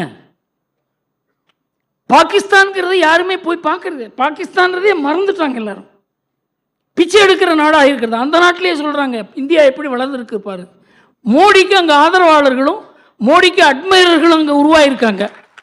எந்த நாட்டில்? 97% முஸ்லீம்கள் இருக்க நாட்டில் மோடிக்கு நல்ல பேர். இந்த மாதிரி நம்ம நாட்டில் ஒரு பிரைம் மினிஸ்டர் வரமாட்டாரா? அப்படி இப்படியே பேசுகிறாங்க, டெலிவிஷனில் பேசுகிறாங்க. அடுத்தது ராமர் கோவில். எவ்வளோ நாளாக இந்த பிரச்சனை இருக்குது தெரியும். இது ஒரு சிம்பிள் எக்ஸாம்பிள் சொல்கிறேன், எத்தனை பேருக்கு தெரியும் தெரியல.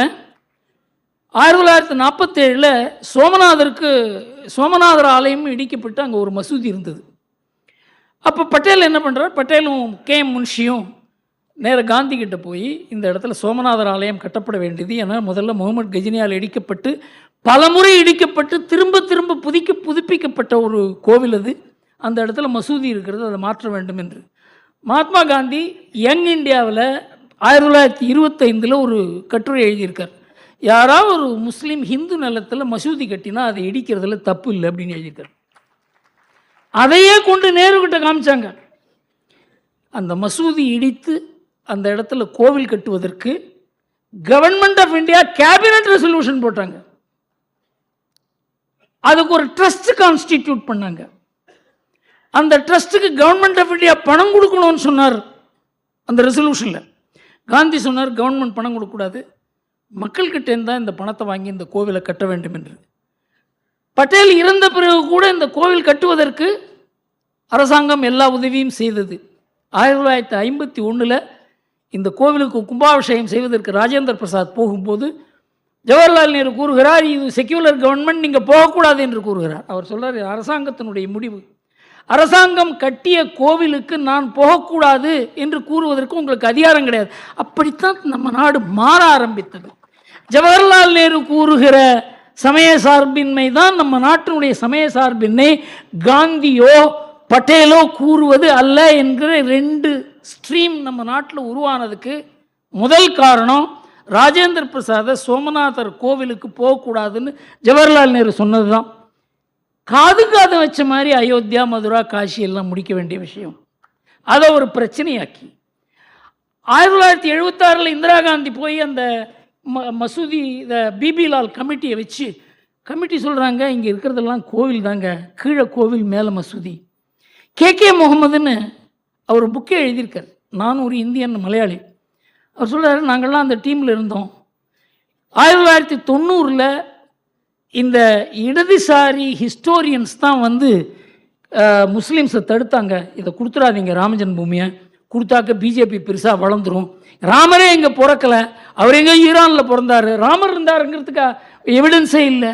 இந்த மாதிரிலாம் சாதாரணமான மக்களுக்கு ஒரு மனசில் ஒரு வெறுப்பை ஊட்டி, ஆக்சுவலாக இதெல்லாம் பண்ணலை அப்படின்னாக்க பிஜேபியும் வளர்ந்துருக்காது, ராமஜன்மபூமியும் விஸ்வரூபம் எடுத்திருக்காது, ராமர் இல்லை என்றால் இந்த நாட்டுக்கு இந்த பெரிய ஒரு எழுச்சியே ஏற்பட்டிருக்காது. ஏன்னா அந்த மூமெண்ட்லாம் நாங்கள் இருந்தோம், அந்த சமயத்தில் அனுபவித்தோம். ராமருடைய பவர் என்னங்கிறத நான் சொந்த முறையில் அனுபவிச்சிருக்கேன்.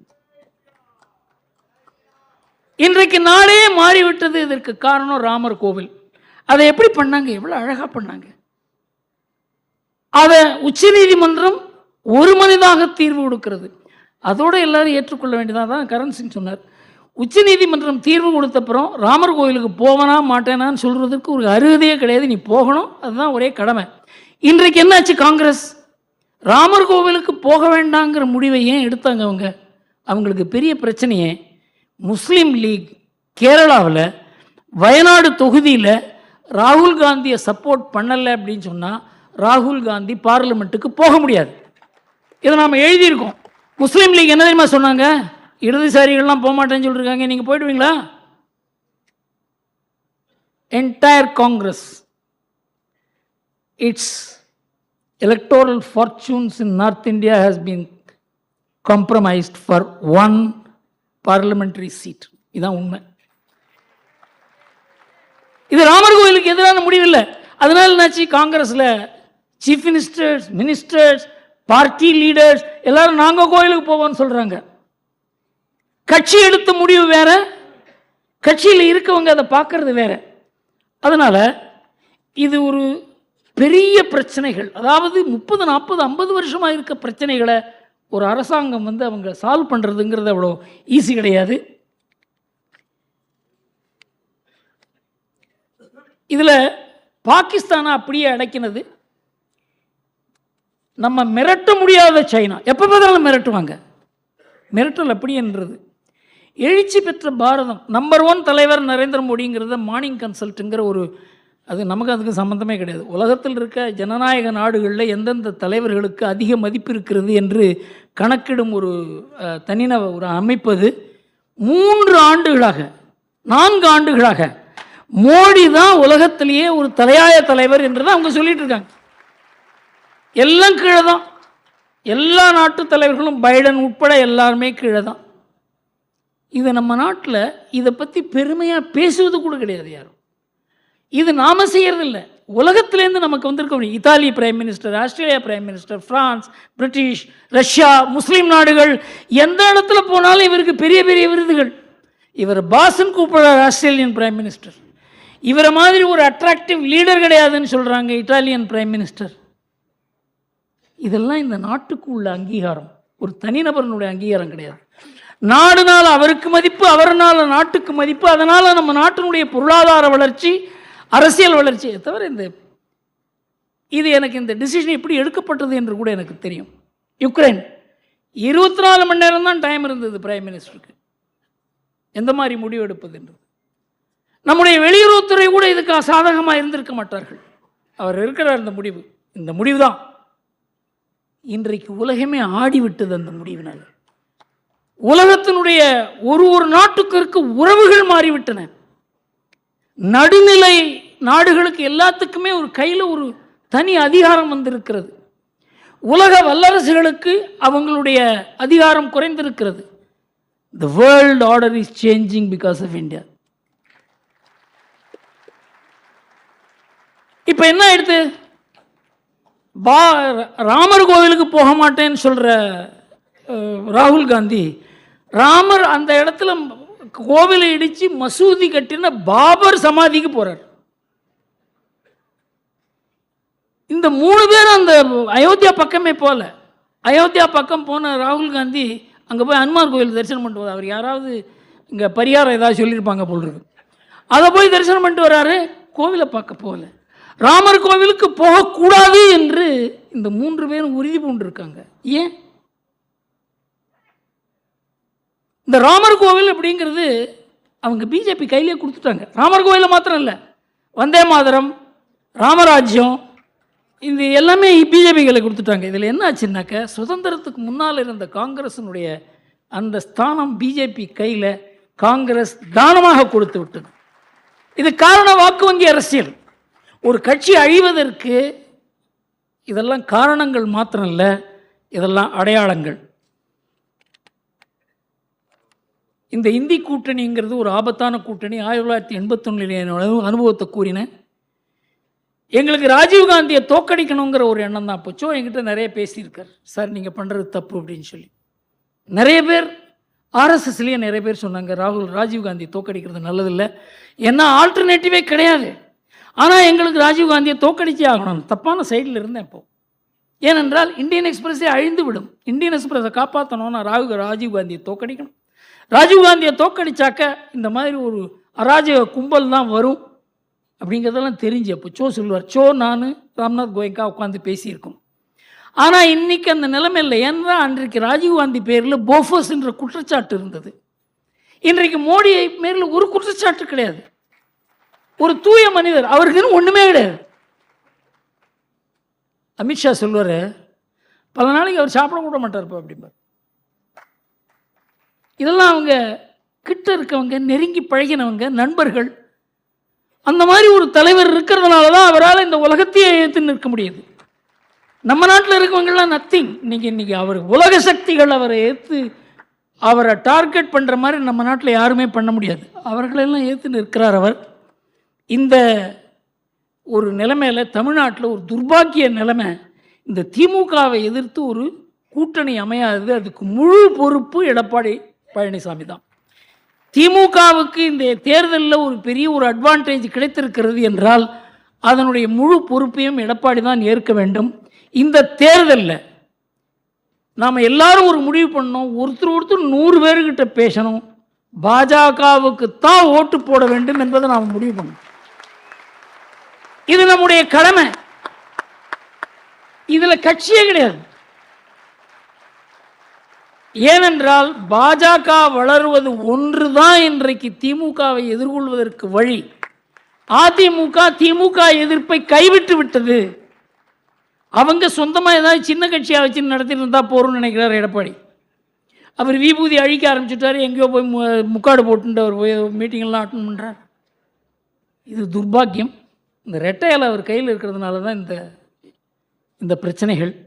இதுக்கு மாற்று இல்லை. திமுக ஒழிக்கப்பட வேண்டும் என்பதில் நமக்கு ரெண்டு கருத்து கிடையாது. ஆனால்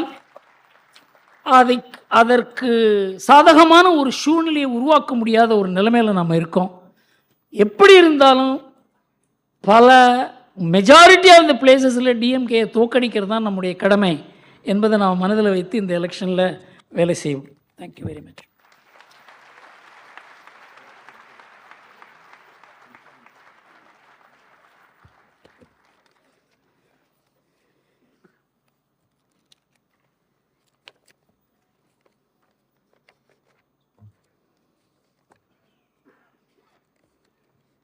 நார்மல் இன்ட்ரொடக்ஷன். ஒரு நிமிஷம் சார், உங்களை இன்ட்ரடியூஸ் பண்ணிடுறேன் நான். இங்கே பார்த்த காணும்.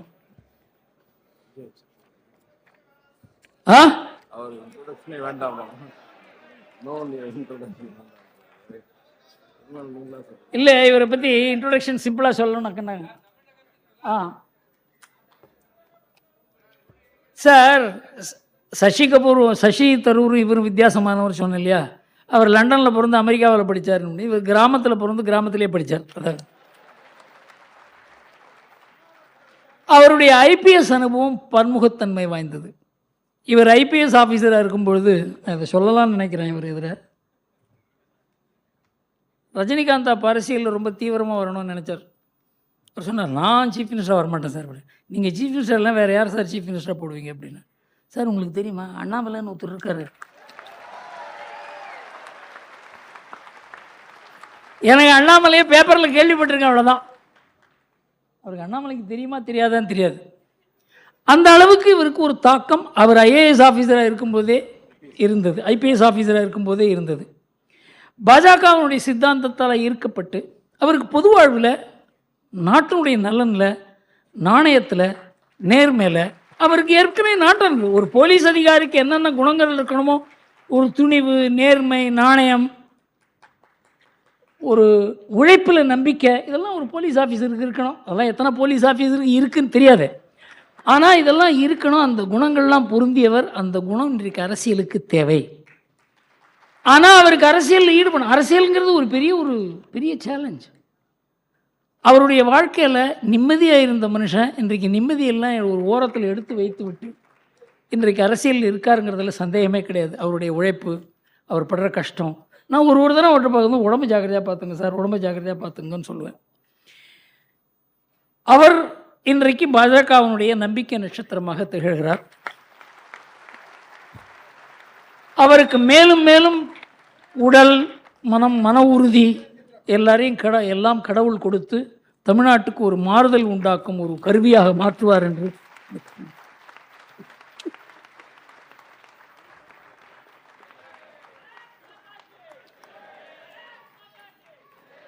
தமிழக பாஜக தலைவர் திரு அண்ணாமலை அவர்களுக்கு துக்ளக் டிஜிட்டல் சார்பாக ஸ்ரீதர் காமக்கோடி அவர்கள் நினைவு பரிசு வழங்குகிறார்.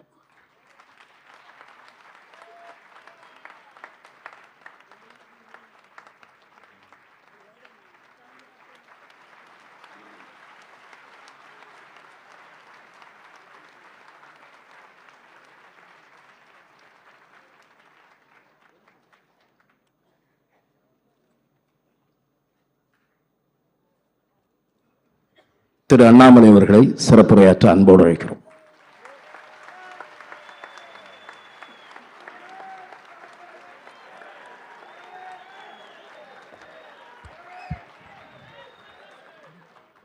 அன்பார்ந்த பெரியவர்களே, தாய்மார்களே, எனக்கு தெரியும் இது ஒரு மதிப்பு மிகுந்த ஒரு மேடை, ஜாம்பவான்கள் நடந்திருக்கக்கூடிய மேடை, இந்தியாவுடைய அரசியலை 54 ஆண்டுகளாக தீர்மானித்த ஒரு மேடை, எப்பொழுதும் கூட உண்மையின் பக்கம் நின்ற ஒரு மேடை. பெரிய பெரிய மேடைகள் இந்தியாவில் குறிப்பிட்டு சொல்லக்கூடிய மனிதர்கள் எல்லோரும் இந்த விழாவிற்கு வந்து ஜனவரி மாதம் 14ஆம் தேதி பேசியிருக்கின்றார்கள். இத்தனை ஆண்டு காலமாக ஒரு துக்ளக் புத்தகத்தை ஒரு கடையிலே வாங்கி படித்த மனிதன் நான்.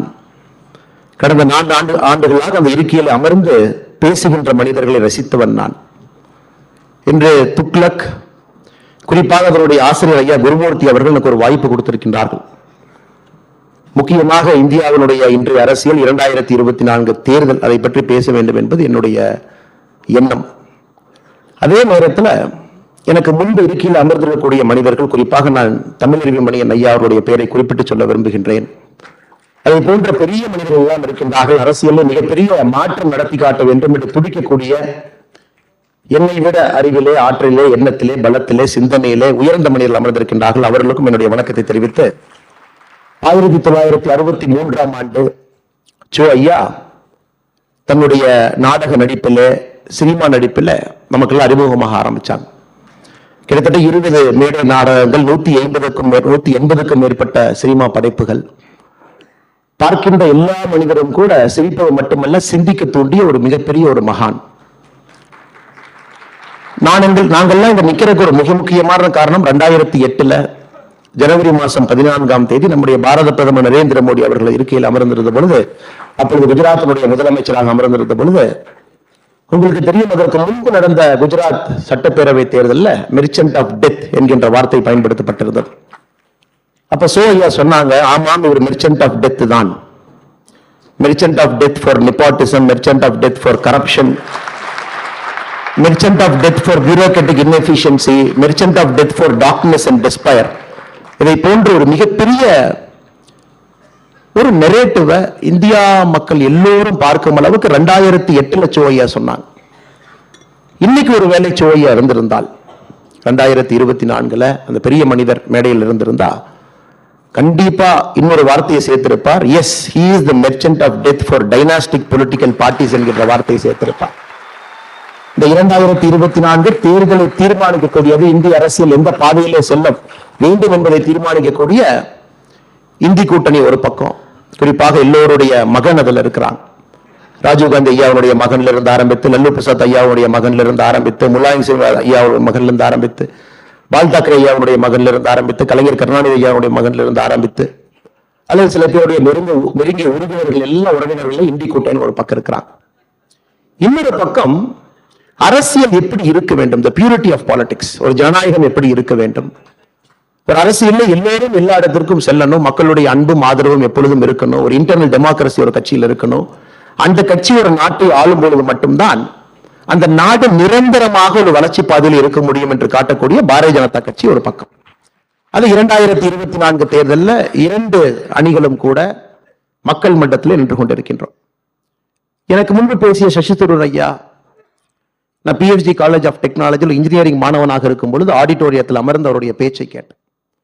அப்ப அவருடைய பேச்சு ரொம்ப கவர்ந்தது. ஒரு கேள்வி கேட்பதற்கு ஒரு வாய்ப்பு, மைக் எடுத்து கேள்வி கேட்ட சசி தரூர் ஐயாட்ட. கண்டிப்பா நீங்க மறந்துருப்பாருங்க, அப்ப எனக்கு ஒரு 19-20 வயசு இருந்திருக்கும். நிறைய பேர் இருந்தாங்க, 5000-6000 பேர் இருந்தாங்க. தரூர் ஐயாட்ட கேட்ட, ஐயா உங்களுக்கு பிடித்த புத்தகம் எதுன்னு. அவர் ரொம்ப ஸ்மார்ட், கிரேட் டிபேட்டர், அவ்வளவு ஈஸியா அவரை மடக்க முடியாது. என்ன சொன்னாரு, எனக்கு பிடித்த புத்தகம் வந்து டிக்ஷனரி அப்படின்னார். ஆனால் இன்னைக்கு ஐயா இருந்திருந்தால் இதை குறிப்பிட்டு சொல்ல வேண்டும் என்று நினைத்திருந்தேன். இன்னைக்கு அவங்க கிளம்பிட்டாங்க.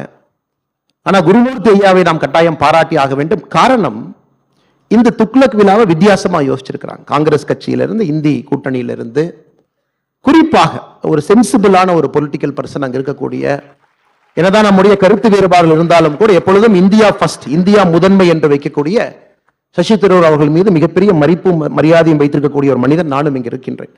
அவர் ஒரு பக்கம் அழைத்து, இன்னொரு பக்கம் பாரதிய ஜனதா கட்சியிலிருந்து என்னையும் அழைத்து, இருவருக்கும் நேரத்தை கொடுத்து பேச வேண்டும் என்று ஒரு சம வாய்ப்பு உருவாக்கினார். காலத்தினுடைய கட்டாயம். இன்னைக்கு தி வர்ஸ்ட் வின்டர் ஸ்கெடியூல் இன் டெல்லி இன்னைக்கும் நடந்துச்சுங்க. 95% விமான டிஸ்ட்ரப்ஷன், 180க்கும் மேற்பட்ட விமானங்கள் கேன்சல். இதுவரை டெல்லி பார்க்காத ஒரு டிஸ்ட்ரப்ஷன் இன்னைக்கு நீங்க ட்விட்டர்ல பாத்தீங்கன்னா இண்டிகோ வந்து குளோபல் ட்ரெண்டிங்ல இருக்கு. இன்னைக்கு ஒரு தனியார் விமானத்தினுடைய பேர், கரெக்டா அது இன்னைக்குன்னு பார்த்து நடக்க வேண்டி இருந்துச்சு. அதே நேரத்தில் நம்முடைய பாரத பிரதமர் நரேந்திர மோடி ஐயா, முருகன்ஜி அவங்க வீட்டில் அவராக வந்து பொங்கல் பானையில பொங்கல் வைத்து நீங்க பார்த்திருப்பீங்க. அந்த அற்புதமான காட்சியம் இன்று காலை டெல்லியில் நடந்துச்சு. அதனால் தாமதமாக வந்ததற்கு என்னுடைய மன்னிப்பை கோரிக்கொண்டு, என்னையும் மீறி இது நடந்து விட்டது என்று சொல்லி ஐயா குருமூர்த்தி அவர்கள் மிக முக்கியமான காலகட்டத்தில் துக்ளக்க கையில் எடுத்திருக்காங்க. சோ ஐயாவுடைய காலத்துல குட் கவர்னன்ஸ்னா என்னன்னு மைக்ரோஸ்கோப் போட்டு தொலைட்டு இருந்தார் சோ ஐயா. இந்தியாவில் எங்கேயாச்சும் குட் கவர்னன்ஸ் கிடைக்குமா, அதை நாம் படம் பிடித்து காட்ட முடியுமா, நல்ல அரசியல் இருக்கான்னு ரொம்ப கஷ்டப்பட்டு சோ அவர்கள் தேடினாங்க. ஐயாவுடைய கடைசி காலகட்டத்தில் ஒரு நரேந்திர மோடி அவர்கள் சோ ஐயா கிடைச்சாங்க. அது ஒரு பேரோமீட்டரா பெஞ்ச் மார்க்கா வைத்து இந்திய அரசியலை சோ ஐயா ஆராய முடிந்தது. அப்ப இருந்த நம்முடைய சேலஞ்சஸ் வேறுங்க, குறிப்பா இந்தியாவுக்குள்ளேயே சேலஞ்சஸ் அதிகமா இருந்துச்சு. இன்னைக்கு குருமூர்த்தி ஐயாவுடைய காலம் துக்ளக்குடைய ஆசிரியர் கையில் எடுக்கும் பொழுது கம்ப்ளீட்லி டிஃப்ரெண்ட் சேலஞ்ச். ஒரு குளோபல் அவுட்லுக் இருக்கக்கூடிய நாடு, மெயின் எனிமீஸ் நமக்கு வெளியே இருக்காங்க, உள்நாட்டிலே வேறு விதமான நரேட்டிவ், அதெல்லாம் தாண்டி குட் கவர்னன்ஸை நம்முடைய இந்திய நாட்டிலே நடத்தி காட்ட முடியும் என்கின்ற காலத்துல அவங்க ஆசிரியராக இருக்கிறாங்க. அதனால் இரண்டும் வேறு வேறு திருவங்களாக இருந்து இன்னைக்கு ஐயா அவர்கள் துக்ளக் அதே ஒரு சீரிய ஒரு பாதையில் எடுத்துட்டு போறாங்க. அவர்களுக்கும் இந்த நேரத்தில் என்னுடைய வாழ்த்துக்களை எல்லாம் தெரிவித்து தொடர்ந்து துக்ளக் நம்மை ஊக்கப்படுத்தட்டும், நல்ல விஷயங்களை கொண்டு வரட்டும். நியூஸ் பேப்பர் எல்லாம் பீரியாடிக்கல்ஸ் எல்லாம் வணிகமயமாகும் பொழுது துக்ளக் மட்டும் துணிவாக நிற்கிறது, வணிகம் எனக்கு தேவையில்லை என்று.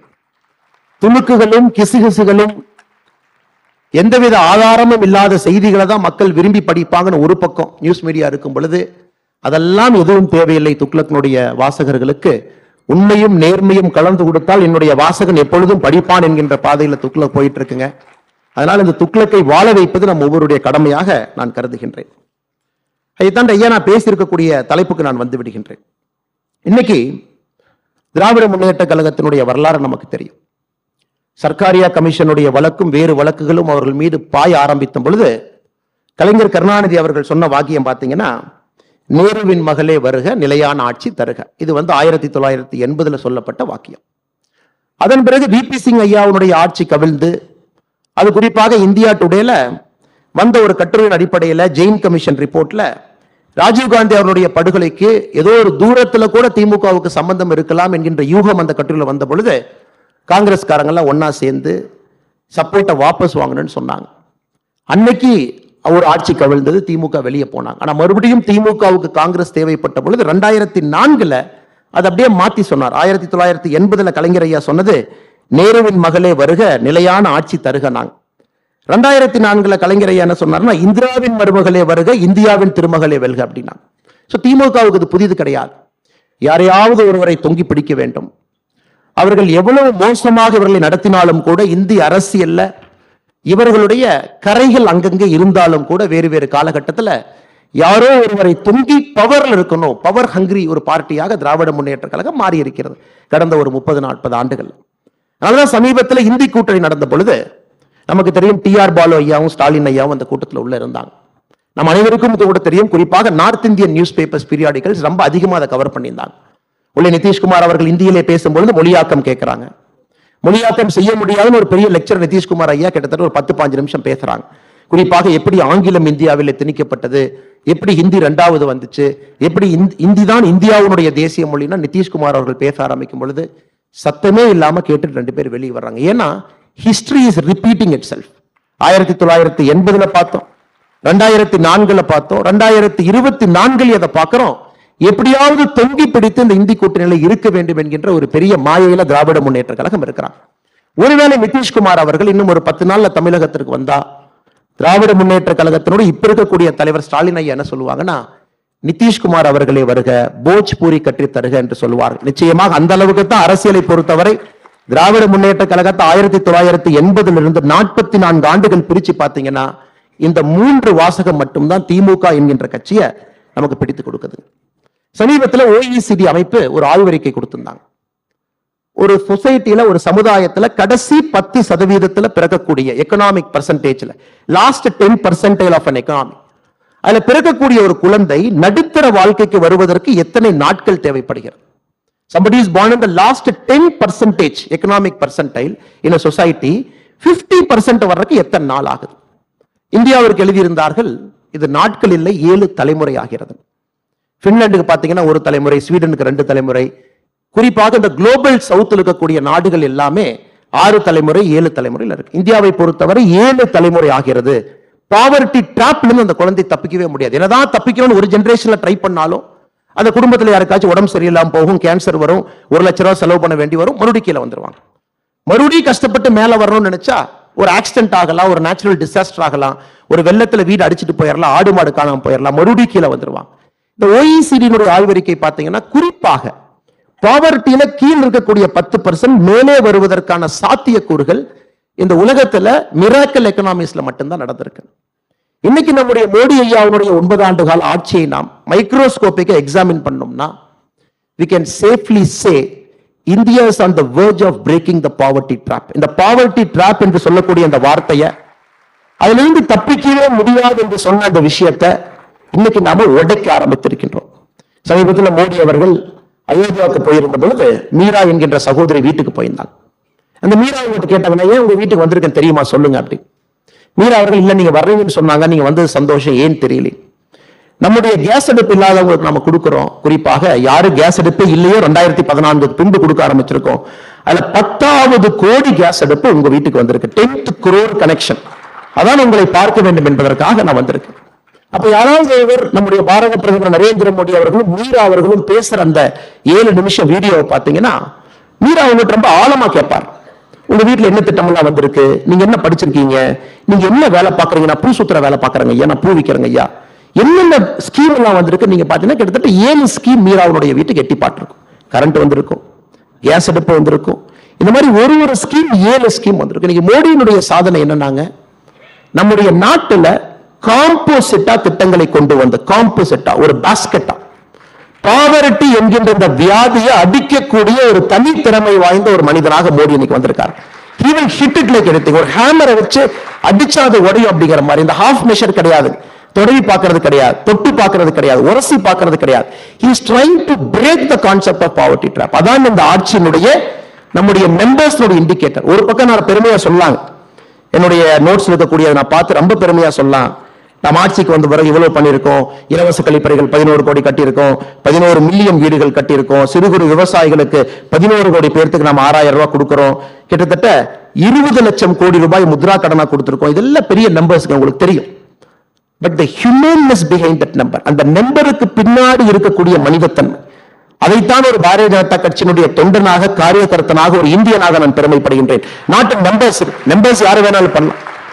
அந்த நம்பர்ஸுக்கு பின்னாடி இருக்கக்கூடிய ஹியூமனிட்டி, ஹியூமன்னஸ், ஒரு பாவர்ட்டியை நம்முடைய சமகாலத்திலே அடித்து ஒழிக்க முடியும் என்பதை காட்டியிருக்காங்க. எனக்கு வந்து சசிதரூரையா பேசினாங்க.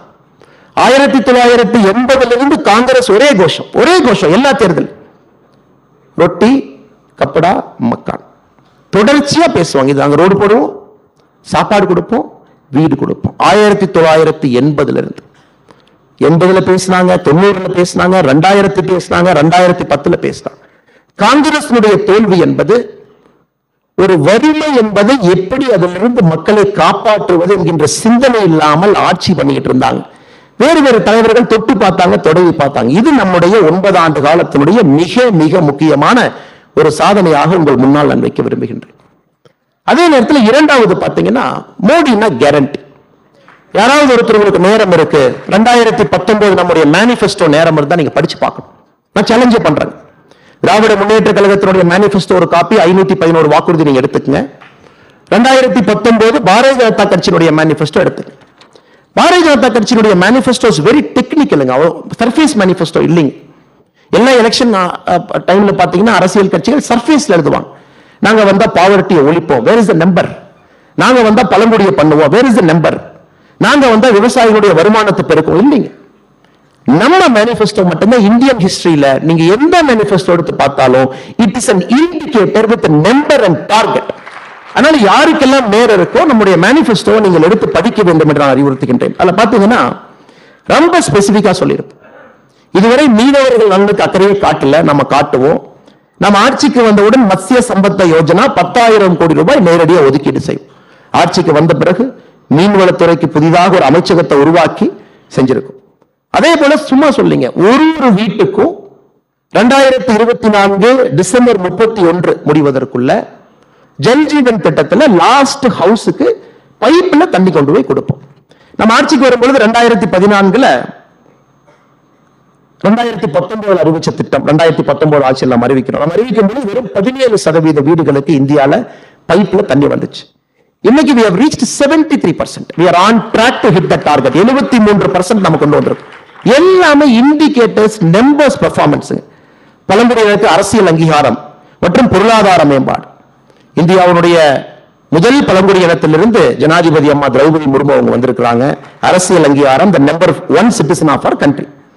அதன் பிறகு 24,000 கோடி ரூபாய் தனியா ஒரு செப்பரேட் ஹெட்ல முதலாக ஒதுக்கீட்டிலிருந்து ஜன்ஜாத்தியா திவஸ் என்று சொல்லக்கூடிய பிர்சா முண்டா அவருடைய நாளை அவர்களுக்கான ஒரு சிறப்பு நாளாக கொடுப்பதிலிருந்து சத்தீஸ்கரிலே பாரதிய ஜனதா கட்சியினுடைய முதலமைச்சரை பழங்குடி இனத்திலிருந்து தேர்வு செய்ததிலிருந்து அரசியல் அதிகாரம் மட்டுமல்லங்க, we have proven political power, economic power இரண்டும் சேர்ந்து செல்ல வேண்டும். பாரதிய ஜனதா கட்சி அதை கொடுக்கும் என்று பாராளுமன்றத்திலும் சட்டமன்றத்திலும் பெண்களுக்கு 33% ஒதுக்கீடு மேஜர் மேனிஃபெஸ்டோ ப்ராமிஸ் செய்திருக்கின்றோம். 10,000 புதிய விவசாயிகள் உற்பத்தி நிறுவனங்கள் உருவாக்குவோம். 2023 ஜூலை மாசத்துல 10,001வது FPO நாம் முடிச்சு காட்டிட்டோம். ஓபன் டெஃபிகேஷன் ஃப்ரீ ஸ்டேட்டஸ் பெற்றிருக்கின்றோம். இஸ்லாமிய பெண்கள் பாதுகாப்புக்கு ட்ரிபிள் தலாக், பெட்ரோல்ல 10% எத்தனால் கலப்பு, இன்னைக்கு 17% ரீச் ஆயிருக்கிறோங்க. சிறு குறு விவசாயிகளுக்கு பென்ஷன் திட்டம் செப்டம்பர் 2010 கொண்டு வந்திருக்கும். நீர் மேலாண்மைக்கு தனி அமைச்சகம், ஆர்டிகல் 320, அயோத்தியா ராமர் கோவில். நம்முடைய மேனிஃபெஸ்டோ நீங்க எடுத்து ஒரு லைனா நீங்க டிக் போட்டுட்டு வந்தீங்கன்னா we have achieved everything we have promised to the Indian people. நாட்டு மக்களுக்கு இது இந்தியாவில் முதலுங்க, the first time in our country. நாட்டு மக்களுக்கு முதலாக ஒரு ஆட்சி தான் சொல்லியதை 5 ஆண்டுகளிலே செய்து காட்ட முடியும் என்று காட்டியிருக்கிறோம். நாம எக்ஸ்கியூஸ் கொடுக்கலீங்க. ஐயோ பியூரோக்ரசி இப்படி, நாங்க என்ன பண்றது, சொல்றது கேட்க மாட்டாங்க. ஐயோ நம்ம பணத்தை டெல்லியில இருந்து 100 ரூபாய் அனுப்பிச்சா 15 ரூபாய் தாங்க வருது, 85 ரூபாய் சாப்பிட்டுறாங்க, நாங்க என்ன பண்றது சொல்லலீங்க. ஐயோ இந்த நாட்டுல கரப்ஷன் அதிகம், நம்மளால செய்ய முடியல சொல்லலீங்க. பொலிட்டிக்கல் இன்ஸ்டபிலிட்டி இருக்கு, 5 வருஷத்துல கிட்டத்தட்ட எல்லா மாநிலங்களும் எலெக்ஷன் சைக்கிள்ல மாட்டி வெளியே வருது, நம்ம சொல்லலீங்க. ஒரு எலெக்ஷன் சைக்கிள் கிட்டத்தட்ட 6 மாத காலம் அரசு இயந்திரங்கள் ஸ்தம்பிச்சு நிக்கிறாங்க. அதனால நம்முடைய டெவலப்மெண்ட் பின்னாடி போகுது. எந்த காரணமும் எந்த எக்ஸ்கியூஸும் கொடுக்காம ஒரு ப்ரூவன் கவர்மெண்ட், ஒரு ப்ரூவன் பெர்ஃபார்மர் செய்து காட்டியிருக்கின்றோம். மனது வைத்தால் நம்முடைய நாட்டிலே நம்மால் செய்ய முடியும் என்று இன்னைக்கு ஐயா சொன்னாங்க. அதுல 2 ஆண்டு முக்கியமாக கொரோனா காலம். சசிதரூர் ஐயா பேசின ஒரு விஷயத்தை குருமூர்த்தி ஐயா தொட்டாங்க. இது தமிழ்நாட்டில் பல ஆண்டு காலமாக இருக்கக்கூடிய ஒரு பெரிய பிரச்சனை. குறிப்பாக நீங்க பாத்தீங்கன்னா வடக்கெல்லாம் வாழ்ந்துகிட்டு இருக்கு, தெற்கெல்லாம் தேஞ்சிக்கிட்டு இருக்கு. அப்படி இது திரும்ப பாத்தீங்கன்னா பினான்ஸ் கமிஷனுக்கு போயிருவாங்க, நிதி பங்கீட பாருங்க அப்படி. சசிதரூர் அவர்கள் ஒரு பெரிய அறிவாளி, நிச்சயமாக அவர்களுக்கு தெரியாத ஒண்ணு இல்லைங்க. இன்னைக்கு இருக்கக்கூடிய formula modified version of Gadgil formula அப்படிங்கிறது 1969 இந்திரா காந்தி அம்மையார் கொண்டு வந்தது. இந்திரா காந்தி அம்மையார் 1969 காங்கிரஸ் ஆட்சியிலே கொண்டு வந்த பொழுது north south different states devolution of resources பாப்புலேஷனுக்கு 50% இந்திரா காந்தி அம்மையார் வெயிட்டேஜ் கொடுத்திருந்தாங்க. அது 100 ரூபாய் நம்ம அனுப்புறோம், 100% 50% வாஸ் பாப்புலேஷன். 1990ல திரும்ப காங்கிரஸ் எல்லாம் இருக்கும் பொழுது இட் வாஸ் ஸ்டில் 35%. நம்முடைய ஆட்சியில நாம கொண்டு வந்த பினான்ஸ் கமிஷன்ல குறிப்பாக 15வது பினான்ஸ் கமிஷன் முழுமையாக நம்மோடு இருந்துச்சு. 14வது பினான்ஸ் கமிஷன் ரிப்போர்ட் கொடுத்திருந்தாங்க. முழுமையா பாத்தீங்கன்னா 14வது பினான்ஸ் கமிஷன்ல 1971 மக்கள் தொகைக்கு 17.5%, 2011 மக்கள் தொகைக்கு 10%, அப்படின்னா 27.5% weightage was given to population. Bharatiya Janata கட்சி ஆட்சிக்கு வந்த பிறகு ஐயா குருமூர்த்தி அவர்கள் சொன்னது போல கன்சென்சஸ் எல்லா மாநிலத்தினுடைய அனுமதியை பெற்று எங்க 50-60% ஆரம்பிச்சதவங்க we have brought it down to 15%. இன்னைக்கு 15% மட்டும்தான் பாப்புலேஷனுடைய weightage. remaining for 45% is the distance between the haves and have nots. அதனால எல்லாரும் ஏத்துக்கணுங்க. பணம் இருப்பவனுக்கும் பணம் இல்லாதவனுக்கும் இருக்கக்கூடிய குறியீடு 45% வெயிட்டேஜ் கொடுத்திருக்கிறாங்க. 15% குட் பெர்ஃபார்மன்ஸ். பிஸ்கல் மேனேஜ்மெண்ட் நல்லா பண்றீங்களா, நீங்க மத்திய அரசுடைய ப்ராஜெக்டை வேகமா முடிக்கிறீங்களா, நீங்க வெளிநாட்டிலிருந்து வரக்கூடிய இன்வெஸ்டர் ப்ராஜெக்ட் ஆன் டைம் பண்றீங்களா, அதுக்கு 15%. 10% இக்காலஜி, கிரீன் கவரை மெயின்டைன் பண்றீங்களா, தேவையில்லாம பொல்யூட் பண்ணலையா, கிரீன் எனர்ஜிக்கு போறீங்களா, 15% ஜியோகிராபிக்கல் ஏரியா. இது எங்கே ஆரம்பித்தது? காங்கிரஸ் 60-50%இலிருந்து 15% பாப்புலேஷன் வெயிட்டேஜ் இன்னைக்கு வந்திருக்கு. அதை இன்னொரு விஷயமா பிடித்துக் கொண்டு அதை தொடர்ச்சியாக எந்தவித நாலேஜும் இல்லாம திராவிட முன்னேற்ற கழகத்தினுடைய அரசியல்வாதிகள் பேசுவது வியப்பு மட்டுமல்ல, இது நகைச்சுவை. இன்னைக்கு உங்களுக்கு தெரியுங்க, 16th ஃபினான்ஸ் கமிஷன் நம்ம அனௌன்ஸ் பண்ணியிருக்கோம். அனௌன்ஸ் பண்ணி 15 நாள் ஆகுது. 31/12/2023 நம்முடைய 16th ஃபினான்ஸ் கமிஷன் அனௌன்ஸ் பண்ணியிருக்கோம். 16th ஃபினான்ஸ் கமிஷன் புது வெயிட்டேஜ் கொடுக்க போறாங்க. உங்களுக்கு தெரியும் பாப்புலேஷன் வெயிட்டேஜ் 60ல இருந்து 15க்கு வந்துருச்சு. குட் பெர்ஃபார்மன்ஸ் 0ல இருந்து 15க்கு போயிருச்சு. இப்ப குட் கவர்னன்ஸ் பக்கம் பாரதிய ஜனதா கட்சி நிற்கிறதா காங்கிரஸ் நிற்கிறதா என்பதை நீங்கள் முடிவு செய்து கொள்ளுங்கள். கட்கில் ஃபார்முலா 1969 தேர்ட் ஃபினான்ஸ் கமிஷன்ல ஆரம்பித்து கட்கில் முகர்ஜி ஃபார்முலாவா மாறுச்சு, மாடிஃபைடு கட்கிலா மாறுச்சு. இன்னைக்கு நம்ம நித்தி ஆயோக்ல வந்த பிறகு முறையாக மாநிலங்களுக்கு நிதி பகிர்வு. நிர்மலா சீதாராமன் அவர்கள் மிக சிறப்பா சொல்லி இருக்கிறாங்க. 6,23,00,000 டைரக்ட் டாக்ஸ் வந்துச்சுங்க, 6,97,00,000 நாங்க திரும்ப கொடுத்துட்டோங்க. இது ஒரு வாய்க்கால் சண்டையோ வம்பு சண்டையோ இல்லைங்க. எனக்கு ரொம்ப ஒரு கஷ்டமான வேலை ஒரு அரசியல் தலைவராக ஒரு இந்திய குடிமனாக இந்த சப்ஜெக்டை பேசும்பொழுதே உடம்பு மேல ஒரு கம்பளி பூச்சி ஊடுற ஃபீலிங்ல தாங்க நான் அதை பேசுறேன். ஏதோ ஒரு வாய்க்கால் சண்டை வம்பு சண்டையை போல நார்த் இந்தியா எப்படி, அங்க பாருங்க பீகார் எப்படி, தமிழ்நாடு எப்படி. நம்ம அனைவரும் இந்த அரங்கத்தில் இருக்கக்கூடிய நம்ம அனைவருமே ஒரு பெருமையாக இருக்கக்கூடிய தமிழர்கள். அதை தாண்டி இந்தியாவை நேசிக்கக்கூடிய முதன்மையாளர்கள் தான் இந்த அரங்கத்தில் நாம் இருக்கும். நேஷன் ஃபர்ஸ்ட், கண்ட்ரி ஃபர்ஸ்ட் நம்ம ஒருங்கிணைச்சு உட்கார வச்சோம். இன்னைக்கு இதே யோகிஜி அவர்கள் ஒரு கேள்வி கேட்கிறாங்க. தமிழ்நாடுனுடைய லேபர் ரெஜிஸ்ட்ரேஷன் போர்டுல 25 லட்சம் மைக்ரண்ட் லேபரை பதிவு பண்ணியிருக்காங்க. அபிஷியலி கவர்மெண்ட் ஆஃப் தமிழ்நாடு 25 லட்சம் மைக்ரண்ட் லேபரர்ஸ் பதிவு டேட்டா வச்சிருக்காங்க. அன்அபிஷியலி உங்களுக்கு தெரியும் அது 40 லட்சத்தை தாண்டி இருக்கும். இன்னைக்கு யோகி அவர்கள் முதலமைச்சருக்கு போன் போட்டு, அண்ணா என்னுடைய நார்த் இந்தியன் லேபரர் தமிழ்நாட்டுக்கு வந்து வேலை செய்யறான், உங்க ஊர்ல வேலை செய்யறான், அல்லது அண்ணாமலை ஊர்ல வேலை செய்யறான், அல்லது குருமூர்த்தி அவங்க ஊர்ல வேலை செய்யறான், அல்லது தமிழ்மணி ஐயா ஊர்ல வேலை செய்யறான், அல்லது ராதாகிருஷ்ணன் ஐயா ஊர்ல வேலை செய்யறான், நல்லி குப்சாமி செட்டியா ஊர்ல வேலை செய்யறான். அந்த மனிதனை உருவாக்குவதற்கு யூபி எவ்வளவு செலவு பண்ணிருக்கோம். அதனால ஒரு யூபிக்காரர் தமிழ்நாட்டில் வேலை செய்யறாங்க, எம்ப்ளாய்மெண்ட் போர்டு ரெஜிஸ்டர்ல இருக்கு, எனக்கு ஒரு 10,000 ரூபாய் அனுப்பிச்சுட்றீங்களேன்னு கேட்டா இது என்ன ஆகும் இந்த நாடு? மைக்ரோஸ்கோபிக்கா if you keep going examining this argument, இல்ல நான் லேபர் கொடுக்கறேன் உங்களுக்கு, காஸ்ட் ஆர்பிட்ரேஜ் தமிழ்நாட்டுக்கு வருது, you get a cheap labor north இந்தியால இருந்து directly you get a cost arbitrage. Indian software company முதல்ல இருந்த மாதிரி 1990 2000. இப்ப யோகி அவர்கள் நிதிஷ்குமார் அவர்கள் அந்த ஆர்குமெண்ட் நம்ம முன்னாடி வச்சா, நாளைக்கு காலையில எங்களுக்கு எந்த நார்த் இந்தியன் லேபரும் வேண்டாம், தயவு செஞ்சு நீங்க போங்கப்பா, எங்க வேலையை பார்த்துக்கிறோம் நம்மால் சொல்ல முடியுமா?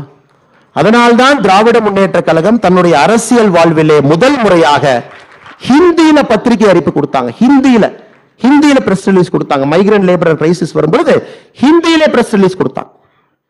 யாரும் போயிடாதீங்க, எல்லாம் இங்க இருங்க. ஒரு நாட்டு அப்படி நடத்த முடியாது sir. we cannot run a country like that. அதே ஆர்குமெண்ட்ல கொங்கு பகுதியில் இருக்கக்கூடிய 8 மாவட்டங்கள் தமிழகத்தினுடைய 54% டைரக்ட் இன்கம் கான்ட்ரிபியூட் பண்றாங்க. இப்ப கொங்கு பகுதியில் இருக்கக்கூடிய கோயம்புத்தூரோ திருப்பூரோ பொள்ளாச்சியோ நாமக்கல்லோ ஈரோடோ சேலமோ அவங்க சரி நம்ம கணக்கு போடலாம், கணக்கு பிள்ளை மாதிரி கணக்கு போடலாம், கோயம்புத்தூர்ல மொத்த இன்கம் எவ்வளவு, மொத்த எக்ஸ்பெண்டிச்சர் எவ்வளவு ரோடு போட்டேன்னா மிச்ச பார்ட் என்னங்க ஆகும்? இன்னைக்கு தமிழகத்திலே திருவாரூர் கலைஞர் கருணாநிதி அவர்கள் பிறந்த திருவாரூரினுடைய கிராஸ் எக்கனாமிக் அவுட்புட் தமிழகத்தில் 1.5%, 1.5% தமிழகத்தினுடைய gross economic output Tiruvarur. Chennai, Chengalpattu, Coimbatore, Kanchipuram 4 மாவட்டங்கள் 34 விழுக்காடு. அப்படி இந்த 4 மாவட்டங்களும் நாங்க கிராஸ் எக்கனாமிக் அவுட்புட் 34% கொடுக்கிறோம், எங்களுக்கு 34% ஆஃப் ரெவென்யூ நீ கொடுப்பேன்னா தமிழ்நாடா இருக்குமா? ஆனால் இது எல்லாமே ஒரு சிந்தனை இல்லாதவர்கள், குறுகிய மனப்பக்குவத்தோடு அரசியல் செய்ய நினைப்பவங்களுக்கு பதிலடி கொடுக்கும் பொழுது எங்கேயோ கம்பளி பூச்சி எனக்கு விடுற மாதிரி இருக்கும். I feel very bad to give that argument. இன்னைக்கு பாருங்க, தமிழ்நாட்டில் நம்ம இன்வெஸ்டர் சமிட் நடத்தி இருக்கோம். நமக்கு பணம் வேண்டும், மிக முக்கியம் பணம் வேண்டும். நமக்கு 6,64,000 கோடி நமக்கு வந்திருக்கு. நமக்கு முடிந்து 3 நாள்ல குஜராத் இன்வெஸ்டர் சமிட் நடத்தியிருக்காங்க, 26 லட்சம் கோடி. 2023 பிப்ரவரியில யூபி இன்வெஸ்டர் சமிட் 33 லட்சம் கோடி. 2022 கர்நாடகா இன்வெஸ்டர் சமிட் 10 லட்சம் கோடி. இன்னைக்கு யூபியிலேயே மோசமான, பின்தங்கிய, பேக்வர்ட், எல்லா இண்டிகேட்டர்லயும் இந்தியாவிலேயே மோசமா இருக்கக்கூடிய பூர்வஞ்சல் புண்டில்கண்ட் அவங்க அட்ராக்ட் பண்ண இன்வெஸ்ட்மெண்ட் மட்டுமே 9,74,000 கோடி, more then what Tamil Nadu attract. Stalin அவர்களும் திராவிட முன்னேற்ற கழகத்தினுடைய அமைச்சர்கள் புரிந்து கொள்ள வேண்டும். மணி will always see the future, money will never see the past. வரக்கூடிய பணம் என்பது ஃபியூச்சர் பொட்டன்ஷியலை பார்க்கும். அடுத்த 20 ஆண்டுகள் எங்க ஸ்டெபிலிட்டி ஆஃப் பொலிட்டிக்கல் எக்கனாமி என்ன, பாலிடிக்ஸ் எப்படி இருக்கு, கரப்ஷன் எப்படி இருக்கு, கோயிங் ரேட் எப்படி இருக்கு, பவர் சென்டர்ங்கிறது 2 பேர் கையில் இருக்கா, டெமோக்ராட்டிக்கா இருக்கா, நான் ஒரு ஆடிட்டர் மட்டும் பார்க்கணுமா, இல்ல அண்ணா நகர் ஒருத்தரை பார்க்கணுமா, இல்ல நைட்டு போய் மருமகனை பார்க்கணுமா? Yes, money will see the future, money will never see the past. அதனால சத்தமே இல்லாம பில்டிங் கண்டுங்க. பான்பராக் வாயை எவ்வளவு திட்டுறாங்க, 9,74,000 crore சாதாரணமா ட்ராக் பண்றாங்க. உத்தரப்பிரதேசம் 75 மாவட்டங்களுக்கு இன்வெஸ்ட்மெண்ட் வந்துச்சு. எவ்ரி சிங்கிள் டிஸ்ட்ரிக்ட் அட்ராக்டட் பண்ணி. இது நெப்போலியன் போனாப்பட்ட அருமையா சொல்லுவாருங்க, never wake up China. China எழுப்பிட்டுறாதீங்க. Once China wakes up the world will tremble. இப்ப நான் சொல்றேங்க, never wake up UP. Once UP wakes up, நம்ம ஜிங்கோயிஸ்டுக்கா தமிழனா சொன்னா oh Tamil Nadu is in trouble. இந்தியனா சொன்னா once UP wakes up it will power India.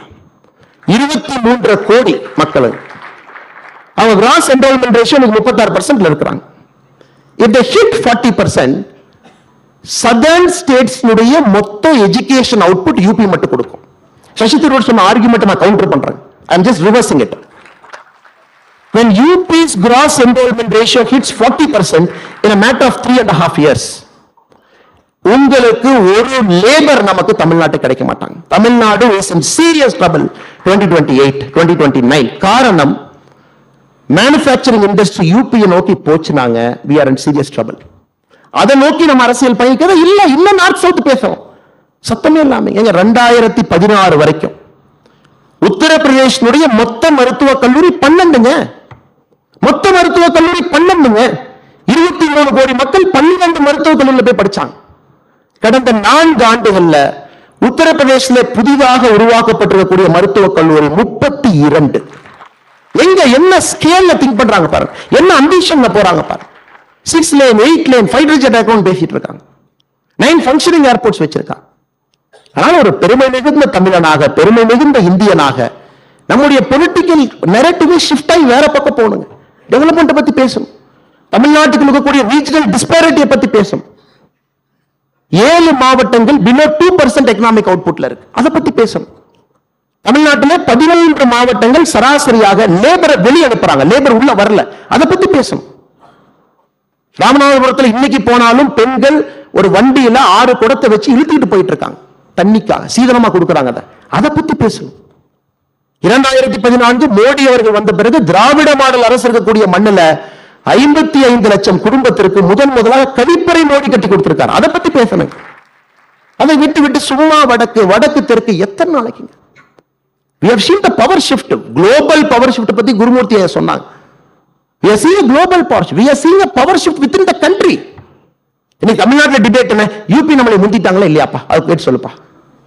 உடனே ஃபினான்ஸ் மினிஸ்டர் பெரிய ஒரு அறிக்கை கொடுக்குறாரு தமிழ், இல்லைங்க யூபி முந்தல கிட்ட இருக்காங்க, பட் நாங்க தான் முன்னாடி இருக்கோம். இதுதான் இன்னைக்கு டிபேட்.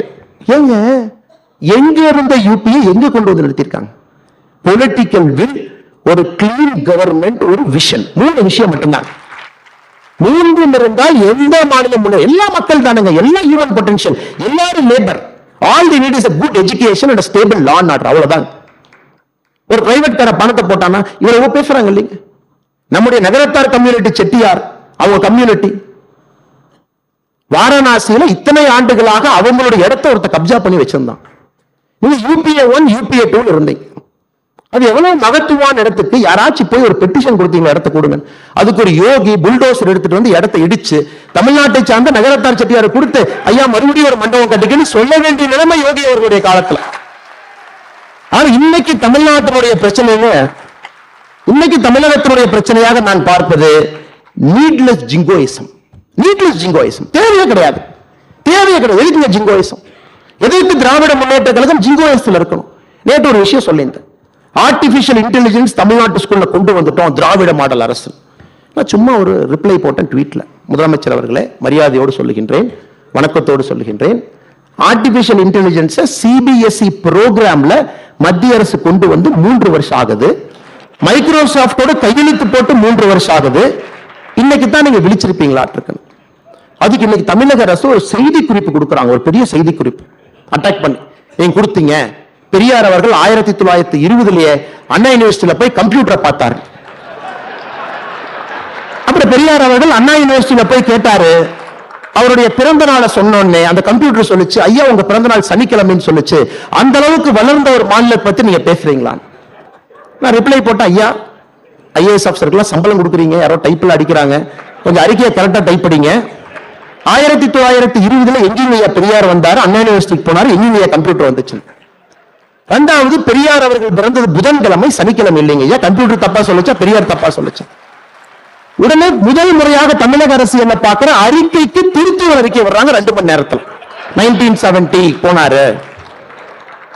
இவ்வளவுதாங்க எனக்கு தமிழ்நாடு பாலிடிக்ஸ். இவ்வளவுதான் சார் நம்ம இருக்கோம். இவ்வளவுதான் சார் இருக்கும். நம்ம debate and maturity and discussion எல்லாமே இந்த லெவல்ல முடிஞ்சிச்சு சார். இதை தாண்டி நம்ம மேல போறது இல்ல சார் அரசியல் கட்சிகள். இதுக்குள்ளேயே தான் இருக்கு. பங்காளி கட்சின்னு ஒருத்தர் சொல்றாரு, பங்காளி கட்சினா உங்களுக்கு தெரியும் இல்ல? அண்ணாமலை அவர்கள் தர்மபுரியில் வந்து சொன்னாரு, மோடி அவர்களே தமிழ்நாட்டில் வந்து இருந்தா, தமிழ்நாட்டில் எல்லா நிகழ்ச்சியிலும் மோடி அவர்கள் காலையிலிருந்து நைட் வரைக்கும் உட்கார்ந்து இருந்தா தமிழ்நாடு அதிக இன்வெஸ்ட்மெண்ட் ஈர்த்திருக்கும். நான் பங்காளி கட்சியை கேட்கிறேன், நீங்க மோடியை கூப்பிட்டீங்களான்னு? மோடி இன்விடேஷன் நான் கூட்டிட்டு வர்றோம். இதே இன்வெஸ்டர் உங்களுக்கு பையனுக்கு விளம்பரம் வேணும், உங்க போட்டோ வேணும், மோடி அவர்கள் இன்விடேஷன் இந்தியன் இன்வெஸ்டர் சமிட் நடத்தலாம், கவர்மெண்ட் ஆஃப் இந்தியா பார்ட்னர் பண்ணுங்க, நாம எல்லாம் சேர்ந்து நடத்தலாம். மோடி அவர்களை நாங்கள் கூட்டிக் கொண்டு வந்து உட்கார வைக்கின்றோம். தமிழக மக்களுக்காக மோடி ஐயா வருவாங்க. பங்காளி கட்சி அவங்க பேசுறதுக்கு முன்னாடி படிக்கணும். they should read. என்ன சப்ஜெக்ட் நடக்குது? இந்த பிஹெச்டி பசங்க பேசுற கிளாஸ்ல 4ஆம் கிளாஸ் பையன் உள்ள வந்து ஓடி விளையாடக்கூடாது. என்ன நடக்குது? தமிழ்நாட்டுடைய அரசியல் எங்க போயிட்டு? இது எக்கனாமிக்கா டெவலப்மெண்ட் ஓரியன்டா கிராத் பாலிடிக்ஸ்ல போயிட்டு இருக்கக்கூடிய நாட்டுல இன்னும் நான் அப்படி இருந்தேன், எங்க அப்பாவுக்கு மீச பெருசு, எங்க மாமாவுக்கு முகமெல்லாம் இப்படி, நாங்கெல்லாம் அப்படித்தான் 3 வீடு வச்சிருந்தோம், 10 வீடு வச்சிருந்தோம், நாங்கெல்லாம் பெரிய ஆட்கள், அவ்வளவு பெரிய மிராசுதாரன் நாங்க. ஏங்க ஸ்டார்ட் அப் பையன் கிழிஞ்ச பேண்டை போட்டு $1 பில்லியன் அடிச்சிட்டு இருக்கோம். அதை பத்தி பேசுங்கன்னா நாங்க 1970 எவ்வளவு பெரிய வீடு கட்டினோம் தெரியுமா? அப்படியே 100 ஏக்கர்ல பண்ணையம் பண்ணது. மிராசுதாரர் வெர்சஸ் ஒரு லேண்ட் டெனன்ட் பேசக்கூடிய வார்த்தையை தமிழ்நாட்டு அரசியலே பேசிக் கொண்டிருக்கின்றோம். இன்னைக்கு சசி தரூர் அவர்கள் பேசும்போது இன்னொரு விஷயத்தை குறிப்பிட்டார். குறிப்பாக அவர் 2006 ஐநா சபையினுடைய செக்ரட்டரி ஜெனரல் தேர்தலுக்கு போட்டியிட்ட பொழுது தோல்வி அடைஞ்சார். பன் கி மூன் கொரியன் கேண்டிடேட். இதை பத்தி சசி தரூர் அவர்கள் நீளமான ஒரு கட்டுரை எழுதினாங்க. நான் ஏன் தோல்வி அடைந்தேன் ஒரு கட்டுரை. அதை நீங்க படிக்கணும். எப்படி இந்தியா மாறி இருக்கிறது என்பதற்கு சசி தரூர் அவர்கள் ஓபன் மேகசின் எழுதின Why did I lose the 2006 United Nations General Secretary election? அதுல 3 பாயிண்ட் சொல்றாரு.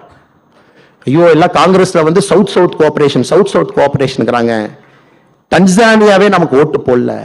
நான் போய் கேட்டேன் டன்சானியாட்ட ஏயா ஓட்டு போடல எலெக்ஷன் தோத்ததுக்கு அப்புறம். டன்சானியா சொன்னாங்க, இல்ல எங்க பழைய பிரசிடென்ட் ஜூலியஸ் நைரேரே அவங்க வந்து மன்மோகன் சிங்க்கு ரொம்ப க்ளோஸா இருந்தீங்க, நீங்க ஓவர் க்ளோஸ் ஆயிட்டீங்க எங்களுக்கு.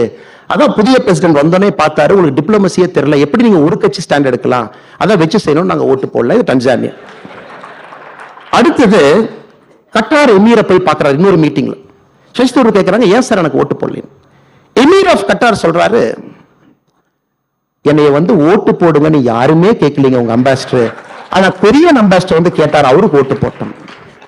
2006 George Bush comes to India, has a working lunch with மன்மோகன் சிங். எலெக்ஷன் நடக்கிற வருஷம் மன்மோகன் சிங் அவர்கள் மினிட்ஸ் ஆஃப் த மீட்டிங்ல சசி தரூருக்கு ஓட்டு போடுங்கன்னு அமெரிக்கா சப்போர்ட்டே கேட்கல. சோ கான்ட்லீசா ரைஸ் இருந்தாங்க, அவர்கள் அப்ப சப்போர்ட் பண்ணது கொரியன் கேண்டிடேட். பாருங்க, இது இப்ப மோடி அவர்களுடைய இந்தியாவில் நடக்கும் நீங்க நினைக்கிறீங்களா? அதனால சசி தரூர் அவர்கள் கண்டிப்பாக ஐநா சபையினுடைய செக்ரட்டரி ஜெனரலாக இருப்பதற்கு முழு தகுதி பெற்றிருக்காரு, எந்த மாற்று கருத்து இல்லை. ஆனால் இப்ப இருந்தா நம்ம ஆக்கியிருப்போங்க. 2016 இருந்தா மோடி ஆக்கியிருப்பார், 2026 மோடி ஆக்குவார். ஆனால் நீங்க அந்த ஆர்டிக்கலை படிச்சாவே தெரியும் எப்படி ஃபாரின் பாலிசி இருந்துச்சு, இப்ப எப்படி இருக்கு. திரும்ப இந்த வட சொல்ற கடை தான் அதிகமா இருக்கு. நார்த் சவுத் நிதி பகிர்மானம் இல்ல, இப்படி பண்ணிட்டாங்க, பாப்புலேஷன் வச்சு கொடுக்கறாங்க. பாப்புலேஷன் வச்சு கொடுக்க ஆரம்பிச்சதே நீங்க தானுங்க. கட்கில் ஃபார்முலாவை கொண்டு வந்ததே நீங்க தான். இன்னைக்கு பீகார், இப்ப பீகார்ல சமீபத்தில் ஒரு ஆய்வறிக்கை படிச்சுங்க, வேற மாநிலத்துல என்னெல்லாம் பேசுறாங்க அப்படி. சோ பீகார்ல ஒரு நியூஸ் பேப்பர் ரொம்ப இன்ட்ரெஸ்டிங்கா ஒரு எக்கனாமிக் அனாலிசிஸ் போட்டிருந்தாங்க. நேரு அவர்கள் கம்பல்சரியா நார்த் இந்தியன் ஸ்டேட்ஸுக்கு ஃபிளைட் ஈக்குவலைசேஷன் பாலிசி போட்டார். குறிப்பாக நம்மை போன்ற மாநிலங்கள், நம்ம சொன்ன அண்ணே ஊரெல்லாம் ஜார்க்கண்ட்ல இருக்கு, பீகார்ல இருக்கு, நாங்க ட்ரெயின்ல வந்து அயனூர்ல பீகார்ல இருந்து ஜார்க்கண்ட்ல இருந்து எடுத்துட்டு வந்தா தமிழ்நாட்டுக்கு ரொம்ப தூரம் இருக்கு. பக்கத்து மாநிலத்தில எல்லாம் தொழிற்சாலைகள் போய் எங்க ஆளுங்க போட்டுருவாங்க. அப்ப எங்க ஊர்ல ஒருத்தர் தொழிற்சாலை போடுறாருன்னா அவருக்கு அந்த இன்சென்டிவ் இருக்கணும். அயனூர் பீகார்ல இருந்து வர்றதுக்கு இன்சென்டிவ் கொடுக்கணும். நேருல என்ன சொன்னாங்க, ஓகே ஒத்துக்கிறோம், அயனூரும் கோலூரும் ஜாஸ்தி இந்த பெல்ட்ல இருக்கு, இருந்தும் தமிழ்நாடு கர்நாடகா கேரளா இண்டஸ்ட்ரி போட்டாங்கன்னா அவங்களுக்கு இன்சென்டிவைஸ் வர்றதுக்கு ஃப்ரைட் ஈக்குவலைசேஷன் பாலிசி, அதாவது ஒரு டன் ஓரை நீங்க பீகார்ல ஏத்தி அதை வெஸ்ட் பெங்காலுக்கு கொண்டு போனாலும் ஒரே ரேட், தமிழ்நாடு கொண்டு வந்தாலும் ஒரே ரேட்னு ஃப்ரைட் ஈக்குவலைசேஷன் பாலிசி கொண்டு வந்தாங்க. நம்ம இண்டஸ்ட்ரி ப்ராஸ்பர் ஆகும். இன்னைக்கு பீகார்காரன் கால்குலேட் பண்றான், அன்னைக்கு டிஸ்டன்ஸ் வச்சு நீங்க ஃப்ரைட் ஈக்குவலைசேஷன் இல்லாம டிஸ்டன்ஸ் வச்சு கணக்கு போட்டிருந்தா எனக்கு சதர்ன் ஸ்டேட்ஸ் 1,21,000 கோடி ரூபாய் கொடுக்கணுங்க. அரசியலுங்கிறது நாம அப்படியே நம்ம ஊர்ல என்ன பேசுறாங்க அப்படிங்கறத தாண்டிங்க வேற மாநிலத்தில் இதே விஷயத்தை எப்படி பார்க்கறாங்க நம்ம படிக்க ஆரம்பிச்சோம்னா, திராவிட முன்னேற்ற கழகம் எப்படிப்பட்ட ஒரு இன்டெலெக்சுவல் கெப்பாசிட்டி இல்லாம, திங்கிங் இல்லாம, ஃபார்வர்ட் லுக்கிங் இல்லாத 4 கால்கள், ஜாதி ஒரு கால் நாற்காலியில, குடும்பம் ஒரு கால், அடாவடித்தனம் ஒரு கால், எல்லாவற்றையும் தாண்டி இன்எஃபிஷியன்சி ஒரு கால், 4 கால்களை வச்சு ஒரு ஆட்சி இந்தியாவில் 1967 இருக்க முடியும் காட்டிட்டு இருக்காங்க. 2024 தேர்தல் முக்கியமான தேர்தல், கடைசியில் வரும்போது 2024 100% இம்பார்ட்டன்ட் தேர்தல். பட் என்னை பொறுத்தவரை ஒரு பாரதிய ஜனதா கட்சியினுடைய தொண்டனாக it gives a political shift in Tamil Nadu. தமிழ்நாட்டினுடைய அரசியலை வேறு பக்கம் திருப்பக்கூடிய தேர்தலா இருக்கு. எப்படி பாவர்ட்டி டிராப்பை பத்தி பேசணும், இந்த 2024 என்பது தமிழ்நாட்டை இன்னொரு பக்கம் இருக்கும். we are first time ஒரு பெரிய கப்பலை திருப்பி கொண்டு போறோம். அஃப்கோர்ஸ் ரிசல்ட்ஸ் வரும், பட் சில டைம் நம்ம பொறுமையாக இருக்க வேண்டி இருக்கு. Because it's a very tactical, it's a very strategic shift. இதை பண்ணினா மட்டும்தாங்க நம்முடைய தமிழகம் தப்பிக்கும், காம்படிட்டிவா இருக்கும். நம்ம எல்லாரும் போட்டி போட்டு இந்தியாவிலே வளரலாம். ஃபர்ஸ்ட் 1 trillion யூபியா, ஃபர்ஸ்ட் 1 trillion தமிழ்நாடு. நம்மளும் தமிழ்நாட்டை சப்போர்ட் பண்ணுவோம், நம்ம மாநிலத்தை சப்போர்ட் பண்ணுவோம், உழைப்போம். அதுக்கு இன்னொரு மாநிலத்தை பின்தள்ள வேண்டாம். But we will have a very genuine democratic fight. அது நடக்க வேண்டும் என்றால் the language and the grammar of politics in Tamil Nadu has to change. அது 2024 தேர்தல் தமிழக அரசியல்வாதியை உணர்த்தும். language and grammar of Tamil Nadu politics have to change என்பதை உணர்த்துங்க. அதை தாண்டிங்கய்யா, சற்று நேரத்துக்கு முன்பு டிஎன்கே ஃபைல்ஸ் பார்ட் 3 வெளியிட்டிருக்கும். பொங்கல் இந்த பார்ட் 3 பார்த்தீங்கன்னா கொஞ்சம் நீளமா இருக்கு. பார்ட் 3 வந்து பார்ட் 1 வந்து வெளிப்படையான சொத்து, பார்ட் 2 பினாமி சொத்து, பார்ட் 3 ஒரு டிஎம்கேங்கிற கட்சி எப்படி அப்படிங்கறத காட்ட ஒரு சின்ன முயற்சி எடுத்திருக்கும். இன்னைக்கு நம்ம ரிலீஸ் பண்ணிருக்கிற டேப், 4 மணிக்கு நம்ம ரிலீஸ் பண்ணிருக்கக்கூடிய டேப் பாத்தீங்கன்னா 2G கேஸ் நடந்த பொழுது 2010-11 காலகட்டத்தில் எப்படி தமிழகத்தினுடைய அரசியல்வாதிகள் சிபிஐடியை கூப்பிட்டு சொல்றாங்க, இன்னைக்கு ரைடு வராத நாளைக்கு வாங்க.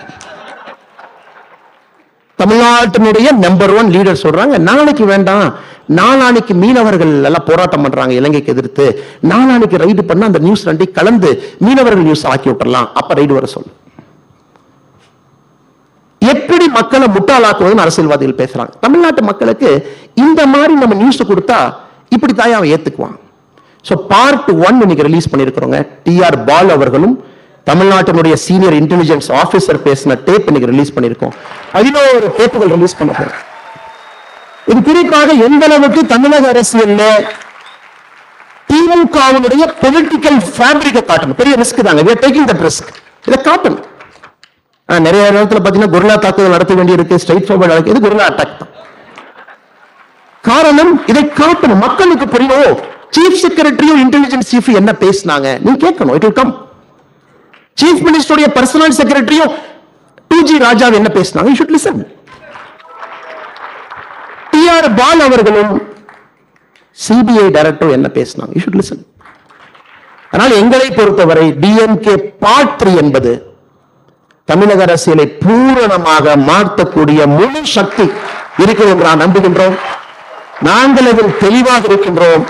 தமிழக அரசியலை சுத்தப்படுத்தும் வரை பாரதிய ஜனதா கட்சி இங்கே ஓயாது. கடினமான பாதை, நீண்ட பாதை, நாங்கள் தயாராக இருக்கின்றோம். பிரச்சனை எதிர்கொள்வதற்கு தயாராக இருக்கின்றோம். என்ன வந்தாலும் நிற்போம். ஆனால் இத்தனை நேரமா நம்ம பேசுறது நடக்கணும். நாங்க திராவிட முன்னேற்ற கழகம் என்கின்ற தீய சக்தி ஒழித்து கட்டப்பட வேண்டும். அதிலே தெளிவாக இருக்கின்றோம். எங்களுக்கு மற்றவங்கள சண்டை இல்லைங்க. நாங்க மெக்ராவை ஃபேஸ் பண்ணணும்னு நினைக்கிறோம். நாங்க நெட் பவர்க்கெல்லாம் சண்டை போட ரெடியா இல்லை. மெக்ராவை face you want to face McGrath, நீ பவுன்சர் போட நாங்க பாக்குறோம், நீ ஃபோர்த் ஸ்டம்ப் லைன் போட்டு நாங்க கிரிக்கெட் ஆடுறோம். நெட் பவுலர்லாம் எங்களுக்கு வேண்டாங்க, அது உங்களுக்கும் தெரியும். நிச்சயமாக தமிழக அரசியல் மாறும் என்கின்ற முழு நம்பிக்கை இருக்கு. தாமதமாக வந்ததற்காக மன்னிப்பு கேட்டு இவ்வளவு பெரிய மேடையில ஒரு சாதாரண மனிதன், ஒரு விவசாயினுடைய மகன், என் குடும்பத்திலாம் ஓட்டு போட கூட யோசிச்சு போற ஆட்களுங்க. என் குடும்பத்துல எந்த ஒரு தூரத்திலும் கூட அரசியல் என்கின்ற வாசனை இல்லாத குடும்பம் நான். ஓட்டு போற அப்பா அம்மாவும் பைக்ல போவாங்க, டிவிஎஸ் 50ல போவாங்க. போகும்போது சிரிச்சு பேசிட்டு போவாங்க. நான் தோட்டத்துல இருந்து சின்ன பையனா பார்ப்பேன். பக்கத்துல ஊத்துப்பட்டிங்கிற கிராமத்துல அவங்க ஓட்டு போட்டு வரணும். ஓட்டு போட்டு 2 மணி நேரம் கழிச்சு வரும்போது சண்டை போட்டு முகத்தை திருப்பிட்டு 2 பேர் வருவாங்க. நான் எங்க அப்பா அம்மாட்ட கேட்பேன், ஏன் சண்டை போட்டீங்க, போகும்போது நல்லா தானே இருந்தீங்க. என் அம்மா சொல்லுவாங்க, இல்லடா உங்க அப்பா வந்து இவருக்கு தான் ஓட்டு போடணும் நீ கம்பல் பண்றாரு. எங்க அப்பா சொல்றாரு, உங்க அம்மா ஒன்றும் தெரியாது, வீட்டுல இருக்கிற பொம்பளை, எனக்கு தான் எல்லாம் தெரியும், நான் உலகத்தை பார்த்தவன், இவங்களுக்கு ஓட்டு போடுன்னு சொன்னேன். அது மட்டும் தானுங்க என்னுடைய அரசியல். காலத்தினுடைய கட்டாயம், எங்கேயோ செல்ல வேண்டிய நான், எங்கேயோ இருக்க வேண்டிய நான் இங்க வந்துட்டேன். ஆனா இருக்கும் வரை நேர்மையாகவும் உண்மையாகவும் நாணயமாகவும் இருப்போம். தூற்றுவர்கள் தூட்டட்டும், அதை பத்தி கவலை கிடையாதுங்க. நம்முடைய பாதை, நம்முடைய இலக்கு, அதில் தெளிவாக இருக்கின்றோம். வருகின்ற காலத்திலும் அப்படியே இருப்போம் என்று சொல்லி எல்லா நண்பர்களுக்கும் நன்றியை தெரிவித்துக் கொள்கின்றேன். நன்றி, வணக்கம். பாரத் மாதா கி ஜெய்.